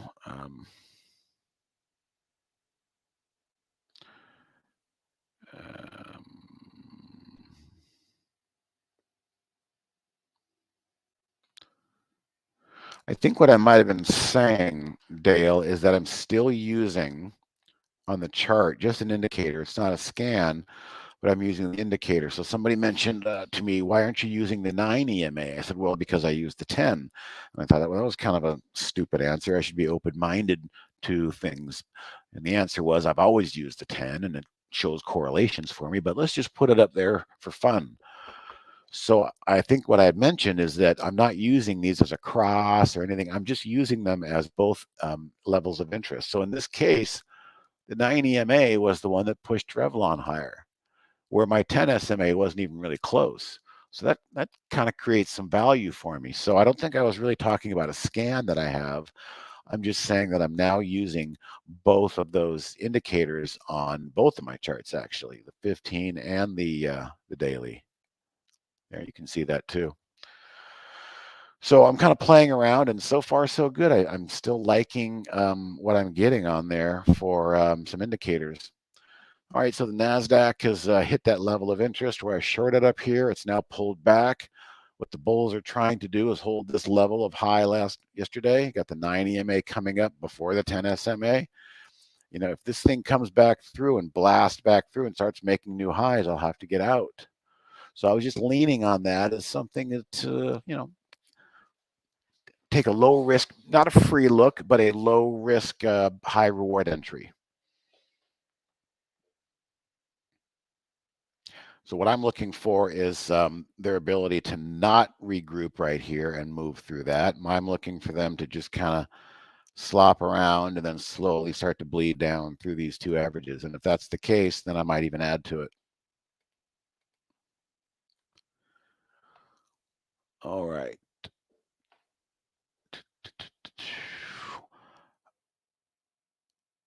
Okay, Patrick, my SMA does not include pre-market. It starts at the open. You know, Barry and I have gone back and forth on this. He likes to use it. I don't. There's slight difference in there, I'm sure, but I like the cleanness. I like the cleanness of the daily charts without pre and post market. Now, a lot of people love, including Barry, love that pre-market look because we can literally see as a intraday momentum trader, not a scalper, an intraday momentum trader, you like to know when the current price is taking out that pre-market high, and the only way to know that is to see it on your charts. But as a preference, I've chosen not to do that, to just try and keep my charts clean, and I like the way the moving averages don't calculate that.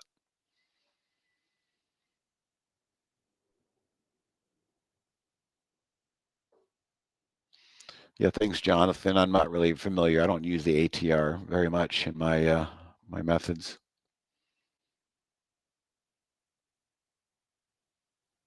Oxy's lifting again being the operative word. That's a solid support. Look at this support level, guys. This is why I just use these indicators. Broke through the 130, came back, used the 130 as a test. Not only that, but had the momentum 10 SMA underneath. That's a money setup right there. I mean, that's kind of the same thing I was doing earlier by shorting the Qs at that level. You know, if you're bullish Oxy and bullish the market and you want to go long, that's a very safe entry as far as I'm concerned. That could lift, you know, who knows? It could lift some other things. Where's the SPY? SPY is back above its 130. IWM is back above its 130. Same thing happening as in Oxy. So I might be playing catch up here on the wrong side. As everything else is kind of trying to creep higher, these Qs, they're still below their key average, but that's why I'm picking on them, because they're the weakest of the bunch. They're the limping animal at the end of the herd trying to catch up.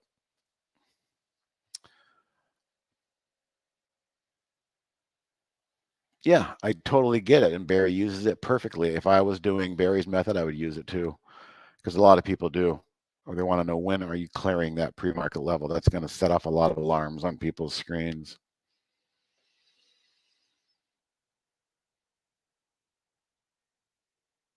It's hard to grow a small account with low ADR. Yeah, you need volatility. You need to be on the right side of volatility and not make many mistakes.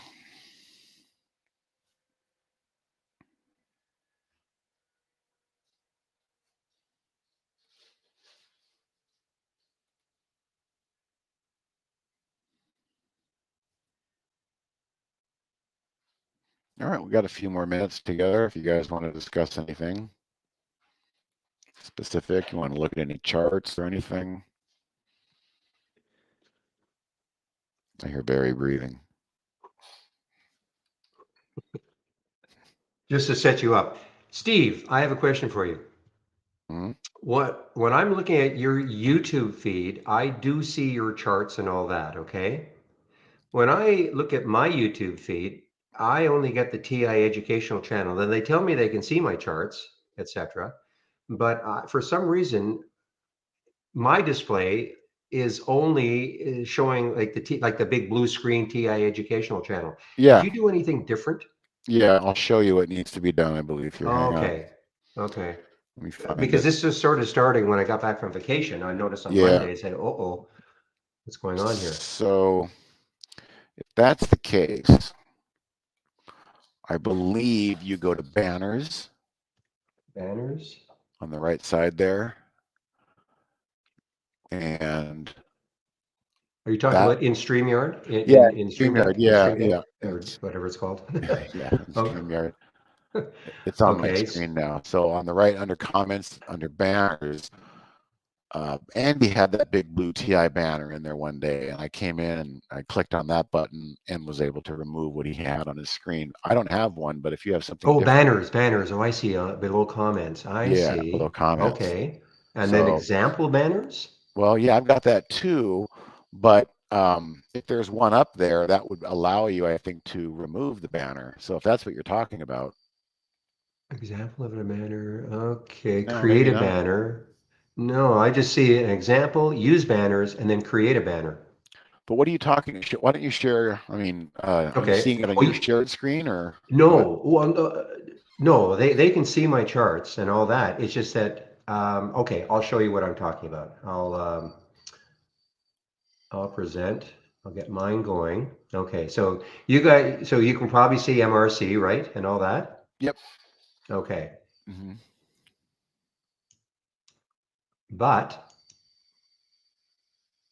oh, okay. Well, I don't know. Maybe it's because you clicked on it. Because if you can see my screen, before it wasn't showing this. I mean, people were telling me they could see this, but it was just showing me that the big TI banner. Yeah. Yeah. It's really annoying because it blocked what you're trying to show. So maybe you fixed it. I didn't do anything, but okay. I really didn't do anything. Okay, I guess I won't worry about it. Yeah.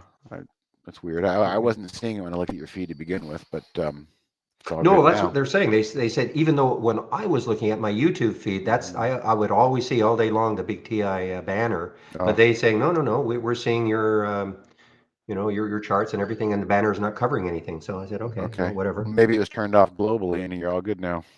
Yeah, okay. So if you want to take off now, you can. Oh, yeah, I'd love to. I got two more meetings Okay. ahead of me, so Yeah. Okay. sounds I hear good. you.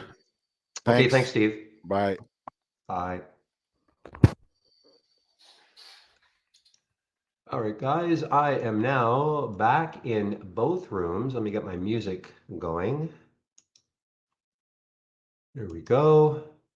And let me get rid of my message.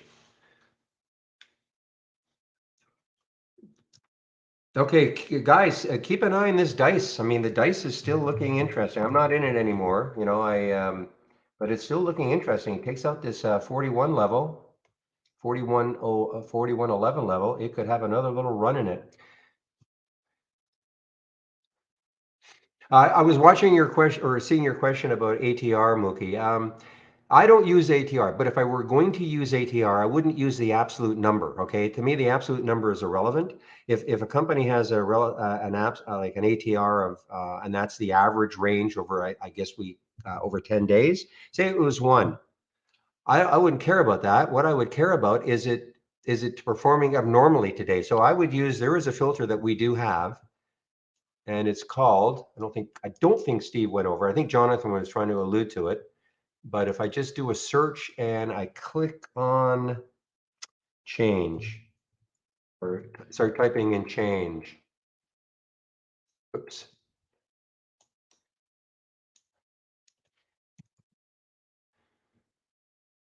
I have to scroll down a little bit. Probably could have got a little bit bad. There you go. Change from the open percent of average true range. Okay. So for instance, if a stock normally has an average true range of $1, if you put 300%, 300 in the min, for you to see that stock today, it will have to have a range of at least three. Okay, so its average was one over the last 10 days. For you to see that stock today, it would have to be three. In other words, it is trading abnormally. Now, the other thing about the average true range, I mean, it will change. It will be different depending on the price of the stock. I mean, if you're talking about a 1 cent stock, a $1 stock, maybe it has an average true range of a nickel. Apple might have an average true range of $3. I don't know. So it really depends on the price too. Okay, does that make sense? So I would be if you're. I don't use the average true range, but I mean, if you were, I would never limit it though. I would never say, well, it has to be at least 50 cents or something like that, because what if the stock today is having this most incredible day and its range is $5 and normally it's only 20 cents. So I don't typically use it, but that is if I were going to use it, I would use the change from the open percent, change from the open, the percent of average true range. And then you might want to stick in a minimum true range because you don't want to see something that has a range of 1 cent and then today it's 3 cents, and whoopee, you know what I mean? But again, I don't use it, but that will be up to you.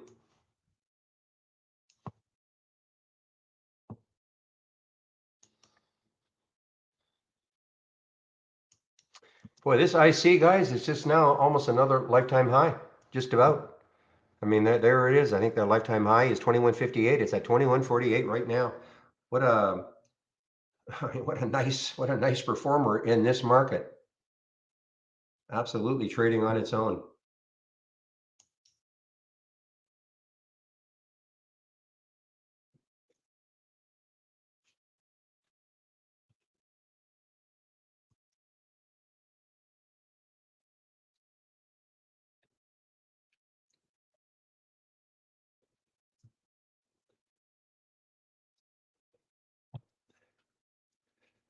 Yeah, and I know you guys were talking, asking Steve if he uses the pre-market and post-market on his charts. Yeah, I mean the reason I do, and I don't think it's because I'm an antsy day trader, but sure, certainly I like to see what those levels were after hours and pre-market. To me, it's just it is of interest.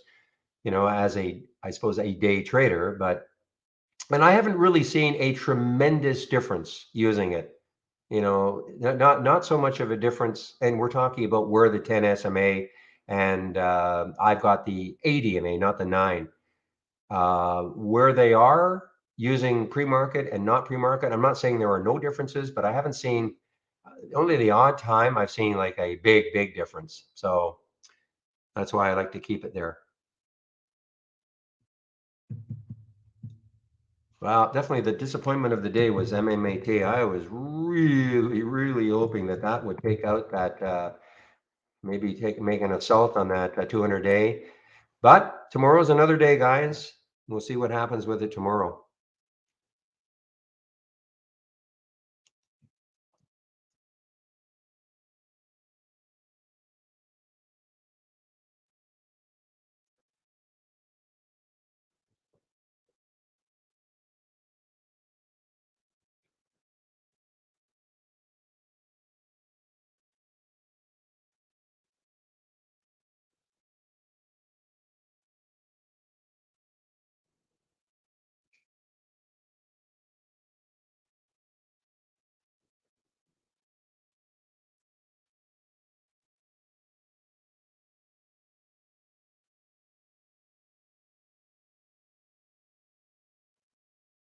Just looking at Peggy, PEGY, that had, of course, the big run.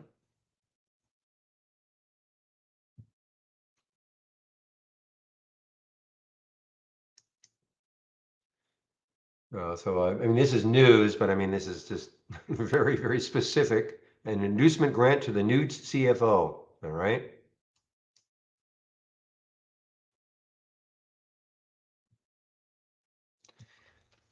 North Korea. I know you posted that earlier, Zach. But at least I think you did.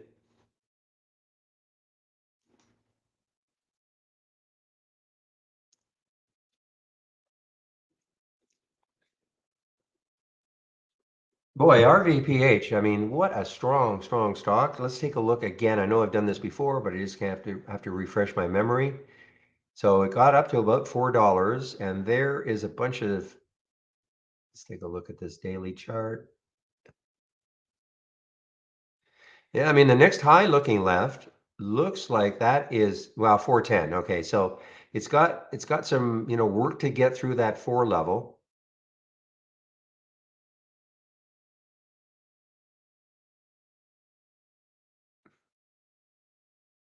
Is that right?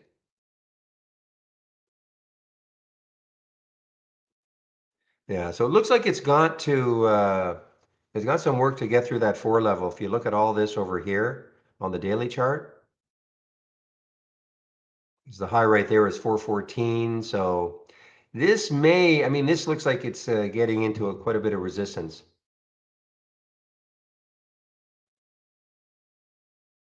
You can see that when it broke 3, I mean, when you look left, the next high was in the area that it's at now, or a little bit above it. So that's why, it wasn't really so much of a big deal. Once it broke 3, it had almost this clear shot to 364 anyway, and then it tore through that. So I mean, listen, it may tear through 4, but it just kind of prevents me from really wanting to take this trade right now.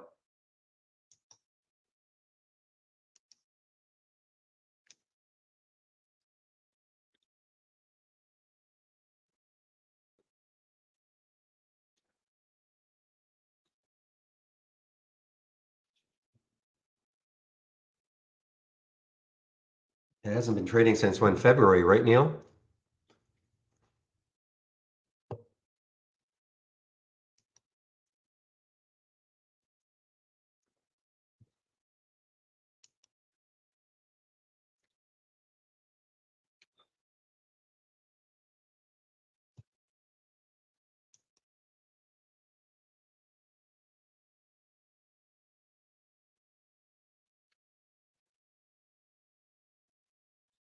All right, I'm going to take a look at some of these topping plays now from Zach. Market is still, I mean, it had a little pullback, but it's still not wanting to give it up completely.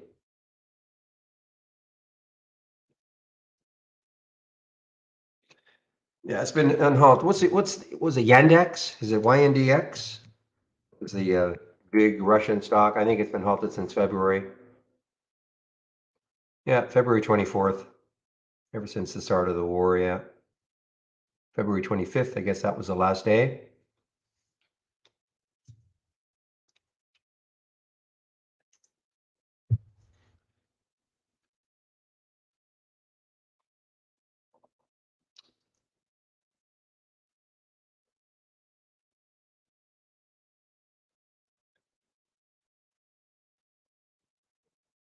Well, I know one person who's stuck in Yandex, but they don't feel they're stuck.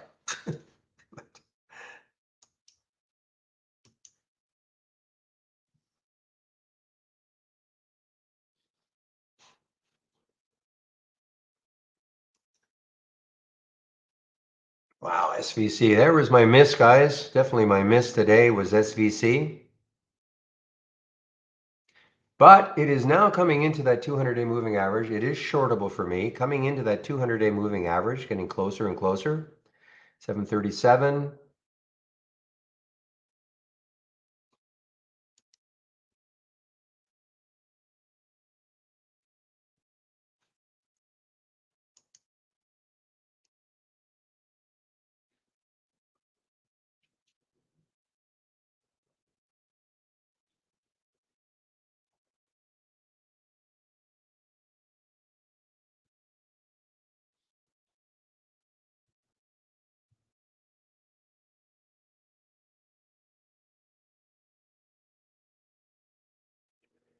Bros. Okay, Dutch Brothers.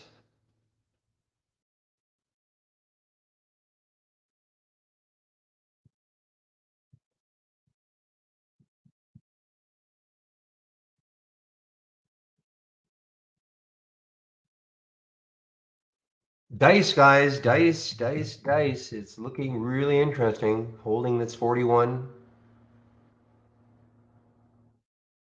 Hive yesterday was 43. I'm not in it yet.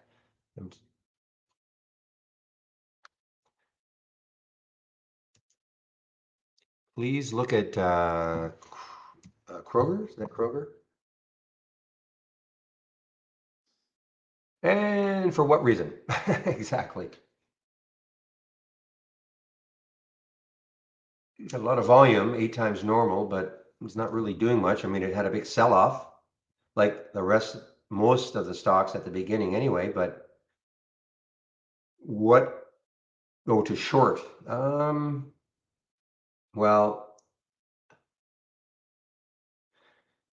I mean, it looks like it has, intraday support around 45. I mean, the low is 44.71, so I don't know. To me, I don't know. To me, it would have to really take out 45. It's just, to me personally, it's just not that interesting. Now, that doesn't mean you shouldn't do it, but for me, like to me, it's just sort of chopping around, big, huge topping tail here. It's just kind of chopping around. If anything, the trend looks a little bit up right now, but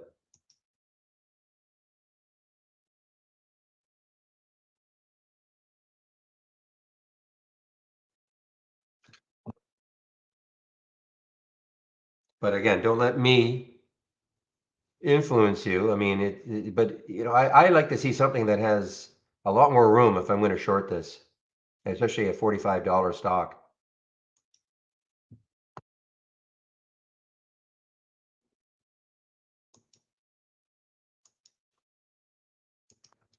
IAS on the Netflix news. Let's take a look at IAS.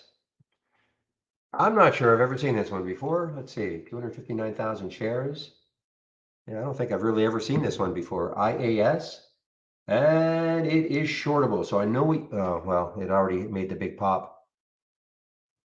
Got right into that potential resistance area around 8. Surprised it didn't show up on your topping scan. Yes, it didn't show up. It did not show up in mine. Maybe it's because I have a minimum volume of over 200,000 or 300,000, I think.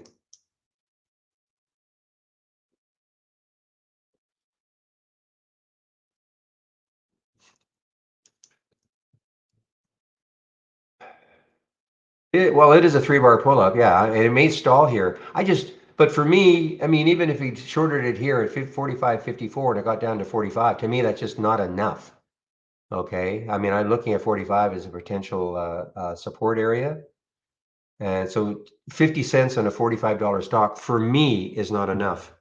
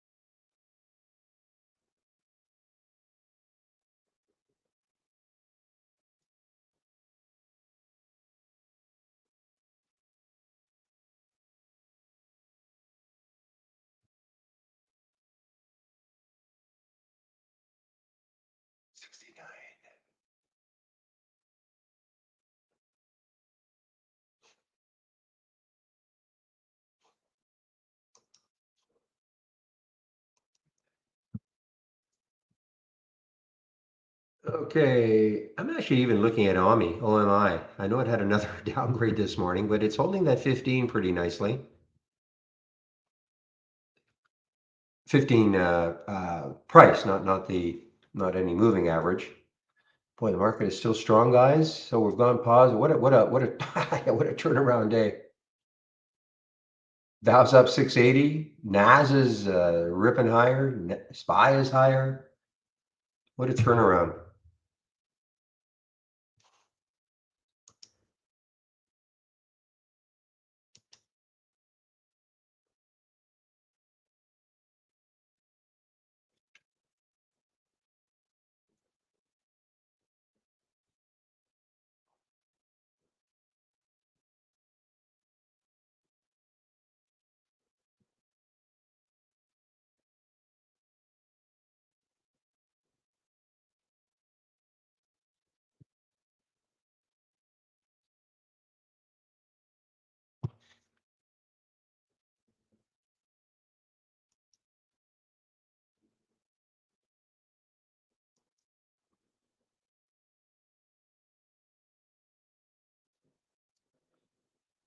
All right, guys, best we can say about Revlon is that on the 15-minute chart, it has two bottoming tails now. Sellers have been trying to knock it down, but the buyers are reasonably in control, trying to hold that 5 level, and that is the REV.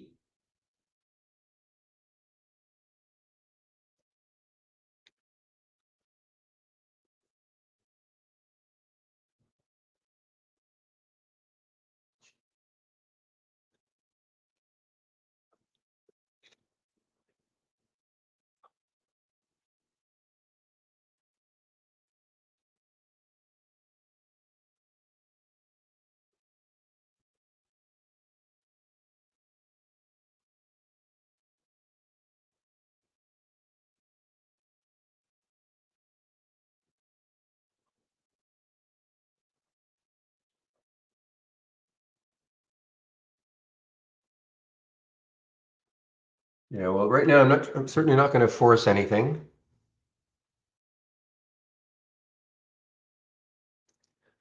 So let's take a look at XXII, see what it has done. So it's pulled back to that 110 mark, but it's underneath both those moving averages. So that might be broken.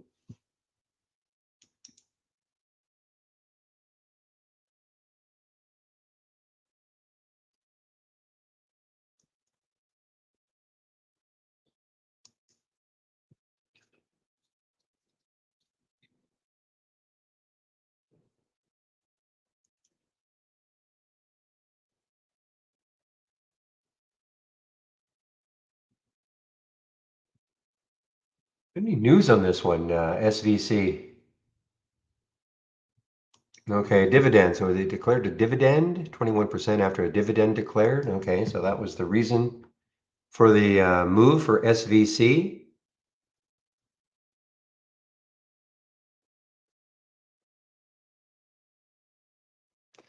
Dice still just hanging around that 41 mark. I'm not in it yet. I'm really looking to get in it, but it's just sort of hanging around that 41 mark.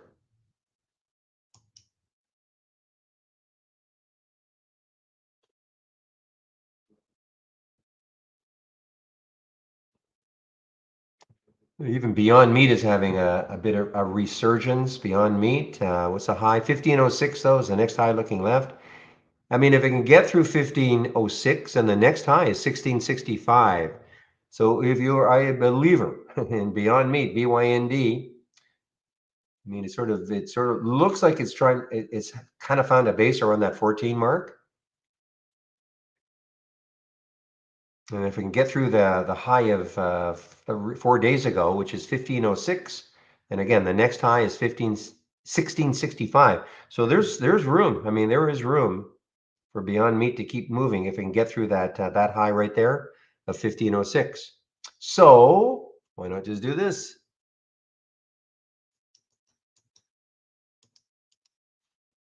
So click on that buy button. I'm going to have to drop it here. Get out of it. Click on the buy button. See if I can eyeball it enough. Okay, drop it at 1515. Okay.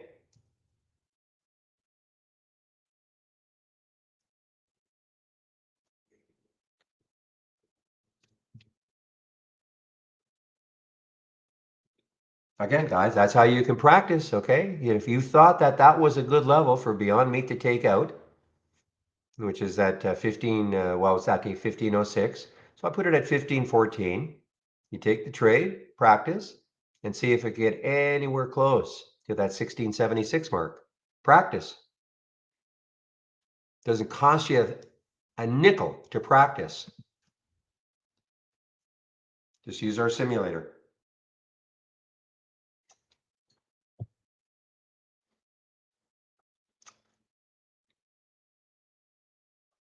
I think I'll get out of that, flatten out of the mat. So you see what happened? It took the Revlon. It took the Revlon trade. Added entry 599. I put that on that pullback.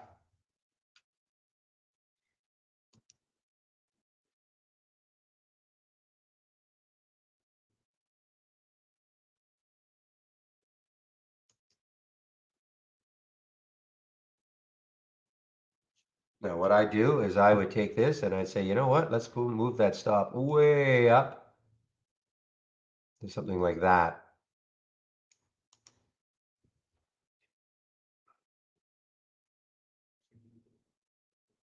Now, why did that happen?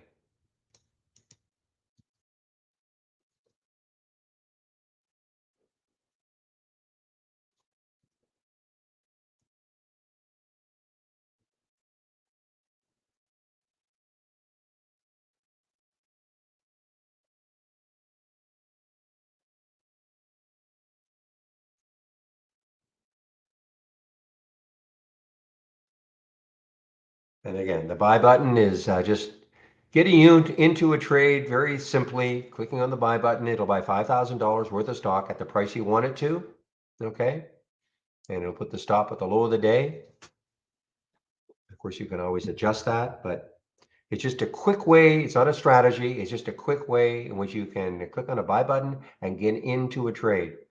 Of course, down the road, you can adjust that buy button to trade the way you want it to. In other words, maybe you want to put you want to buy $10,000 worth of stock or 300 shares or whatever it is. You can set up your own, call it, strategy.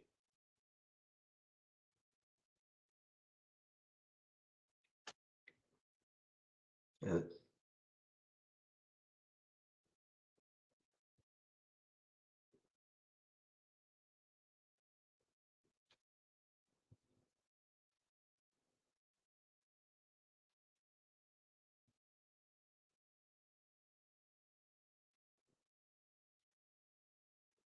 Okay, so you see what happened? It took the trade here, SNTI, it took the trade.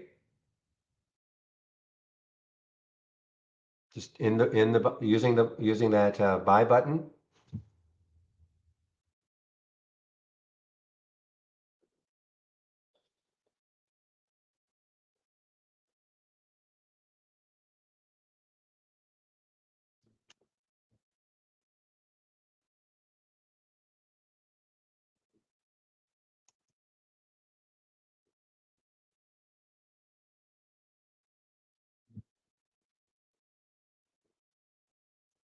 So SVC, the next high is 715, 720. Just looks like between here. I mean, if you got into it way down here, you're laughing, but between here and 735, you've got some of this stuff to get through, and then there's that 200-day looming over it.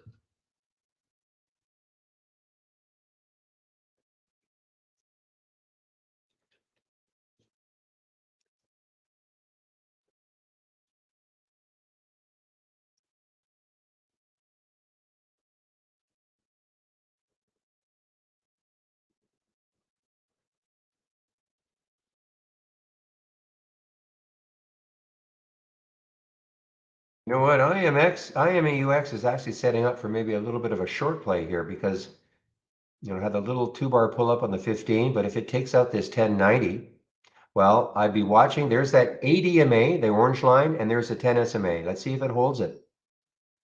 If it breaks down through that, though, that could signify. And see how they're. Well, it's hard to see maybe, but let me get a big chart up.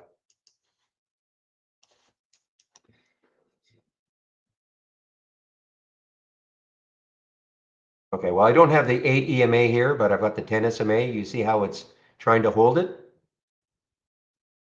But the 8 EMA, if you see that other 15-minute chart, I know Steve was talking about a 9. I know Real is a proponent of the 8.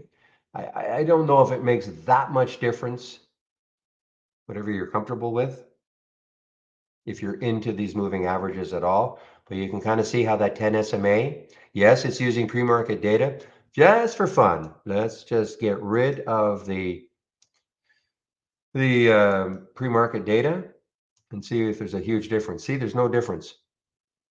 I'm not saying that's the same every time, but you see, I got rid of the pre-market data and there's no difference.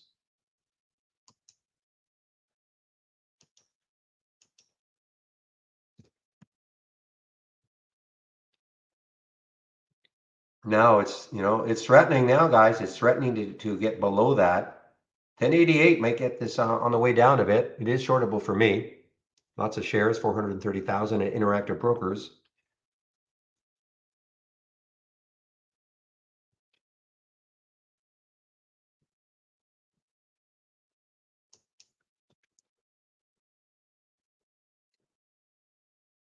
Didn't you ask that yesterday, humble loser, about Apron?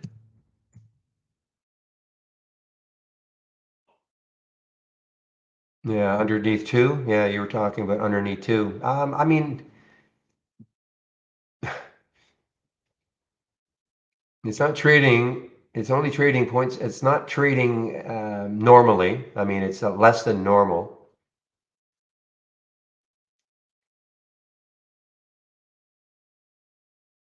Same thing. I mean, if you take a look, if you have the 10 SMA or the 8 EMA on your charts, I mean, if I were using the way Steve trades, which is not a bad idea, just as a guide, unless it takes this out, I wouldn't be looking to short it. Apron, APRN. So on a 15-minute chart, you can put a 10 SMA and an 8 EMA, or just the 10 SMA. That's that blue line, and watch to see how it reacts. I mean, it's only 7 cents away.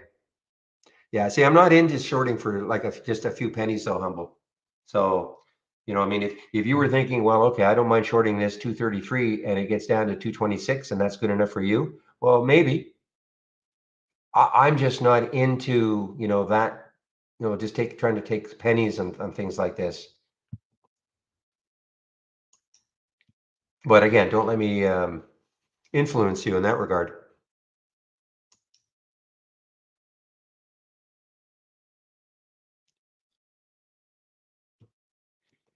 All right, guys, Dice is on the move here. Dice is on the move a little bit.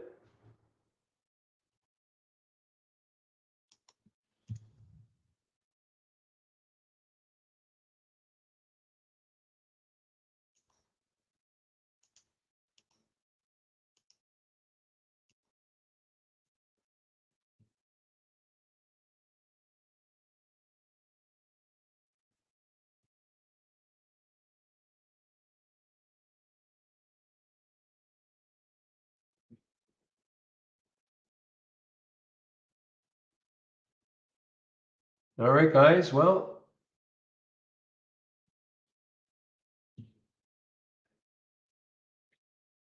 I'll hold on to this as long as it doesn't get underneath 41. So I've got a pretty, it's a pretty tight stop for an expensive stock. So, and that's I'm talking about the Dice.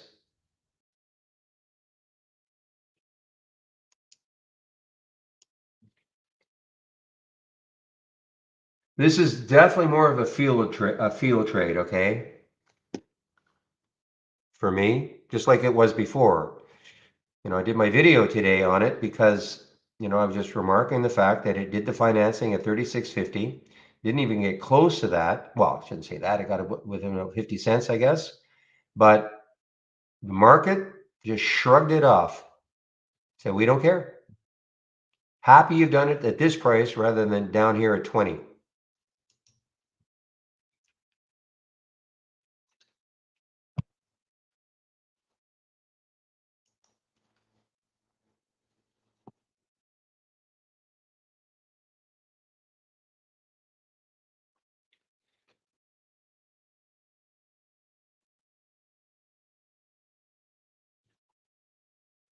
Oh, look at this. And I might be completely wrong on this SNTI. Oh, no, no, that's right. I was thinking if it got up to this level here, it has some room to the 430. If it can get through that 430, next highs are 5. That's right. Well, again, this is one, because it's showing up in this top 10, follow it all day long. Won 8 races. Here's another one. Okay, so USEA, it's pulled back to that 211 mark. If you're a bit of a pullback player, you might be looking at this and saying, okay, if it can get going again, what did it get up to? I mean, it got up to 235. If it starts getting going again around that 215 mark, it's got a shot. These are cheap guys, so these are really cheap little plays. So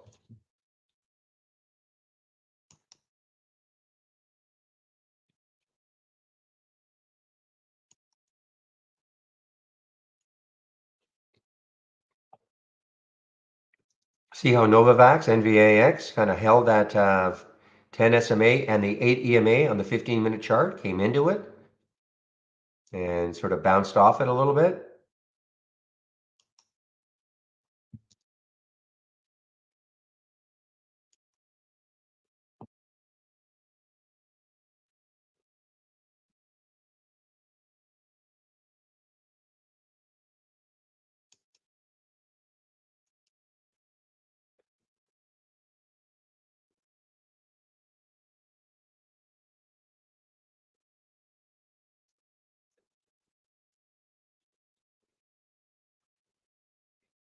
Look at this rally. What was the Dow down at one point, guys? Anybody remember what the Dow was down at its lowest today, which would have been probably right around here when the SPY was at 348? 500. It was down 500. Wow, what a swing. 1,200-point swing.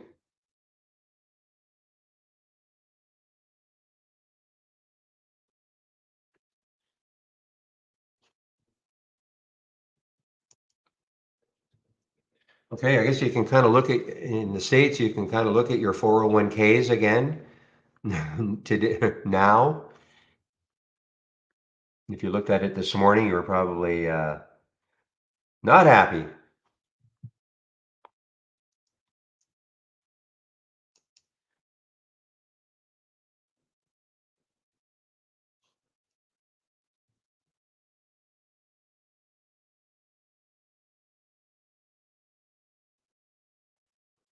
I have $6.99 a month for a new ad-supported tier. So you're saying 8? So they're trying to do the same thing then Netflix is going to introduce.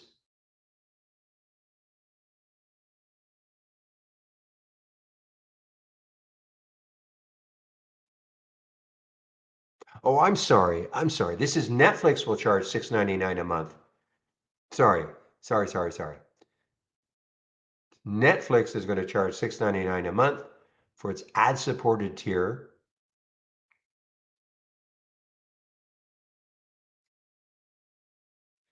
And $1 less than Disney. I see. Okay.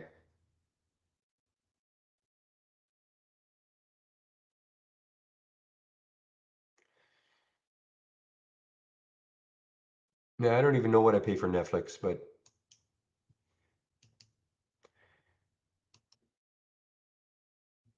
if it's an extra $5 a month to have not have ads, I don't think I'll have one less Starbucks. Okay. I mean, it's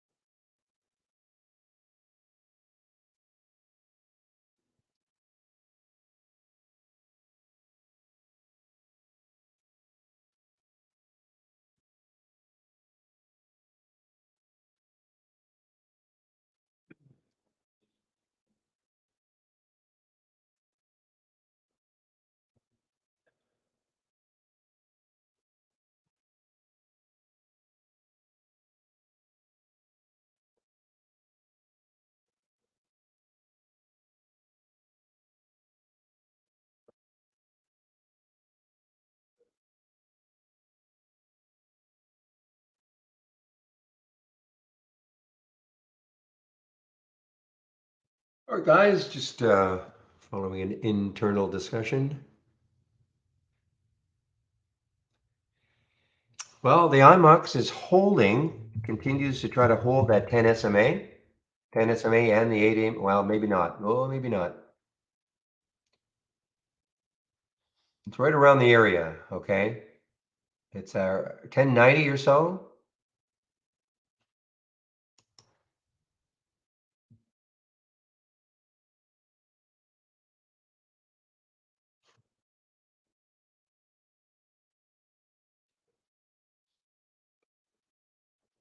Have a look at ACMR. Okay, Aja, I will do so.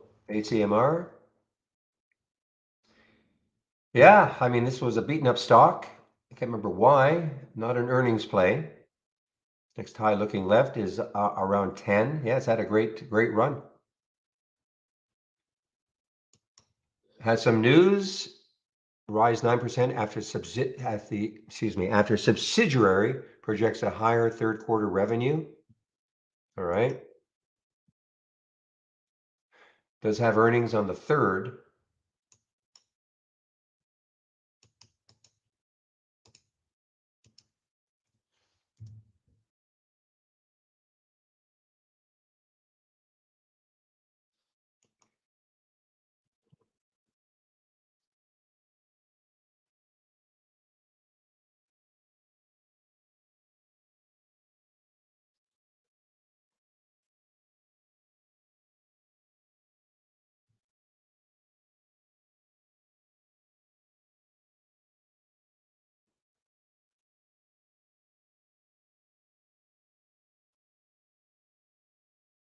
Boy, look at this surge. Another green candle here. 800.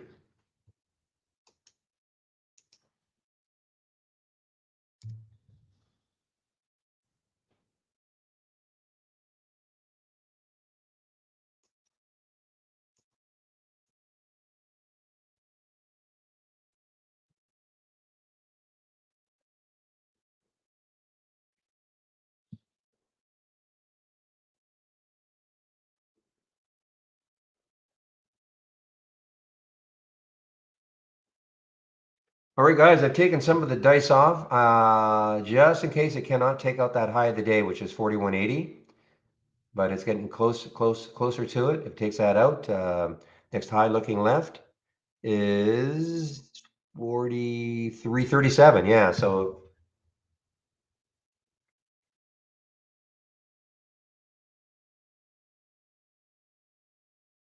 I was a little nervous in it because I had about a 20-cent stop on it, which is pretty tight for a $41 stock, but I've done okay now on a risk reward basis. Well, and I just have IMUX and Dice side by side. I mean, IMUX certainly is a better in terms of percentage, but I just think that it's so tied now to Dice.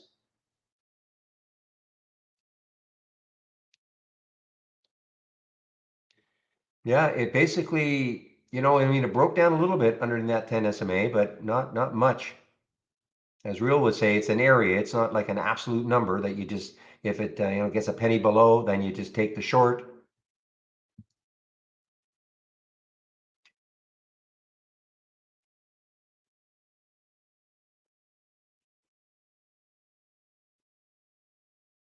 Even OMI guys, OMI. I mentioned I'm not in it, but I mentioned this one, OMI. It's holding 15 pretty nicely. I mean, it looks, just looks like it wants to move a little bit. I mean, the high yesterday was 1850. Got hammered down yesterday on revenue guidance. They don't release until the second, but they basically pre-warned the market that it's not going to be pretty. So, but even it is having a bit of a move today.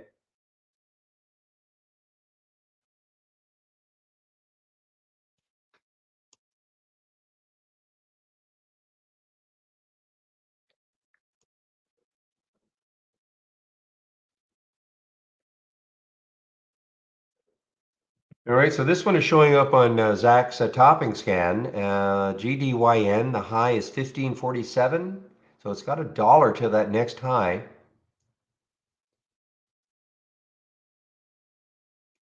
At this point, with the market doing this, surprised there are no more. I only have one bounce play from your scan today. Is that correct? Finger, FNGR, early on? Boy, it'd be too bad because it would have had a bunch of those. I mean, with the way the market bounced.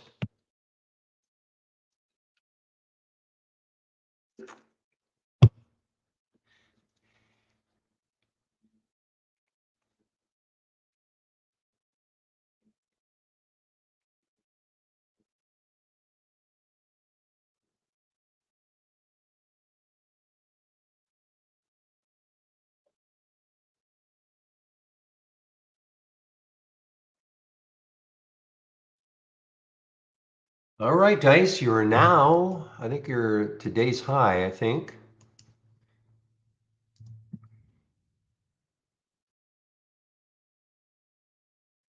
Yep, just a little bit above it. Or right at it. Yeah, 41.81 was the high. Now we're at 41.84. So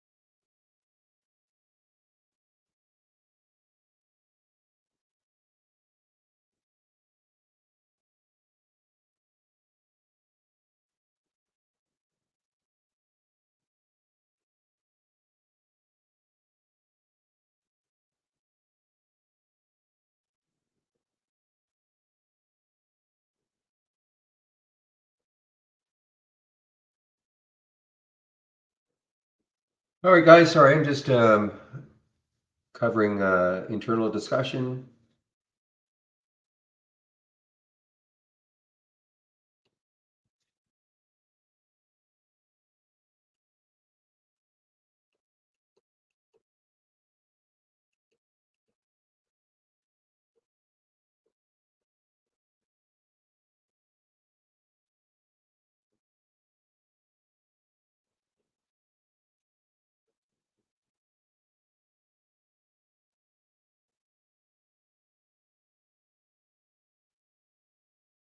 Yeah, I mean, listen, Larry, I mean, on the OMI, I mean, remember now, for all the reasons why it cratered yesterday, they're still in existence, okay?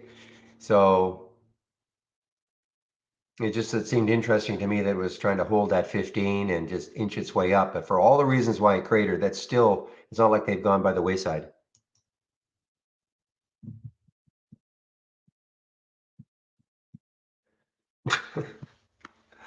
Pat McAfee is calling Fubo the next Netflix. Do I think so? I have no idea. I think that's preposterous, but whatever. Maybe from our YouTube room.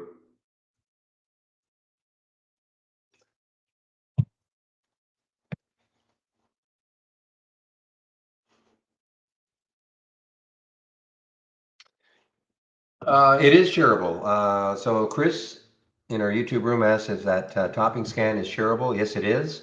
If you go to my homepage,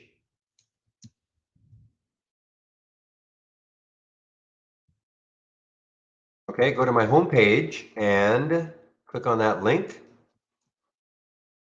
You click on the link. This is what you'll see. Just a minute. So go to the scan section on my link, my homepage link. Click here, and there they are, Zach's bouncers and toppers. Okay. Again, I would say this is for experienced traders only. Not easy to play tops or bottoms. Trying to figure out where a top is and short it, or where a stock is going to bounce. It's not easy, but it'll give you some ideas. Okay.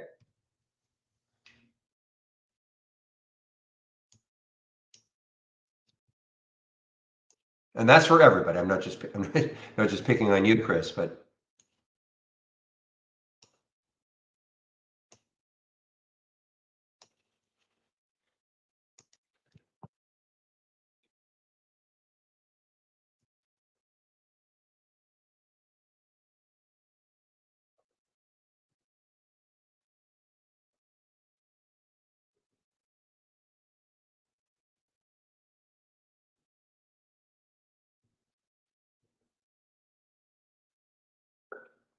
okay, Jasper. So I don't know if that's a kind of a serious question or, yeah, first of all, nobody here, and certainly not myself, I'm not a financial advisor. Okay. So I'm not going to say you should invest in this, or if you're new to stocks though, I mean, first of all, investing in today's, climate, tough. If you're talking about, holding something for, I don't know what your time horizon is, but it's pretty tough right now.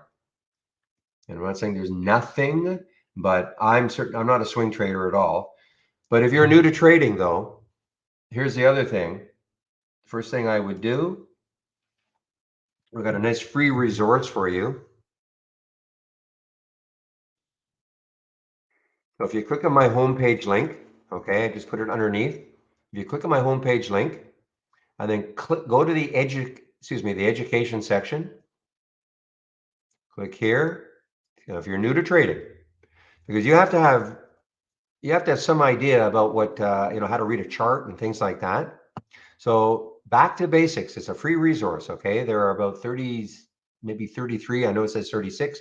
There are short videos. I mean, it starts on introduction to charts and candlesticks, support and resistance, etc. You have to have a basic knowledge of how to read a chart, I think, before you even commit to putting money in the market.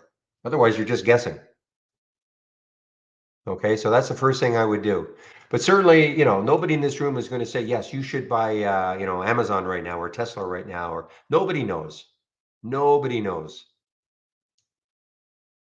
Yeah, we've had this an amazing bounce today, but tomorrow the market could be down 1,000 points.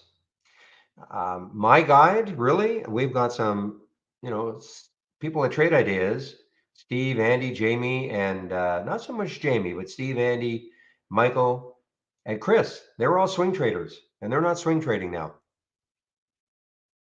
They just they're in cash, and they are trying to do some intraday trading until things really settle down. Whenever that is, who knows?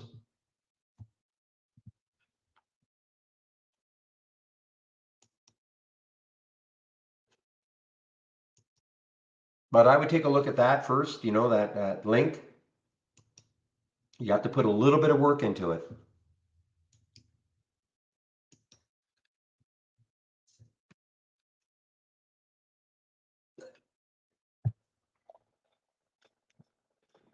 Just a minute, please.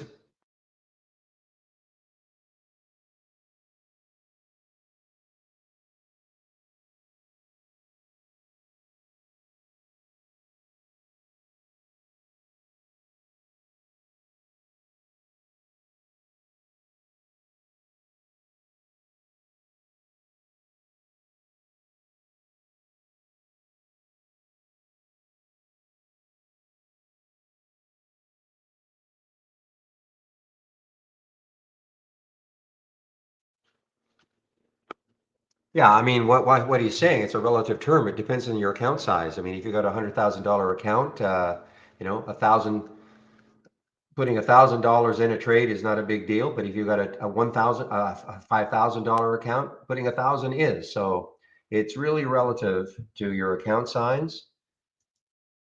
But I honestly think that before you do anything, you take a look at that video series just so you get a basic understanding of how to read a chart.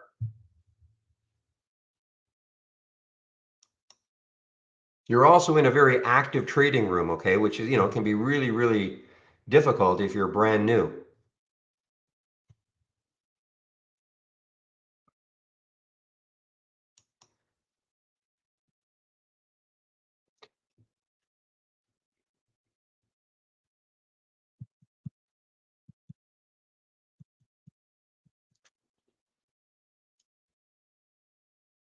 And the other thing is we have a simulator in which you can practice trading. You need our standard service, but you can practice trading. And I mean, how long it's going to take? I would say a minimum of 3 months practicing, before you get comfortable. A minimum. It could be 6 months, could be a year. I know nobody wants to hear that. But until you can make money in a simulator, forget about trying to make money in the market. And I'm not just trying to pick on you, Jasper. That's a general statement. And I'm not trying to be doom and gloom about it, but reality though is you have to, people think that trading is super simple and I just, I'll buy this and it's going to go up and make some money and move on to the next one. Are you a subscriber, Jasper?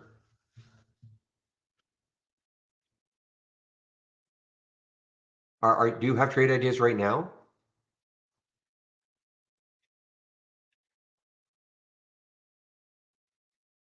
Okay, well, you kind of should know if you subscribed. I don't know how to answer that.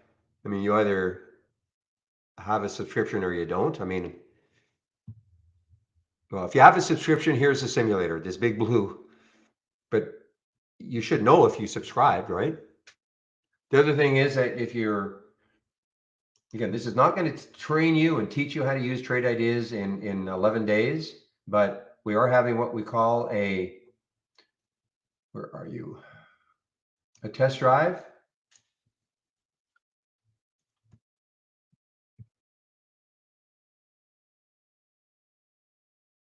Okay, if you click on that test drive link, it starts on Monday.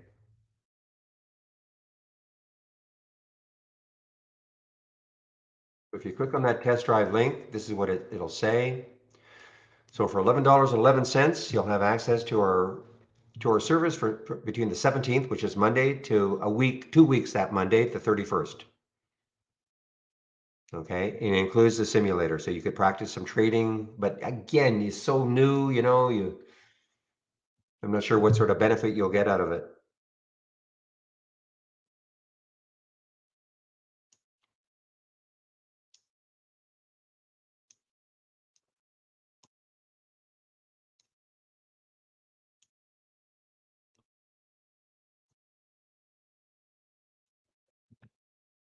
The other thing is, I mean, this room is free. It's like this every day, Monday to Friday, 8 a.m. to 3:30 p.m. You can come in here. You can kind of see what we do. It's not just about my telling you, certainly not telling you what to buy or sell, but lots of other traders in the room, different trading styles. When somebody if you take a look at the videos, those videos that I suggested you look at. You hear me talk about stuff like this. I mean, look at SVC, if you can see my screen. So I wouldn't take this trade right now because it's coming into the 200-day moving average. I look left and I see some, what I consider some resistance, and so that is something that if you've, never traded before, you wouldn't even know what to look at. You might look at this and go, wow, I guess I'll just buy it. It looks like it's going to keep going up. It might, it might, but there are certain things that when you get used to reading charts that should influence anyway, your decision.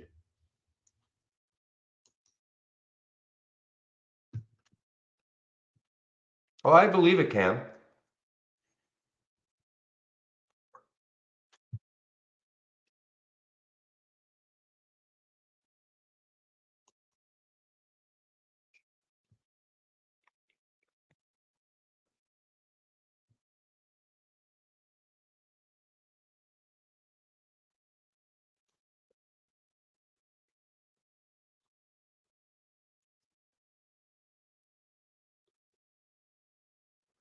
All right, guys, it is Thursday, so I will be in a marketing meeting in about 15 minutes.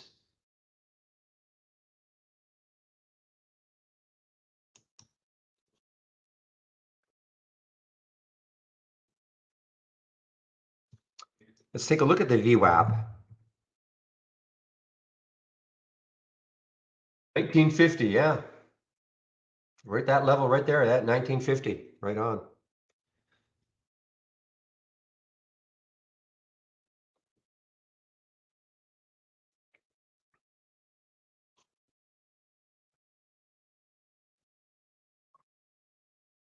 Another key thing about trading is, knowing when to get out of a trade when it's not working. Most people, when they start out, they just think, well, I'm in this trade. I've heard a lot about it, read some news, et cetera. It's going to work eventually. That's what they think. Not necessarily. Okay, so you always have to have an area where, okay, it's not working. I'm going to get out with a manageable loss.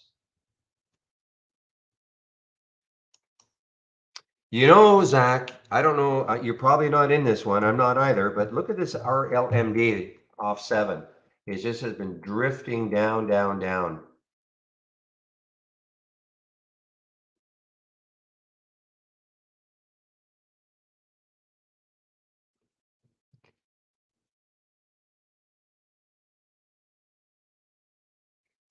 Hey, one moment, please.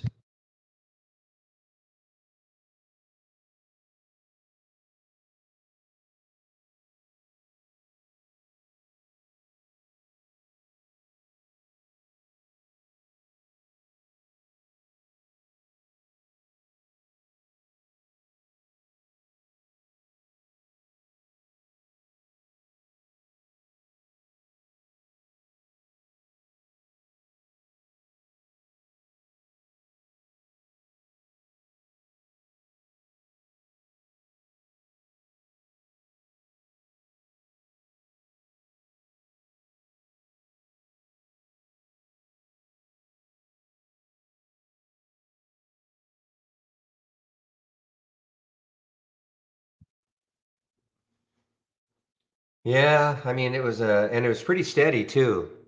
Once it popped over that 7 level, and then it just started drifting down, down, down. RLMD.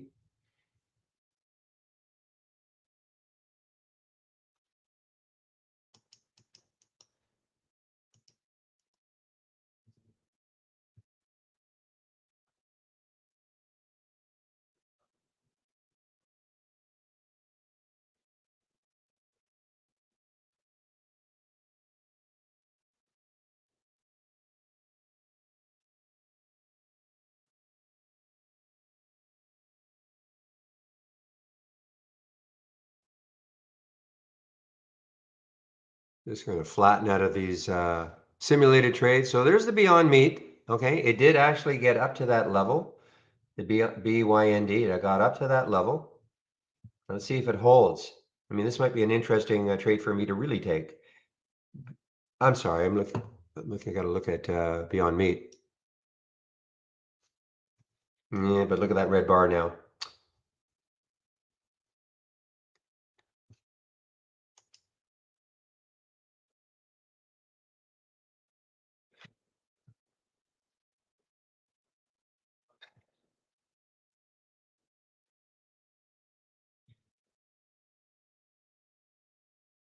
Well, again, Jasper, that's a pretty loaded question. It can be profitable. It can be profitable for some, and very unprofitable for others. So, I mean, how do we answer a question like that? All right, guys. Dice. Can it take out 42?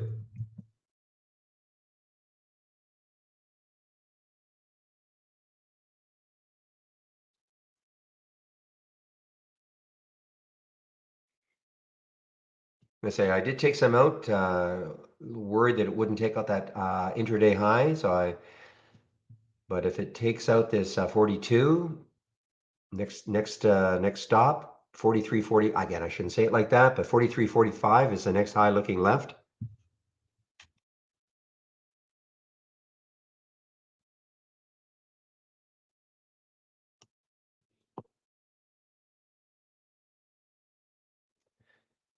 Well, and that's why you try to mitigate your risks, though, by having an area where you're going to get out of a trade if it's not working. Okay, I mean, not every trade is going to work, and that's why we always have risk management. But you really are starting from me. Take a look at those videos, okay, before you ask really any other questions, because the videos they're very basic, and it goes into a lot of what you're talking about. I mean, it's not going to answer the question, is trading very profitable? But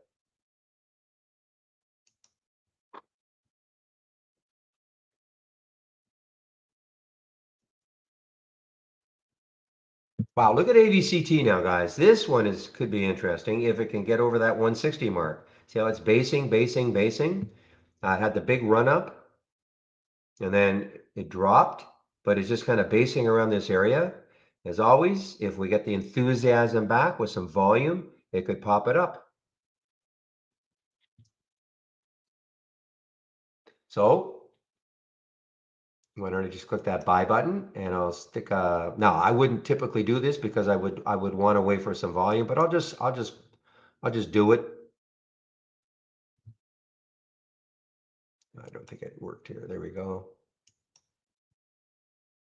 So I'll put a conditional buy order.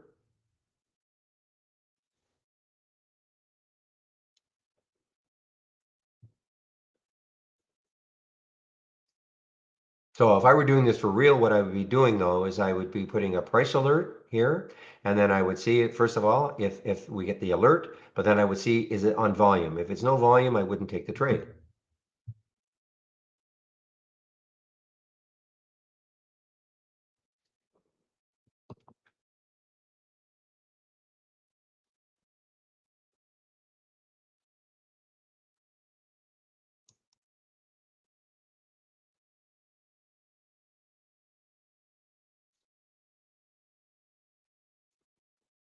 Hey guys, Beyond Meat is starting to move just a little bit. Had that bottoming tails, the sellers tried to knock it down. Buyers regaining control a little bit. And the attraction of this one, of course, is that the next high looking left is 1665. Okay, guys, give me a moment. I'll be right back.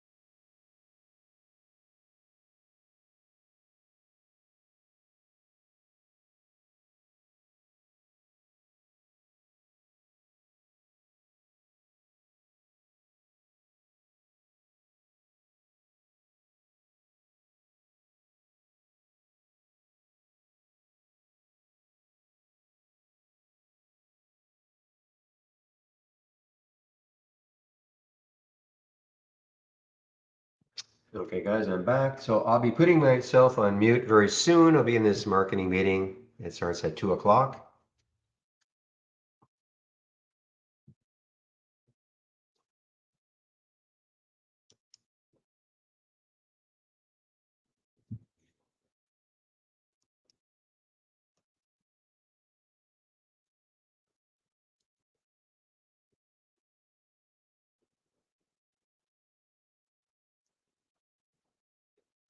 Let's take a look at HPCO. I know this one really interests me too. Okay, it's a little bit of a pop here.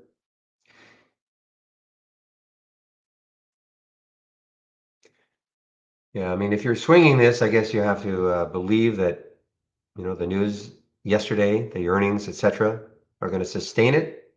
To me, for me personally, it's just a little choppy, but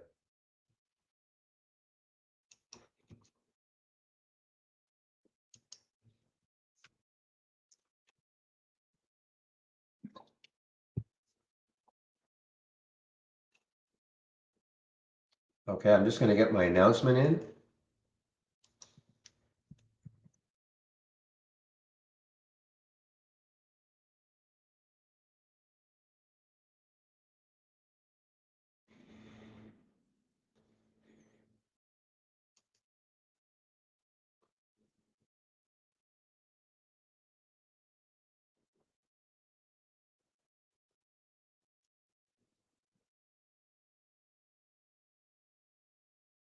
Yeah, sober is. I just have it actually at one of the few stocks I have thumbnailed.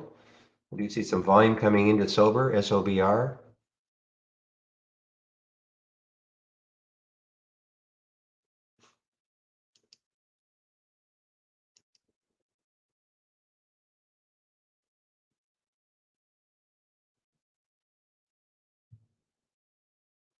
If you're talking to me, I only have Dice. That's the only one I have open right now. If you're talking to me,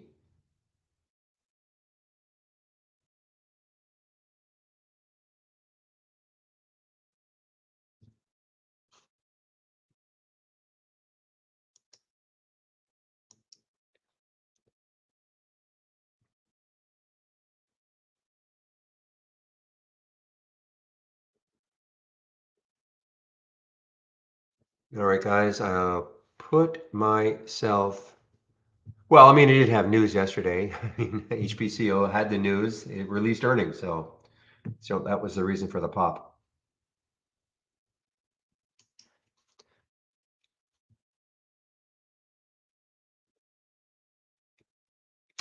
Well, I'll take a look at this Mmat a little bit. Disappointing. Let's see if it holds over 1.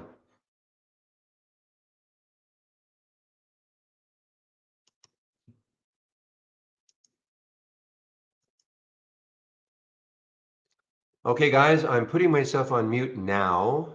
I'll say I'll be in this meeting.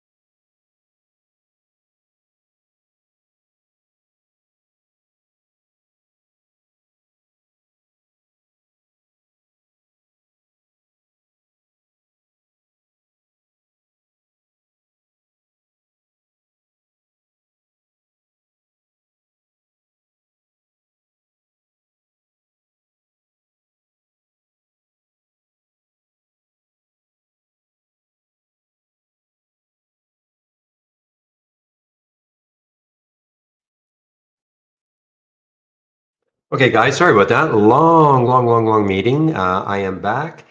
And what have I done since? Well, I got out of the dice. Watching that dice, I was really hoping it would take out that 42 mark. And look what it did. It got right to 42, I think, right to the penny, 42. It stuck right there. And then as it started to move down, I said, you know what? Get out of everything. So I'm out of it now, but look what might happen later on. I'm going to keep my price alert right up here at around 42 and see if it takes it out. I'm still thinking that, well, if it does, it's still looking left and it still has some room. And the only other thing I did is remembering that I put that price alert in for AVCT. I put that price alert right about here at 160. So I'm in this one. I mean, it's not done too much yet. We'll see what happens. I'm in at 162. And again, nothing really has happened from it yet. And that's it. That is it. So it is 3 o'clock now. So any questions, fire them away. I'll be here till 3:30. Yeah, this NutX, my goodness, I know you guys were talking about it. I didn't realize it was one of these, I know the crazy sub penny or sub $1 stock that has just gone absolutely crazy. So again, watch it tomorrow. 26 million, big float. It reminds me a lot of the MMAT. I mean, another big float, $1 stock that has gone absolutely crazy. I mean, an astonishing. In fact, let me just do a little search on our. I'm going to go to that website, going to that website that has the different float information, and see if that is in line with what everybody else has. Yeah, big float, 326 million, 308 million. Yeah, so it is a big float. So this is another one just like the MMAT with another massive float that had a tremendous day yesterday. It started off like gangbusters this morning, and unfortunately just couldn't sustain it. But look at that flow, 312 million. And look what it did yesterday. Went from 79 cents up to $1.11, and then up to 134 this morning. So I suppose we should be watching NUTX tomorrow. I can give you the link. Somebody found that for me. I can't remember who it was, but I can give you the link. It's called Float Checker. And this is what it looks like. You just basically type in the symbol, and I don't know how many websites it goes to. It seems to only go to these four, but I mean, or five. That's plenty. So Yahoo, FinViz, Ameritrade, Morningstar, and Wall Street Journal. Okay, and you can see there's the float information, just about all the same as our provider has. I'm not going to get hung up the fact that ours says 308, and I don't know. Maybe we're going. Maybe we're looking at the Wall Street Journal. I mean, maybe they have the same data provider, but I'm not going to get hung up that one says 308 and one says 321. That's an insignificant difference. So the bottom line is a lot in the float.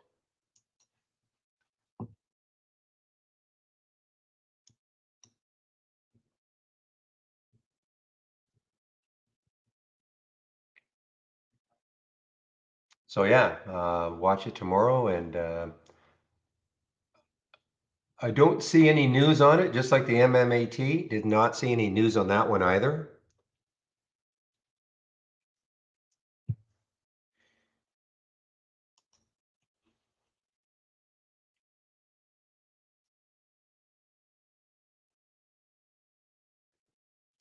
All right, guys, so one last push on the test drive, okay?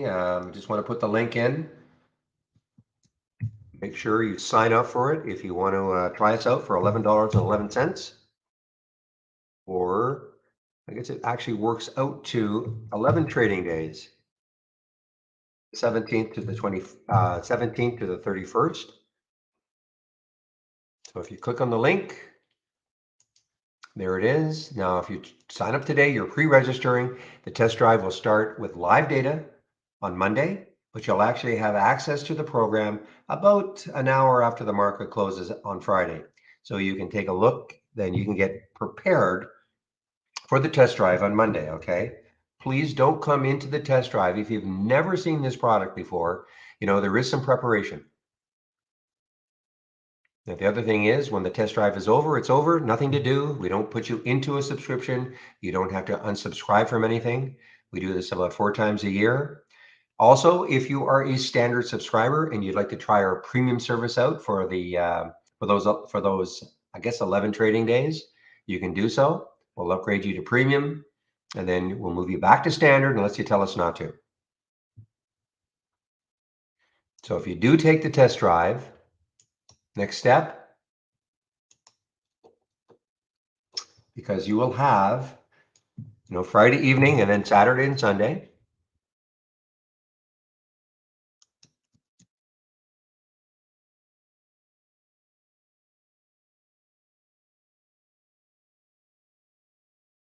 A moment as I get my links in. So if you click on my homepage link, so do the let's get started, getting started with trade ideas. You must do this, okay?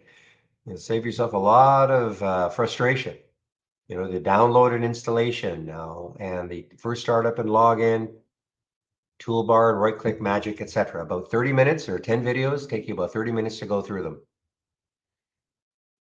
And then the other thing I would do is I would click on the education section, look at the user guide, and there's that getting started again. At the very least, you should know what an alert window is, the A window, a top list window is, the T window, and what the stock racing is all about. At the very least, you don't have to worry about anything else really. All that can come later if you take out a subscription, but that's at the very least, understand what those things are all about. Those are the sort of the basic, the core functions of trade ideas, okay?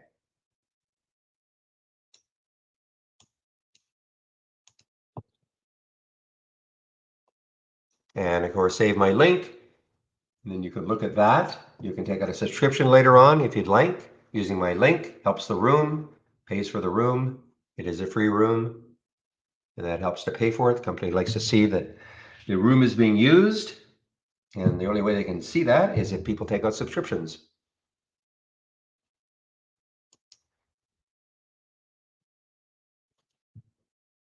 And yes, I do get a cut. Okay.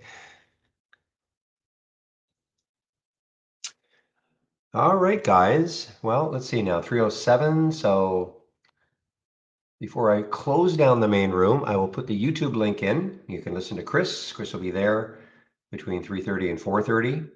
And he's also going to set up a special support session Friday evening. I'm not sure when. It'll probably go out as an email. So it may just, be carried forward from his normal 3:30 to 4:30 in the YouTube room. He may just continue. I'm not sure how it's going to work. And he's also going to do something on Saturday and potentially Sunday. Okay. And that is, I mean, it's for anybody, but I mean, certainly those of you who are taking the test drive.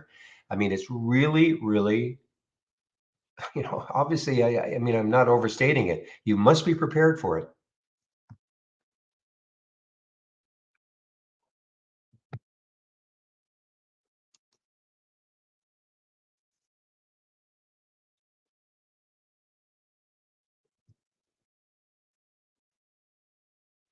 I mean, if you're going to take it seriously, if you're just sort of say, oh, well, what's $11? I mean, it is only $11, but if you're not going to take it seriously to figure out, what you're seeing. I mean, we have a lot of people that say, well, I don't even know what I'm looking at. Have you taken the getting started? No, I didn't want to. I'm too busy to.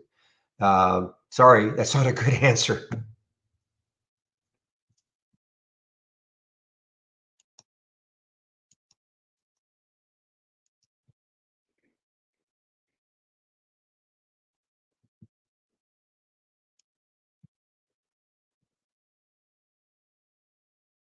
Well, the AVCT is not really doing much. I'm basically back where I bought it.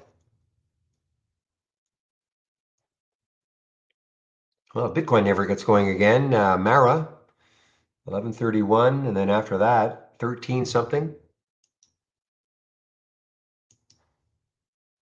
Yeah, 1K, no kidding. What a turnaround on the market today. Amazing turnaround. Because somebody told me that the market at one point was down 500 and now it's up almost 1,000. And of course, and every sector has rallied. Let's take a look at the sectors and you're going to see the difference.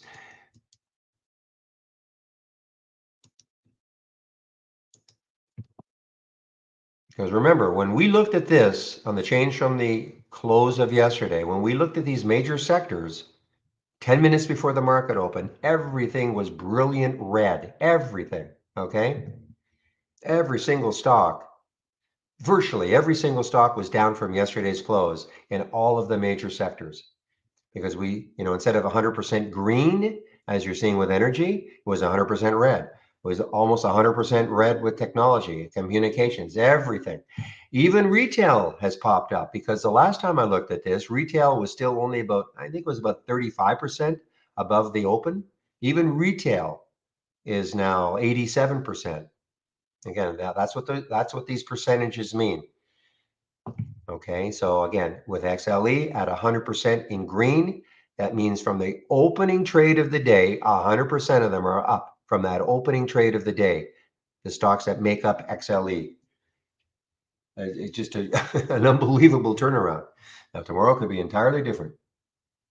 But let's relish in this while we can, if that's the type of market you'd like to see.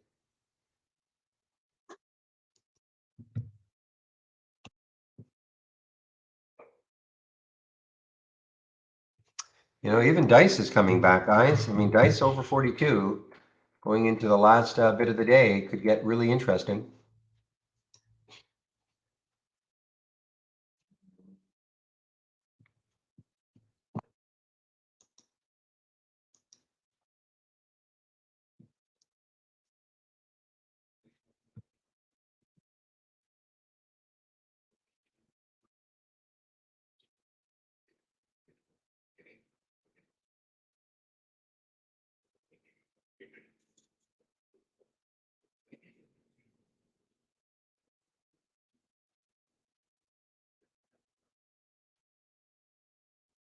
Well, Dice is getting close again, guys, to that 42 mark.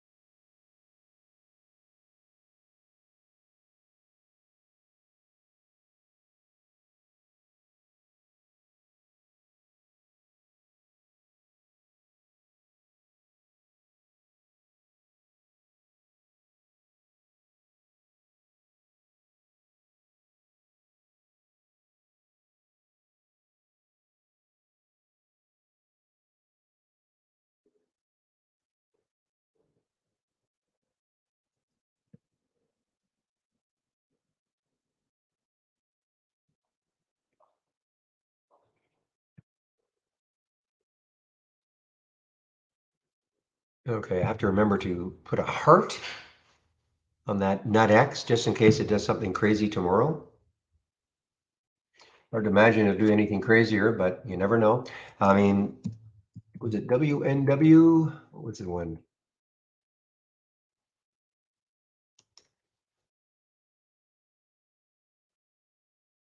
Yeah, I mean, the difference is, I mean, WNW did the same kind of thing, except it had 3 days of it. WNW started under $1, 87 cents, got up to $1.26 a couple of days ago, closed here, 117. Yesterday, it tested the 200-day moving average, did not break below it, and closed near the highs. And look what it's doing today. The massive difference is that it only has 16 million in the float. The others have huge floats that are making these massive percentage moves. It's amazing. But Mmat did not have it, at least today, did not sustain it. It has this red bar. But let's see, I'm not going to give up on this one. I'm just going to wait and see what happens tomorrow with it. And then again, the same with the NUTX. See what happens with it tomorrow. See if it has any sort of follow through.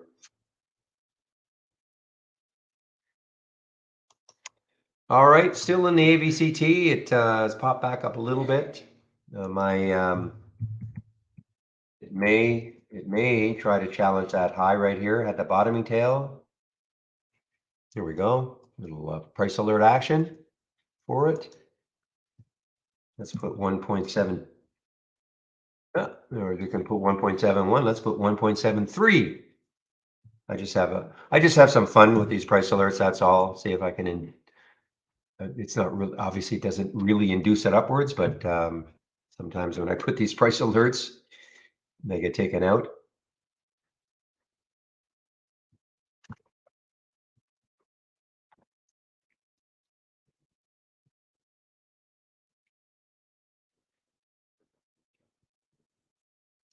You know, we just had two minor pullbacks in the market today. 11:45 to 12:15. And then I mean, that's just a minor pullback at 2:15. And we are just still chugging higher. All right, see what happens, guys? I just put a price alert and it just basically elevates the stock. And of course, I'm just kidding.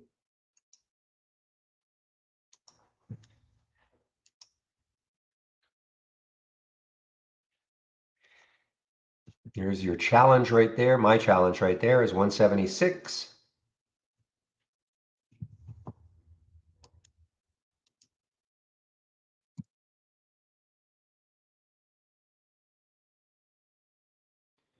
So with about a 3-cent stop from 162, that's 12 cents. That's a 4-to-1. I mean, nothing, you know, I'm not saying this is spectacular, but on a risk reward basis, it's worked out very well.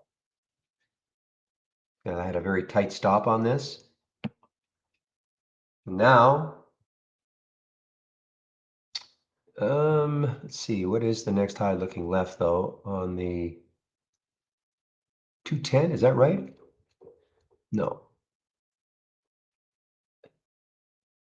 Yeah, I mean 178. So it got up to 178, which was the high of 2 days ago. Here we go. Well, listen, I mean, if it can take out 178, it might have a shot to the 2 level.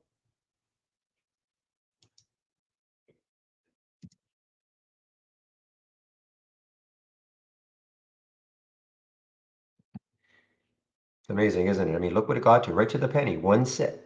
I'm sorry, actually it got to 180. I'm incorrect. It got up to 180. And the next high looking left was 178. So, you know, it got right up to that level and then it kind of stalled earlier today. That is that's the 11:30 candle.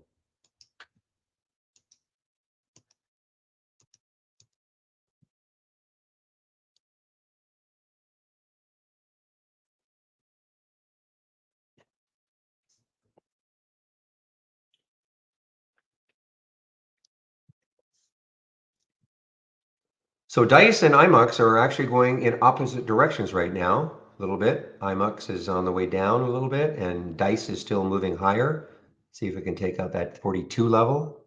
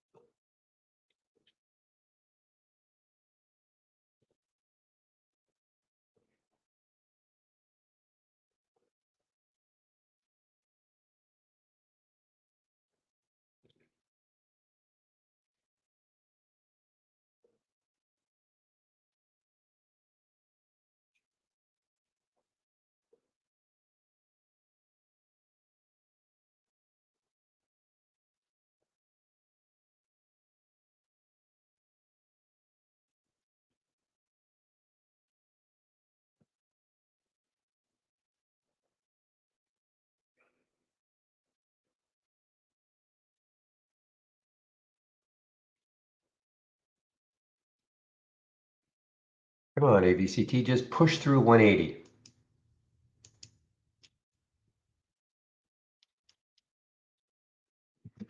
Okay, guys, I'm going to put the YouTube link in. Chris is not there yet, but he'll be there soon. So let me just put the YouTube link in.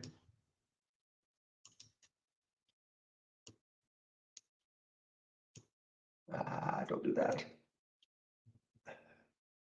Oh, thank goodness for undo in in Word and most programs, of course. Okay, there is the YouTube link in, so you can head over there in about 10 minutes. Chris will be there in about 10 minutes. You can listen to Chris for an hour from 3:30 to 4:30.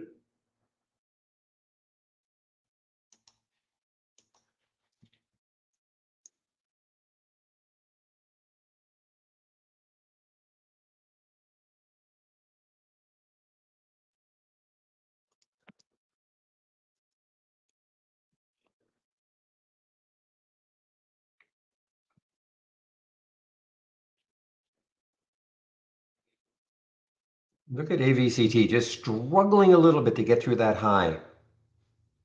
Back into the 60s, I'm out. You know, I'll just take it out, but just struggling to get through that little high of the day right there at 180. Volume is pretty good though. The volume has been increasing.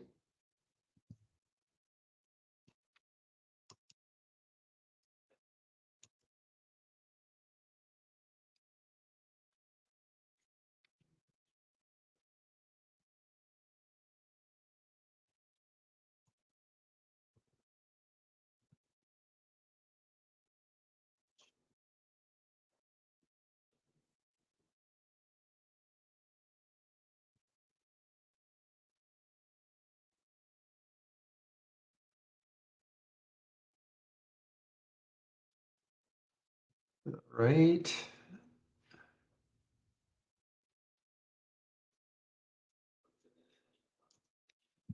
So guys, any last minute questions? If not, I think I'll just shut the main room down and I'll head over to YouTube.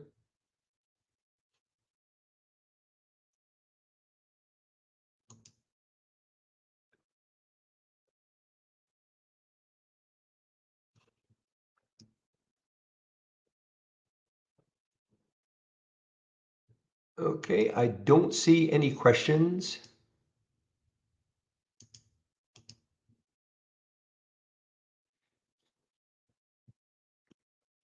Do alerts work? Okay, come on, take out that 180 now. Do alerts work in the pre-market? Yes, depends on what type of alert though. I mean, we have a pre and post market, okay? So for instance, if I right click on the alert window and click on configure, and then I type in pre, you start typing in pre, so you can have, so real-time alerts for pre-market highs and lows, okay? Okay, then if you're using a top list window, are you using a top list window, Martin, to try to see what's happening? Okay, so the reason is that you have got right now the relative volume filter active in the pre-market. Let me just show you what I mean.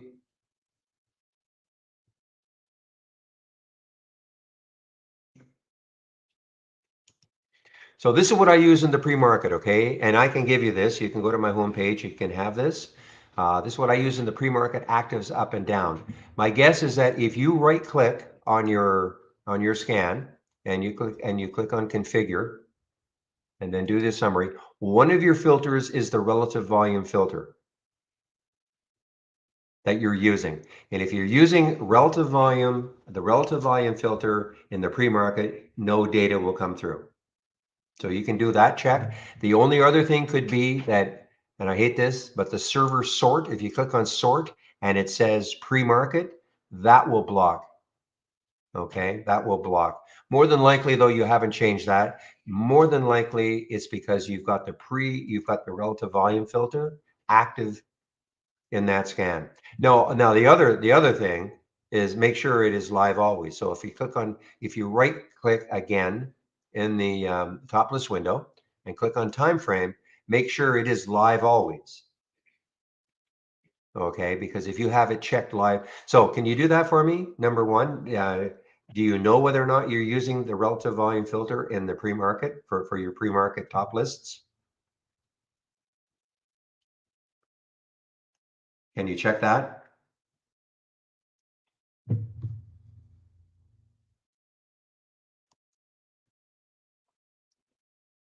Hey guys, this is giving me a nice little RR now, a nice little RR for the AVCT. So Martin,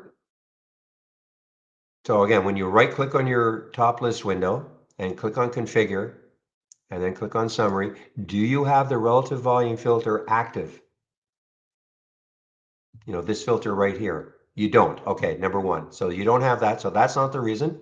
Number two, if you right click on the top list window and go to time frame, click on time frame, do you have live always checked?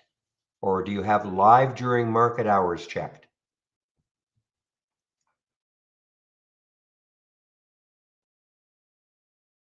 Okay, that's the reason. Okay, that's the reason. You have to check live always. During market hours, you're basically telling it to only do it during the so-called market hours, 9:30 to 4 o'clock. And there is Chris. And here I am. Good morning, Chris, or afternoon, Chris.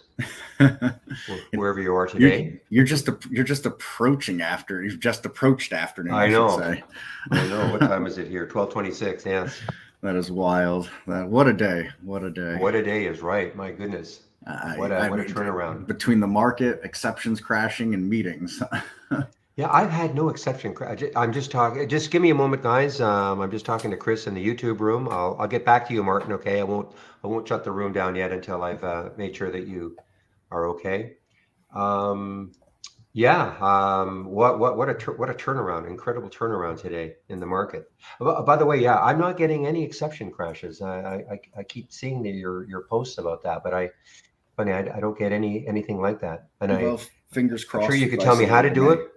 But I don't want to do it. No, yeah. It happened to me today. I was using the collab feature going from alert to top list and got me stuck in a loop.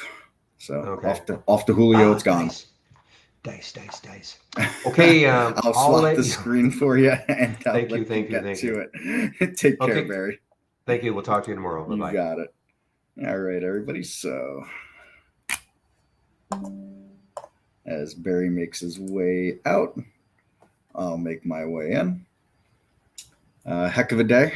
I don't think anybody besides Michael Noss had this on their bingo card today, but he said max pain theory. What if we close green? He wasn't making a prediction, but he said, more than possible. I'll be honest. I thought there was 0% chance. I thought we were going to have a full on sell-off today, or I thought it was going to be what we sold off in the pre-market plus a little bit more and then kind of drifting around. Absolutely not what we got, obviously. And here we are. I mean, I think all of you probably looked at a SPY chart and whatever else today. That's quite an incredible bar. Last time we saw something like that was right here, but then we sold off afterwards. So let's just keep that in mind. All right. Will we sell off again? I have no idea. But I can tell you that I'm not betting either way. I'm going to continue to day trade for now. And perhaps next week we can start to try to put some swing trades on again using the Royal We, of course. But until then, that's it. Mookie, what's happening? Teddy, how are you? Willow, what's up? So Orchard, I see your post there. I don't know if Barry had addressed you, but your trial will start. Should at the latest start after market hours tomorrow, about 20 minutes after the market closes, but you can try to log in earlier. Last time there were some people that were turned on early on the script. We just have to be careful about turning people on at certain times in big groups because of regulations with the exchanges. They don't like us very much, these exchanges, for some reason. They pick on us a lot. It's kind of unfortunate, but it is what it is. We have to deal with it. So that's that. So with that said, if you have any questions, Orchard, Orchid, sorry, let me know. And most anything is fair game. Try to keep it the software in the market, of course. Jamie, what's happening? Yeah. Throw up. Let's see. Let's bring up the pre-market here. And I said, we're drifting higher and it's setting up for us to really tank. What's wild about this is this started happening here before the CPI numbers were released. That was quite something. That happened as soon as it hit 929, this started happening. And CPI numbers don't become public till 8:30. Now, obviously, the White House knew about it ahead of time, and I'm sure Congress knew about it ahead of time. And I'm sure there's tons of people on the inside that are, finance whatevers, that all knew about numbers ahead of time. So I'm sure they were all just sitting with their fingers on the trigger or their algos on the trigger or whatever, so that as soon as the clock ticked to 8:30, they could set up their sell programs or set off their sell programs, whatever else. But obviously, that was not to be the way today. And it's not even like we waited long to turn around. We turned around in the first half an hour. And then we really started getting going at 11 o'clock. I mean, but that wasn't like a small bounce right here, this original bounce. Interacting with a few different people on Twitter, and everybody's kind of stymied by it. And I said, look, if nothing else, we took away a lot of uncertainty today, right? The market doesn't like uncertainty. Nobody likes uncertainty. Well, nobody I know likes uncertainty. And so what happened today? They came out. Look, inflation's not going anywhere. That's just a fact. We are going to see higher and higher prices continue to rise. I mean, we could start to talk borderline hyperinflation, right? So we know it's not going anywhere. That's it. That argument is done about transitory and everything else, all over. We also now know that the Fed is going to do absolutely no such thing as pivot. There is 0% chance that the Fed makes any kind of pivot, I'll say at least over the next 3 months anyways. So now we get certainty, right? It's not good certainty. We're certain that some bad things are going on. Rising rates is bad for the market, right? And inflation is bad for everybody, basically. And regardless that's all bad, we have the certainness of the bad. And so we rally today. Do we hold the rally? Who knows? There's no way to know. Again,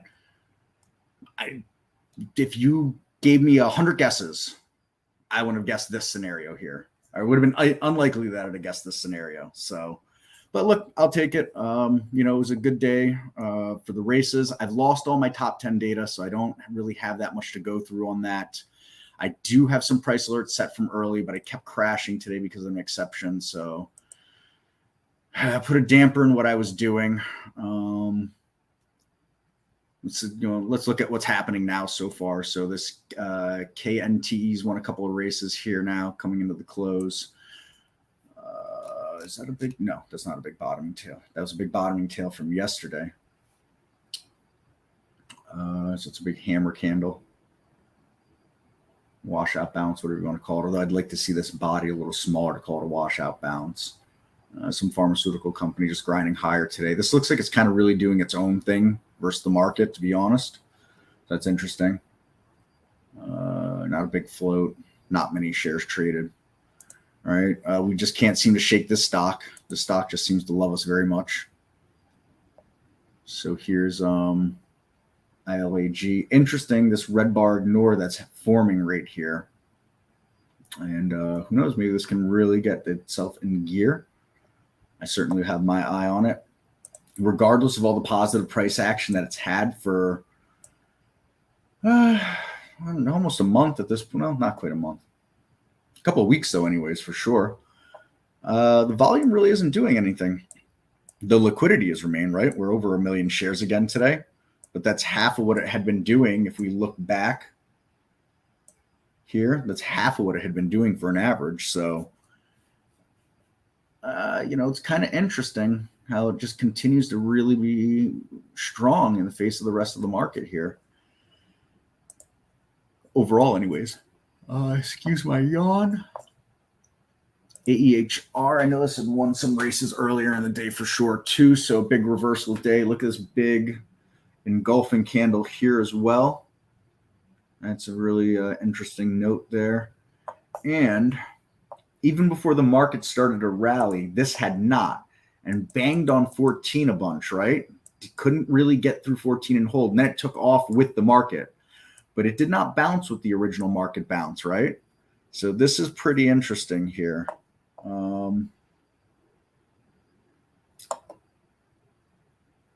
Just looking at that 14 level. Yeah, SPY's showing a little curl over, but we'll see.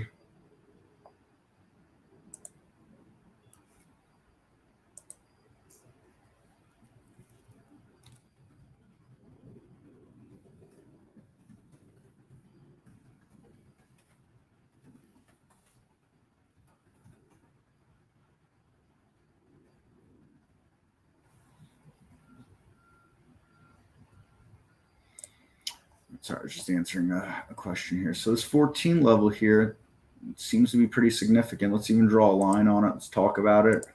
Because, you know, I'm getting myself ready here to start considering putting on some swing trades again here and putting some long-term capital to work over the coming weeks here to end the year.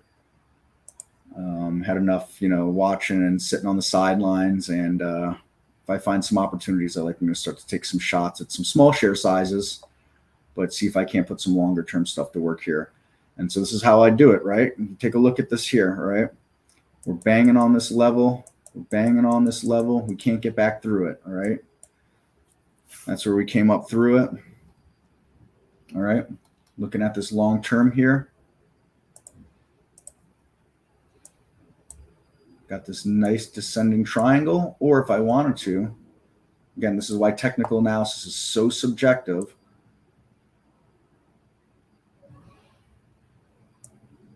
And kind of almost have a broadening pattern here, right? It's a little better. So we've got a broadening pattern here as well. Either way, that's looking interesting, because if we can hold this and move up, all of a sudden these things could become reality here if the market does give us a bounce, right? So this is the kind of stuff I'll be looking for, especially over the weekend when I do my scanning. All right, so that's interesting to note, but a huge bounce off that $14 level. NINE, what are you? Who are you? Why are you? When are you? It's interesting. Not a ton of shares traded, but oil and gas. Oil and gas is tough because we just don't know what headlines are going to do what. But we've got this really long range right now. We're banging on the top of this range again. We've continued to bang on it. Anybody that was a bag holder here, more likely than not, is closed this out at this point. So those shares are more likely than not distributed. Not a crazy short float, not much on the short growth, not a ton of liquidity or volume, but it could be the right sector. So, and anyways, just looking at these, again, you know, how do we use a race for a swing scan? That's how I use a race for a swing scan. Go through the winners list, right? This is, you know, a race based on intraday trading as far as I'm concerned, but don't mean that I can't look at these charts on multiple time frames, right? NVTA, no, nothing to really comment on there as far as I'm concerned. You know, lots of liquidity, volume's okay, but no, there's nothing interesting to that for me there whatsoever. I don't like the chart. And Viking Therapeutics, this thing has had some crazy runs in the past. Again, nothing here interesting to me. You know, on liquidity, volume, liquidity ratio like that. I'm not crazy about that. I mean, the thing can go on tears. There's no question about that. I've seen it go on some pretty crazy tears in the past. But there we go. We can see these huge moves that it's made in the past. But you know, I'm not betting on things like that. Not in that regard. You know, there's no catalyst to this chart to show me that. So anyways, that's all I really have on that top 10 section there. Go over some of what I did here today as far as charting things. We talked about this already. FUBU, FUBO. I saw this on a race come through early. I know it's got a big short float, and I thought to myself, we're setting up already in bounces and everything. We're in bounce mode. And this thing took off. I didn't get a piece of it, unfortunately, but there it is. Nonetheless, made a nice move. Tons of liquidity. Ton of liquidity. Volume's okay. I mean, I wouldn't mind seeing bigger volume, but can't argue that whatsoever. NAT, Nordic Tankers, Nordic American Tankers. Watching this here, break above that would be pretty interesting. It was winning a couple of early races for me. Up there it is on Race and How, as a matter of fact. So can't help but notice that. If it can kind of plow through this area and make its way up. LASE. Let's give a pretty interesting bounce here. So I had the price alert early. It was winning obviously a lot of early races, or it was involved in a lot of early races. I don't know about winning. And had I been paying attention, I dropped the price alert for 4 break again. Had a nice run up to 430 again. That's not too shabby, right? Can't really argue that right there. It's a pretty good bounce that it had go on here. So again, showing multiple ways to use these races. DWAC was wild for a minute, and then it was skyrocketing while everything else had tanked, and then it gave it back and then some. So obviously still up from yesterday's close, but it's only slightly up from the open now. But all the same, I don't assume this goes away tomorrow. So we'll see. For those that are looking for something to keep an eye on going into tomorrow, there you have it, sports fans, as I like to say. TELL was another one doing some race work early. Made a nice move off of there. You're not setting the world on fire, but if you look at this, the stock isn't dynamic as far as range goes. So it's one of those ones where a bigger share size can be warranted because a big move down is unlikely. Not impossible, but unlikely. It's also another one of those ones here, looking left. If it clears this area, then we're looking at here and here and here, right? And looks like it's got a nice little basin here down here already. So again, for those that are looking for something, throw on a watch list for tomorrow. A lot of liquidity. Volume's not great. Big float though. So, take some to move this, but someone's looking for something to throw on the list for tomorrow, a watch list for tomorrow. Not a very dynamic daily chart as well. Nothing special about that chart whatsoever. Apron, again, that was another one on some races here. One onto a decent move here. Nothing crazy, but, it's a $2 stock, so 12% from the open's pretty handy. And again, the reason why I like to change, do a lot of change from open work on the day trading anyways, is this right here. I wouldn't see that. I wouldn't have seen this if I was doing change from close, right? CTIC, this never could get out of its own way here. I thought perhaps, it's so beaten up, maybe it would catch a bounce and an extra bounce like the market. That wasn't the case, but here we are.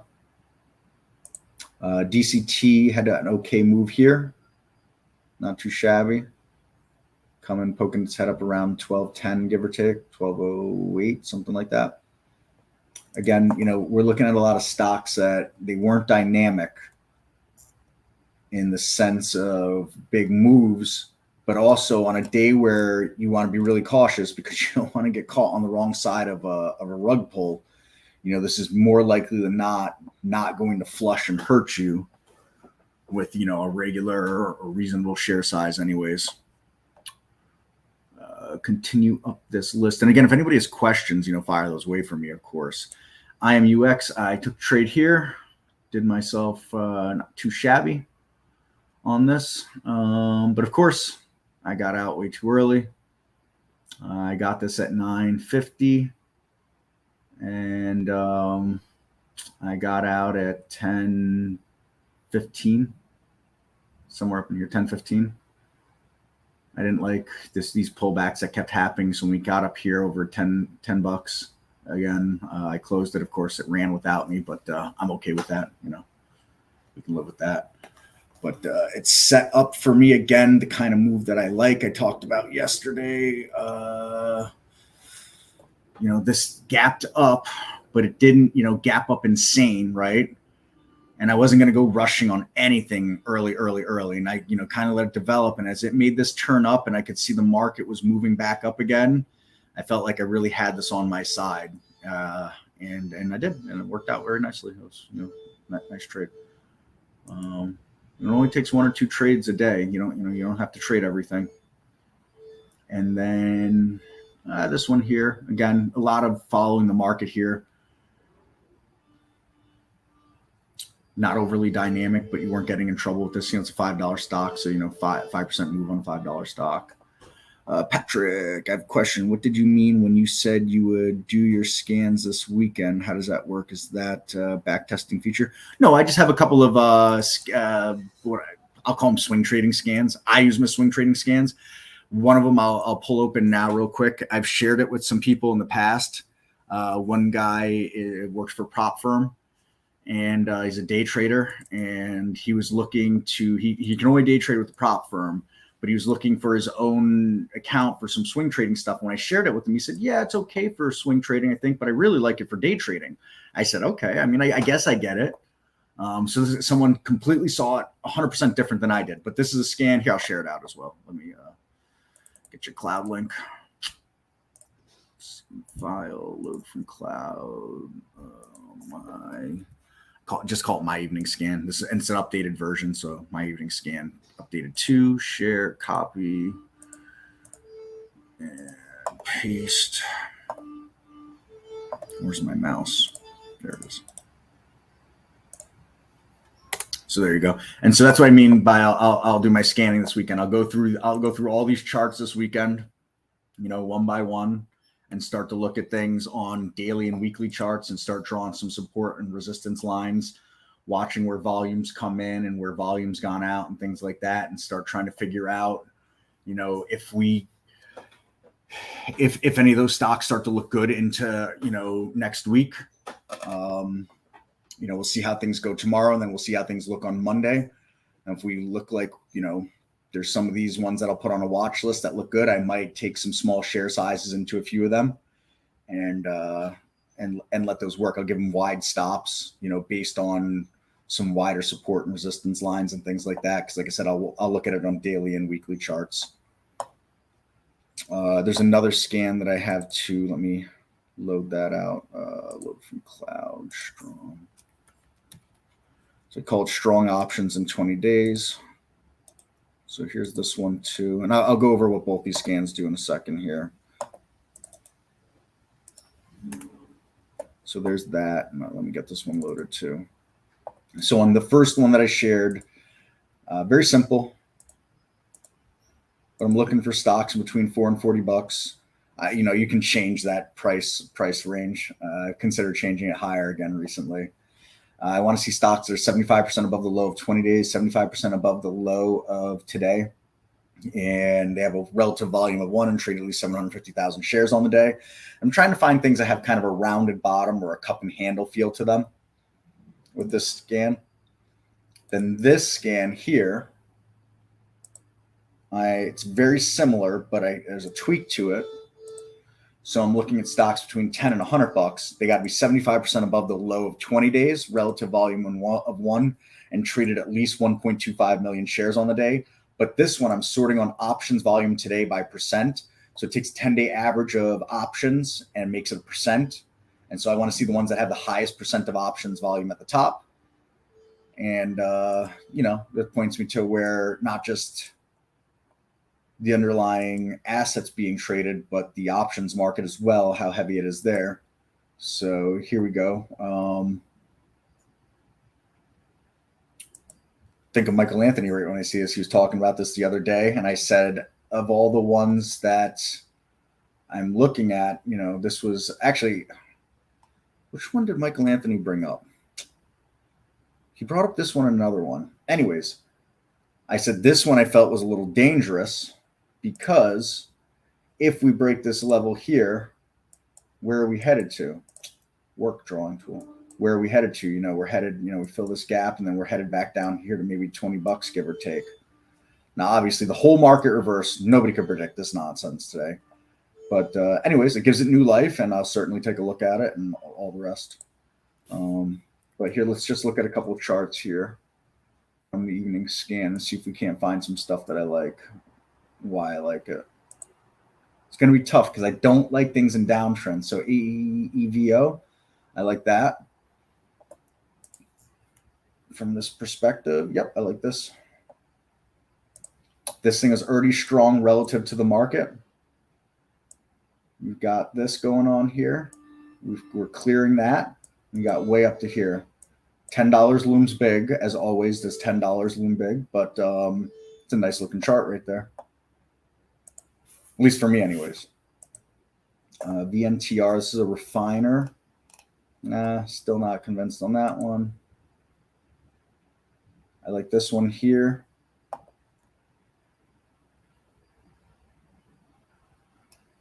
I've liked this one in the past too. It's worked out and not worked out. It's got this gap here. But if it can hold above this line, that's very constructive as far as I'm concerned. So I like that chart. No. No.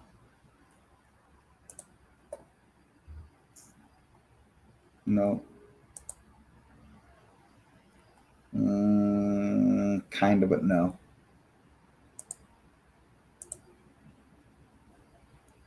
No. This is actually interesting. This is more interesting than I lead on.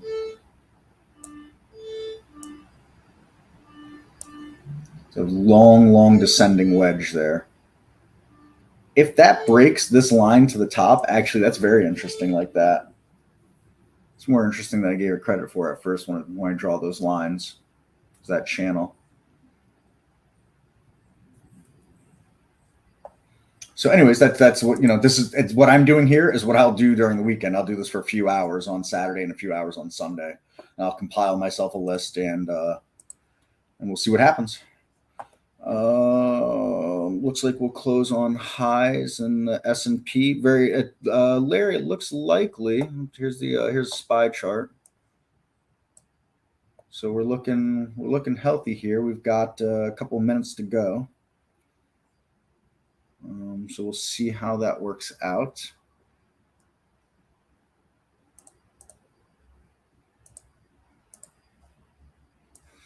Back over here.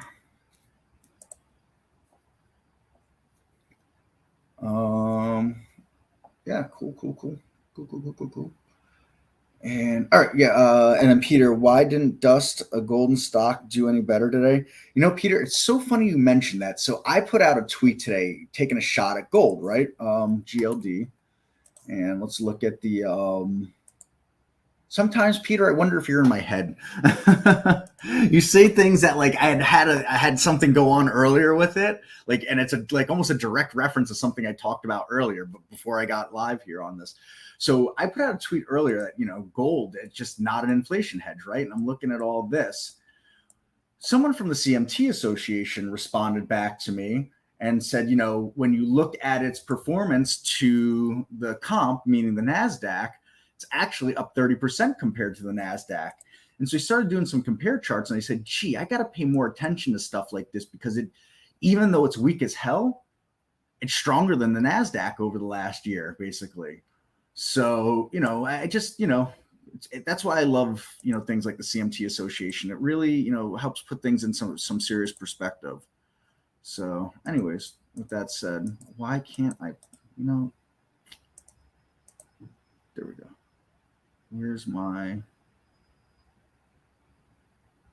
There we go. So here's my compare chart and the SPY's in purple and gold is here. And, we can start to see this happen here. Now, the whole market's getting drawn down, right? But, gold is just still slightly stronger here now, right? Now, obviously, today's going to make a difference. But now let's do this with the let's put up the Qs and let's get back to the compare and let's throw up a comparison like this. And now look at gold in the pink, right? So gold starts to try to take over here and then does. And gold, now we've got gold facing down and NASDAQ facing up, but gold is outperforming the NASDAQ now. So just interesting, and it's so funny that you bring that up, Peter, because I had a huge, back and forth on Twitter today. It was a nice one. That really kind of opened my eyes to a few things. And that's the power of Twitter, I think, also as well. If you follow the right people, you can cut out the noise for me, I stay away from all the politics and all the other nonsense that's on there, and focus on the real stuff here. And I got myself an education today, and right on Twitter for free. Anyways, so that was that. All right, Patrick, good deal. Got those saved. And this is what I always tell people. People are like, what's a good swing trading scan? I'm like, well, any scan could be a swing trading scan. Well, what are you looking for in it, though? And where are you? What is your time frame? Are you a swing trader for one day? Are you a swing trader for 1 week? Are you a swing trader for 1 month? So there's no, so many subjective questions with a multitude of answers. But for me and what I'm looking for, these scans have personally worked well for me in my swing trading. I really haven't done much swing trading in the calendar year of 2022. I keep saying I'm going to, and then something happens and it kind of takes me back, and I just keep going right back to cash every night, because day trading's been okay. So I don't know. That's that. That's what I got. Yeah, dollar is everything. I mean, the dollar continues to be everything. Let me get rid of this. Up and away. But here the dollar's rolled over. So I mean, what a correlation here. Let's do this again. Look at this. Here's the NASDAQ. Here's the dollar. Or here's gold and here's the dollar. I'm sorry. All right. Now let's do a comparison chart again. This is why I love comparison charts.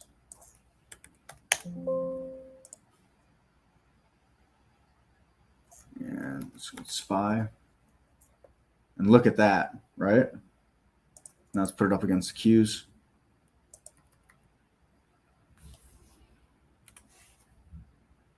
I mean, really crushing the Qs here.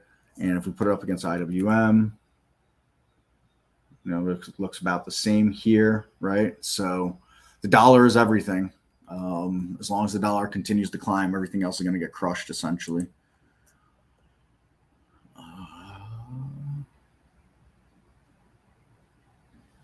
Yeah.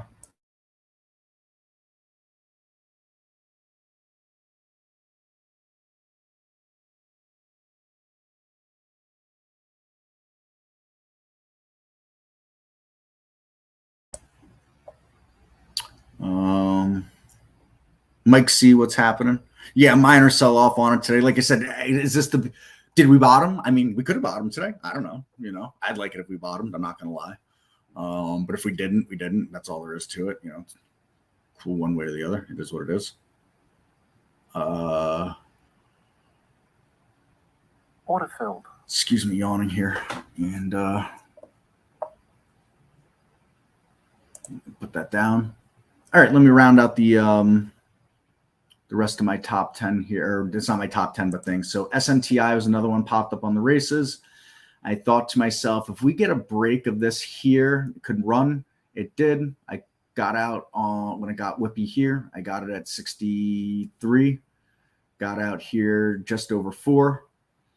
Was going to play games with it. Yeah, it went on and moved up some more. But again, I'm not buying bottoms. I'm not selling tops. But look, I got this little piece in the middle here, If I can do that every time, I'll own a boat one day. HPCO, just going to round out the last of these here. HPCO, can we say it's got the potential to do something big? Lots of liquidity still, volumes, and lots of potential. Just I don't know. We'll see what happens. Gapped up yesterday's held that gap, so certainly worth noting there. And I guess that's everything now. Market's going to close in about 45 seconds. That's going to be one heck of a day today. One heck of a day. Excuse me, took a sip of water and swallowed the wrong way here.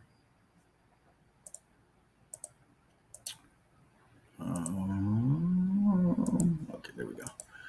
So I'll just bring over the SPY chart. And we're not going to close quite on the high of the day, but we're not closing weak, I'll tell you that right now. And listen, we could gap down 3% tomorrow. We could gap up 3% tomorrow. I mean, nobody knows. Nobody knows. Not any of us, that's for sure. Everybody's welcome to guesses, and sure, I like to make my guesses and predictions. Why not? That's what we like to do as humans, right? We like to pretend we're prognosticators. Pretty clear where the trend is right now. But at some point, the trend does change, right? The earlier I can identify that change, better off we'll be as traders and investors, without any question. I think it's a big deal, looking at trends. Be a trend follower, not a trend setter as far as the market goes, but that's a wrap. Market's closed, 2.6% on the SPY today. It's up. Big deal. Big deal. Bulls needed that. People with 401ks and retirement funds needed that. Lays. Yeah, good stuff.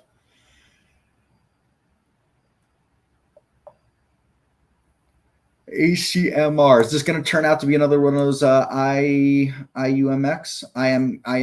Is there, Aj? ACMR. This is the time of day where my brain and my fingers don't coordinate like they used to. That's a pretty big reversal day on it here today. 23% from the open. Big downtrend. It's got a lot to overcome right there.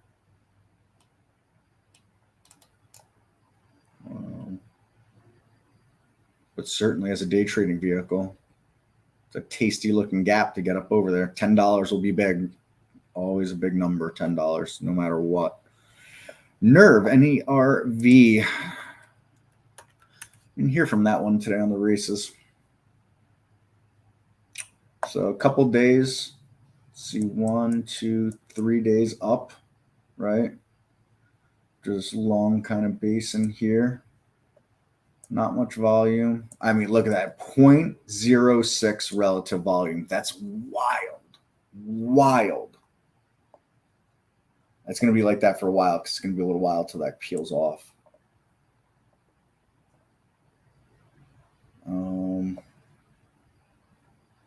Yeah. I don't know, man. Interesting level there, right? So if it holds that here, if it did this, let's say even if it faded into this a little bit, then you'd have a flag, right? You'd have a really nice flag happening here. That'd be something. You need at least one more day like that. At least one more day like that.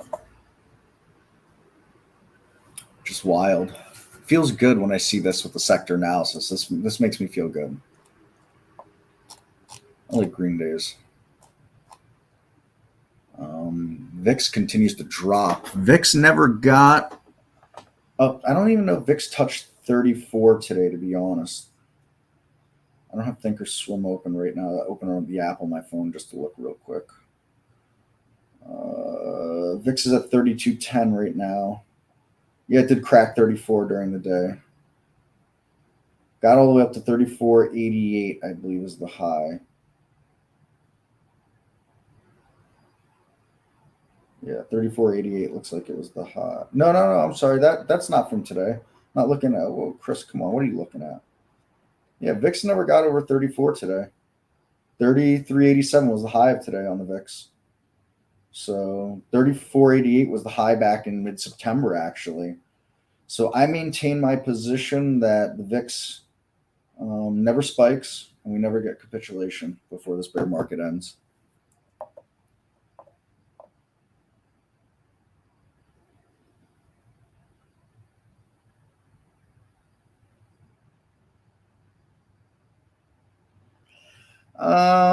I'm not a big cross person. I mean, I'll point them out, Peter. I'm just not crazy about crosses.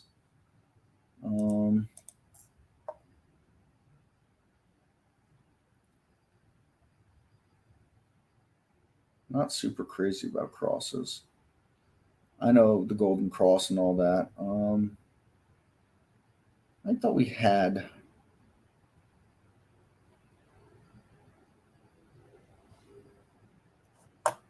A golden cross scan in the Market Explorer.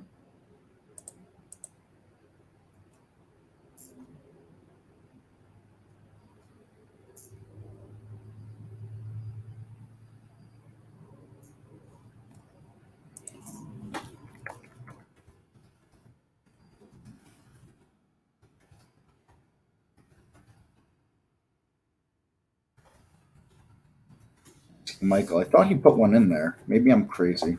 And we could whip something out that's going to be kind of close. So if we go to new and top list, let me get rid of some of this stuff. Hold on. My screen's getting all cluttered up here. Let's get rid of that. Let's get rid of that. Let's get rid of that. All right. So let's mess around here. Configure, hide unused. Let's look at $8 as a minimum. Search. Was it the 50's got to cross the 200 for a golden cross? Is that right? Yeah, I think that sounds right. Add filter. Let's go with minus.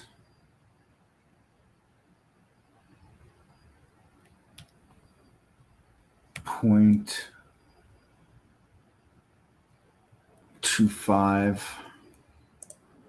to 0.50. That's what I want to give it that. And then let's look for 200.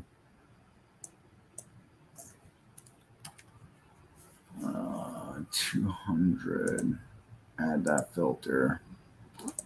Let's give that a minus 0.25 as well. We'll do the same thing here, 0.5.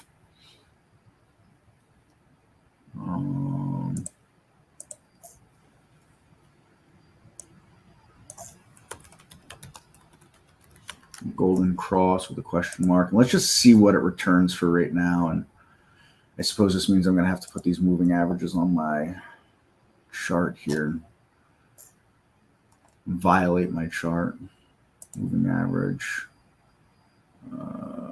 200. Modify this color. Let's give this red. Okay. Okay. Add. All right. And then let's give it this 50. Modify that color. Let's give it this green. Okay. Okay, and add. I don't like that green. Hold on. Edit. Let's try this green out. Maybe that's a little better. That looks better. All right. Christmas colors. That's why I must have liked it. All right, let's close that. Let's do this here. All right. So let's start to look at some of these that are coming through here and see how close we are. All right, so you've got it crossed back here, actually. So you got the 50 up above it now.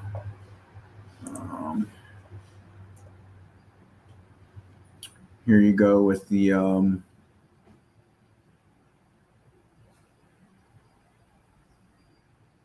200 here like that.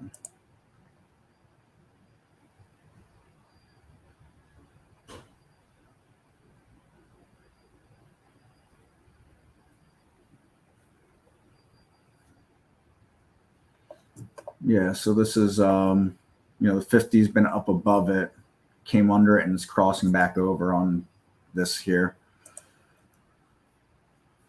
I'm just seeing what we can find here. We'd have to adjust this a little bit, I think.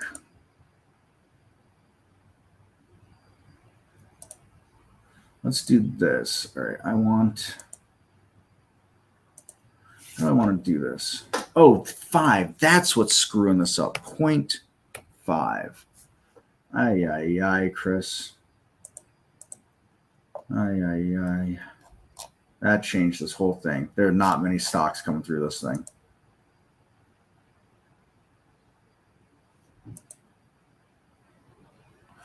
I have to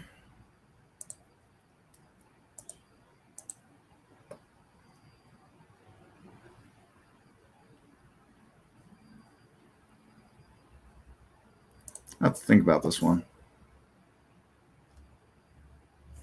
I've tried to mess with something like this in the past. That's why the Market Explorer is so great.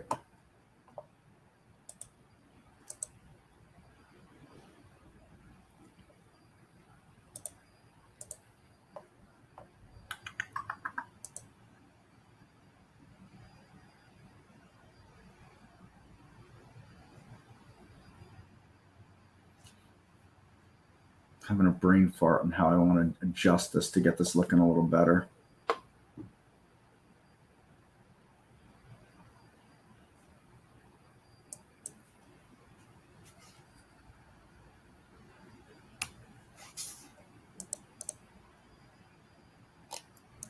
No, that doesn't do me any justice.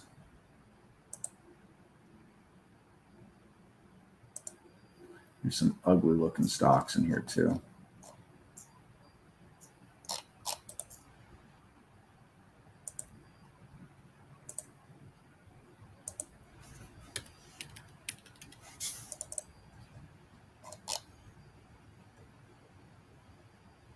I know I'm gonna have to work on that.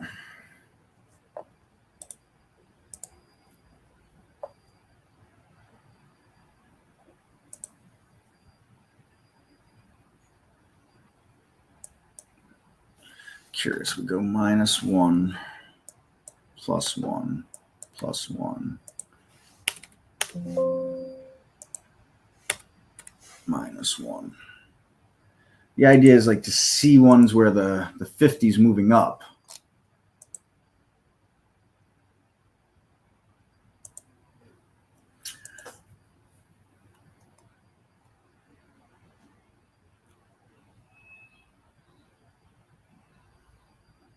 Now, interesting, right? This is the death cross when the 50 crosses the 200. And this thing did really well afterwards. So death cross was not a death cross for that stock.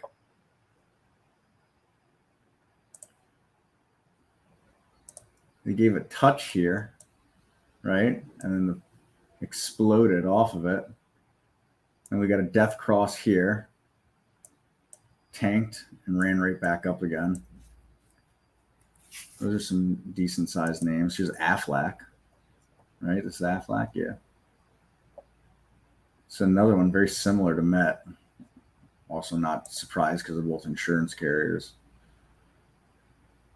Death cross was not a death for these stocks here. ConAgra, right? Yeah, ConAgra. Here, look at this. This was a golden cross right here and tanked right afterwards. So that's why I don't put any stock in these crosses, to be honest. I'm not saying there can't be good plays on them, but a good chart's a good chart. Sometimes the cross just happens to be there. So I don't know. I think on this one a little more, but I don't think there's nothing special here. Is that Cooper Tires?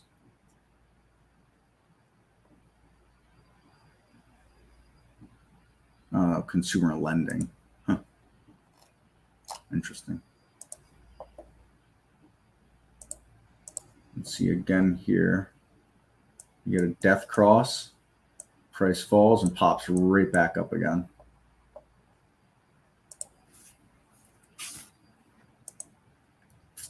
Are you going to be the one? That doesn't even have 200 days worth of data. Well, all right, it has 200 days worth of data, but not enough to do what I'm looking for here.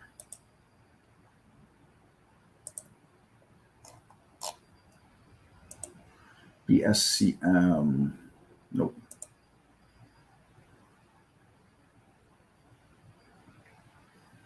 Okay, Michael had to pull some off to conserve power. That's why he's telling me. All right, so.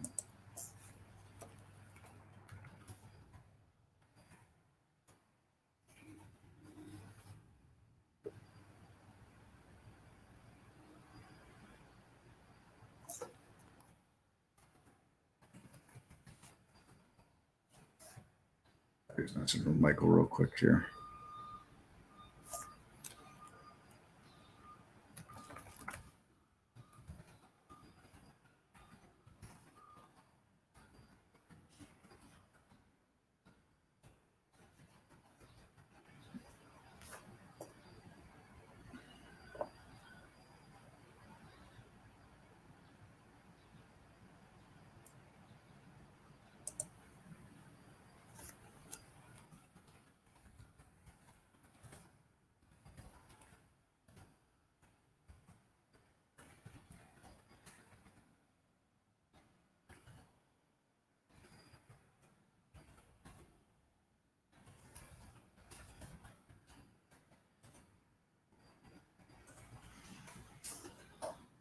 All right, so that's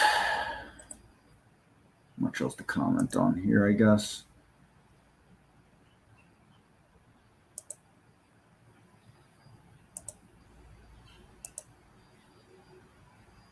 Now, what I'm curious is, we're going to need a bigger bounce in the market, and I think that we'll see more stocks that look like this, and that will be good setups.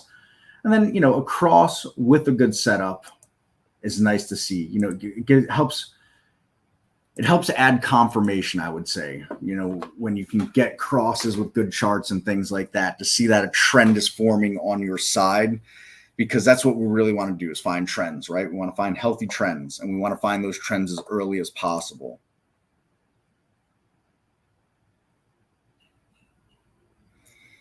If Steve shared a top list with you earlier, how did he share it with you? Did you save it to the cloud?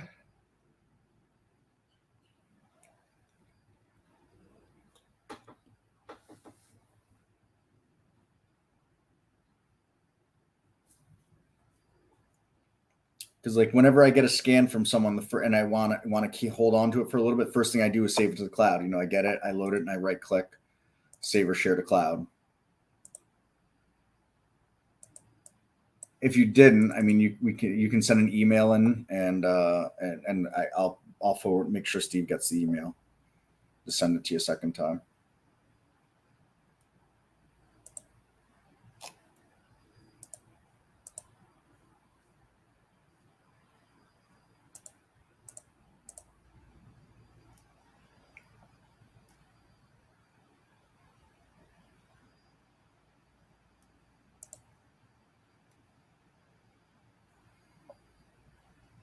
All right, just send an email to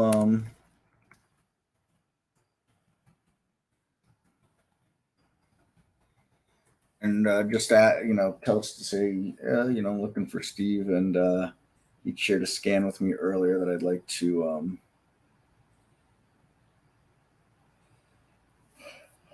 get a second time.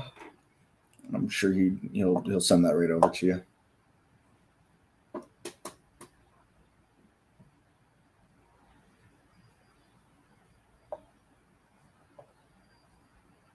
Oh, okay. Did he share? You know what? He sent you a daily. Okay, so I know what he sent you. I have that. I also have an intraday one. So hold on. Let me see. Bull flag daily setup.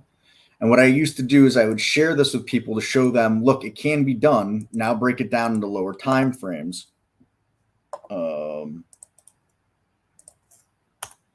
So take that, make sure you save it to the cloud right now. And then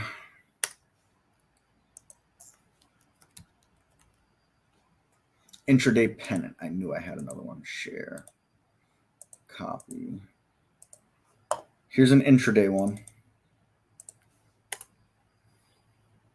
I don't use either one of those, but you got them both now, and you can mess with it. Have anything new coming for the back tester? Not currently perfect circle, but I'm heavily campaigning inside to get us more data for the back tester. We want to find a way to bring more value to the premium package here. And I personally think that the best way for us to do that is more data in the back tester.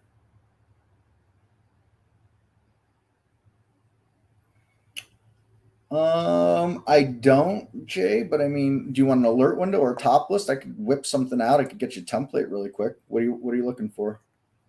What are you looking for? 10 SMA on the 15 minutes, anything specific?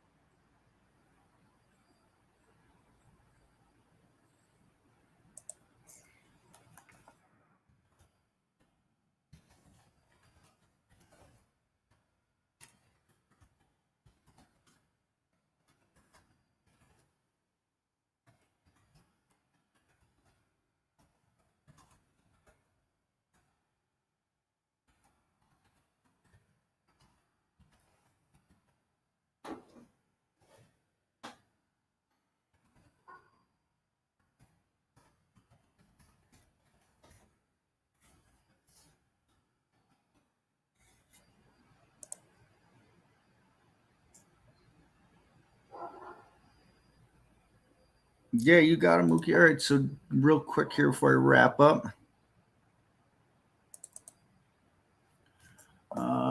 So alert window. Let me bring that over here. Search. We're going to need a 5-minute high, I think, for this. So 5-minute high. Come on, fingers. You can do this. We just got to make it a few more minutes. Add that alert.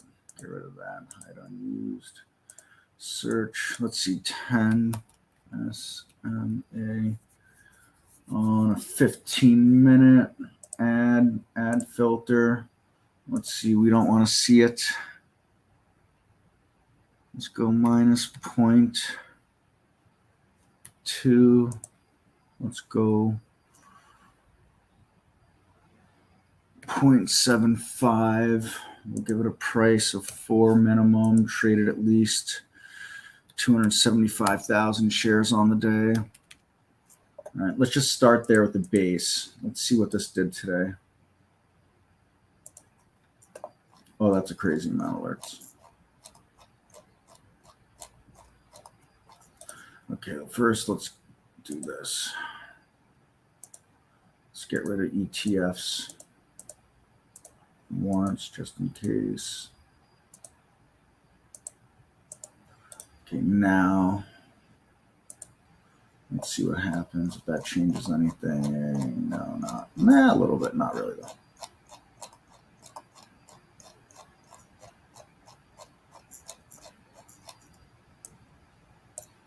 All right. Let's see. Configure. What else can we add to this here? Search. Window specific filters. Hide unused.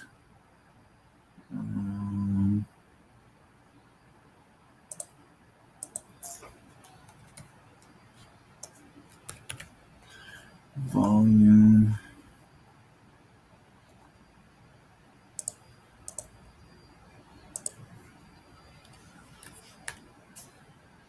Today's a bad day to do this just because everything kind of whacked today due to the market turning around and being it was pretty good volume in the overall market and everything today. All right, let's mess with this here really quick. Let's edit. Let's get rid of the 50, remove. Let's turn this 200 into a 10. Save. Close 15 minutes. Chart. There we go.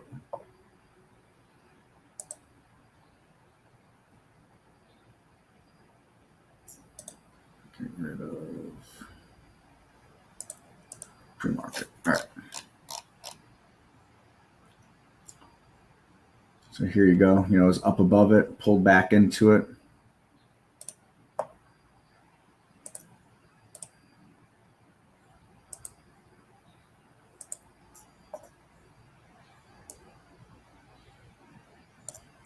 Got to find a way to cut down some of these alerts.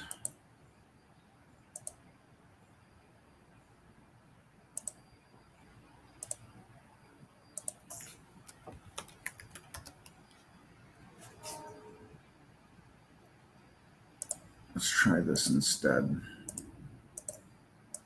There's just too many alerts like that. That didn't really help at all. Oh, okay, no, that's not bad. All right, so here's the Golden Ocean Group. So here we get the alert. All right.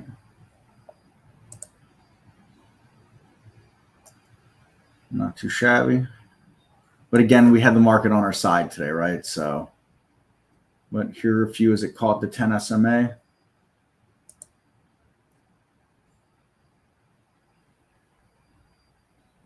Pulled back into it here as well, and then a boost off of it.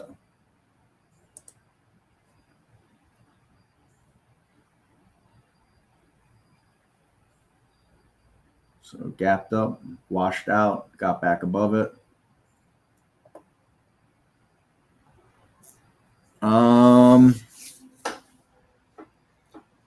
the races are going to go mobile, Tom. That'll be the first thing that happens is we'll be able to put races on mobile with HTML5.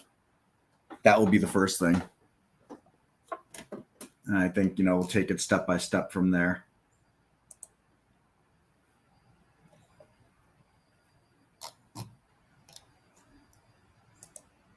So the thing with this scan right now is because you had everything gap down and then reverse, you're going to see it catching the 10 SMA and moving off of it right now. But, the basis of what I did here is I used that filter and made sure stocks weren't really any more. I guess we could put this here. That's probably better. So we don't want to see anything below the 10 SMA. We don't want to see it too far above the 10 SMA either. If you really want it to be a pullback, we could do this too. POSITI. Position in the days range. Add that, and we could put a max of, let's say, 75.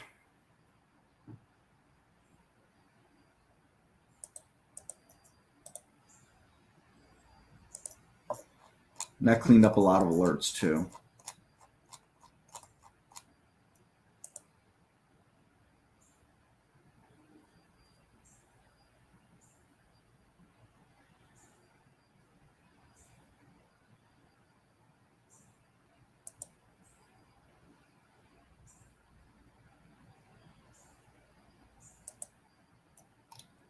Well, not terrible, some of the stuff. But again, the market rallied, so it's hard to say. So I'm going to give you this as a template and let you work with it from there. Let me call it what it is, though. 10 SMA play on 15 minutes. And for anybody that wants it.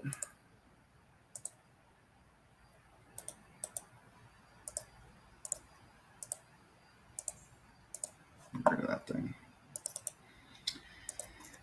And there you have it, sports fans. You're welcome, Jay. And don't hesitate if you got questions about it or anything like that. Give us an email, support@trade-ideas.com for anybody, any questions, anybody. So SUPPORT@trade-ideas.com. Always can get us there. We won't leave you hanging too long. There's, usually myself or Stephanie are rotating through there. Get some emails answered throughout the evening as well, and early morning. All right, so that's gonna wrap it up for me today. I'm pretty tired here. Thursday, what a Thursday. Friday, Junior, right? I'm ready for Friday. I'm ready for the weekend. I don't know about anybody else. This has been a topsy-turvy week, a good week. Again, I won't be unhappy if we get a nice bounce in the overall market here, even if it's just a bull rally in the bear market. Just be careful. Don't go running after anything. Don't go chasing. Share size appropriately. Appropriate means whatever your strategy is. Don't try to be a hero. Don't try to make a month's salary in a day. All those little sayings, especially for the day trading stuff, they couldn't be more true. There's a reason why those sayings are evergreen, and there's a reason why cliches become cliches. They're not useless. Cliches are not useless. They're actually a lot more powerful than we give them credit for. So, thank you, Willow. You as well, Mookie. Same thing. Tomorrow's Friday. Barry will have the room open in the morning. Andy will do the noon Eastern session, and I'll be back here at 3:30 tomorrow. So we'll do it all over again. We'll do a sector analysis rundown. Hopefully, I won't have any more crashes, and I'll have a better top 10 list to look at tomorrow. Although we did okay with what we had today, and some other exercises in there. And that's that. All right. So again, I thank you all very much for all the questions, the comments, and the interactions. And I hope you all have a wonderful, wonderful rest of your Thursday, wherever you are on the spinning globe called Earth. We'll see you tomorrow. Adios, everyone.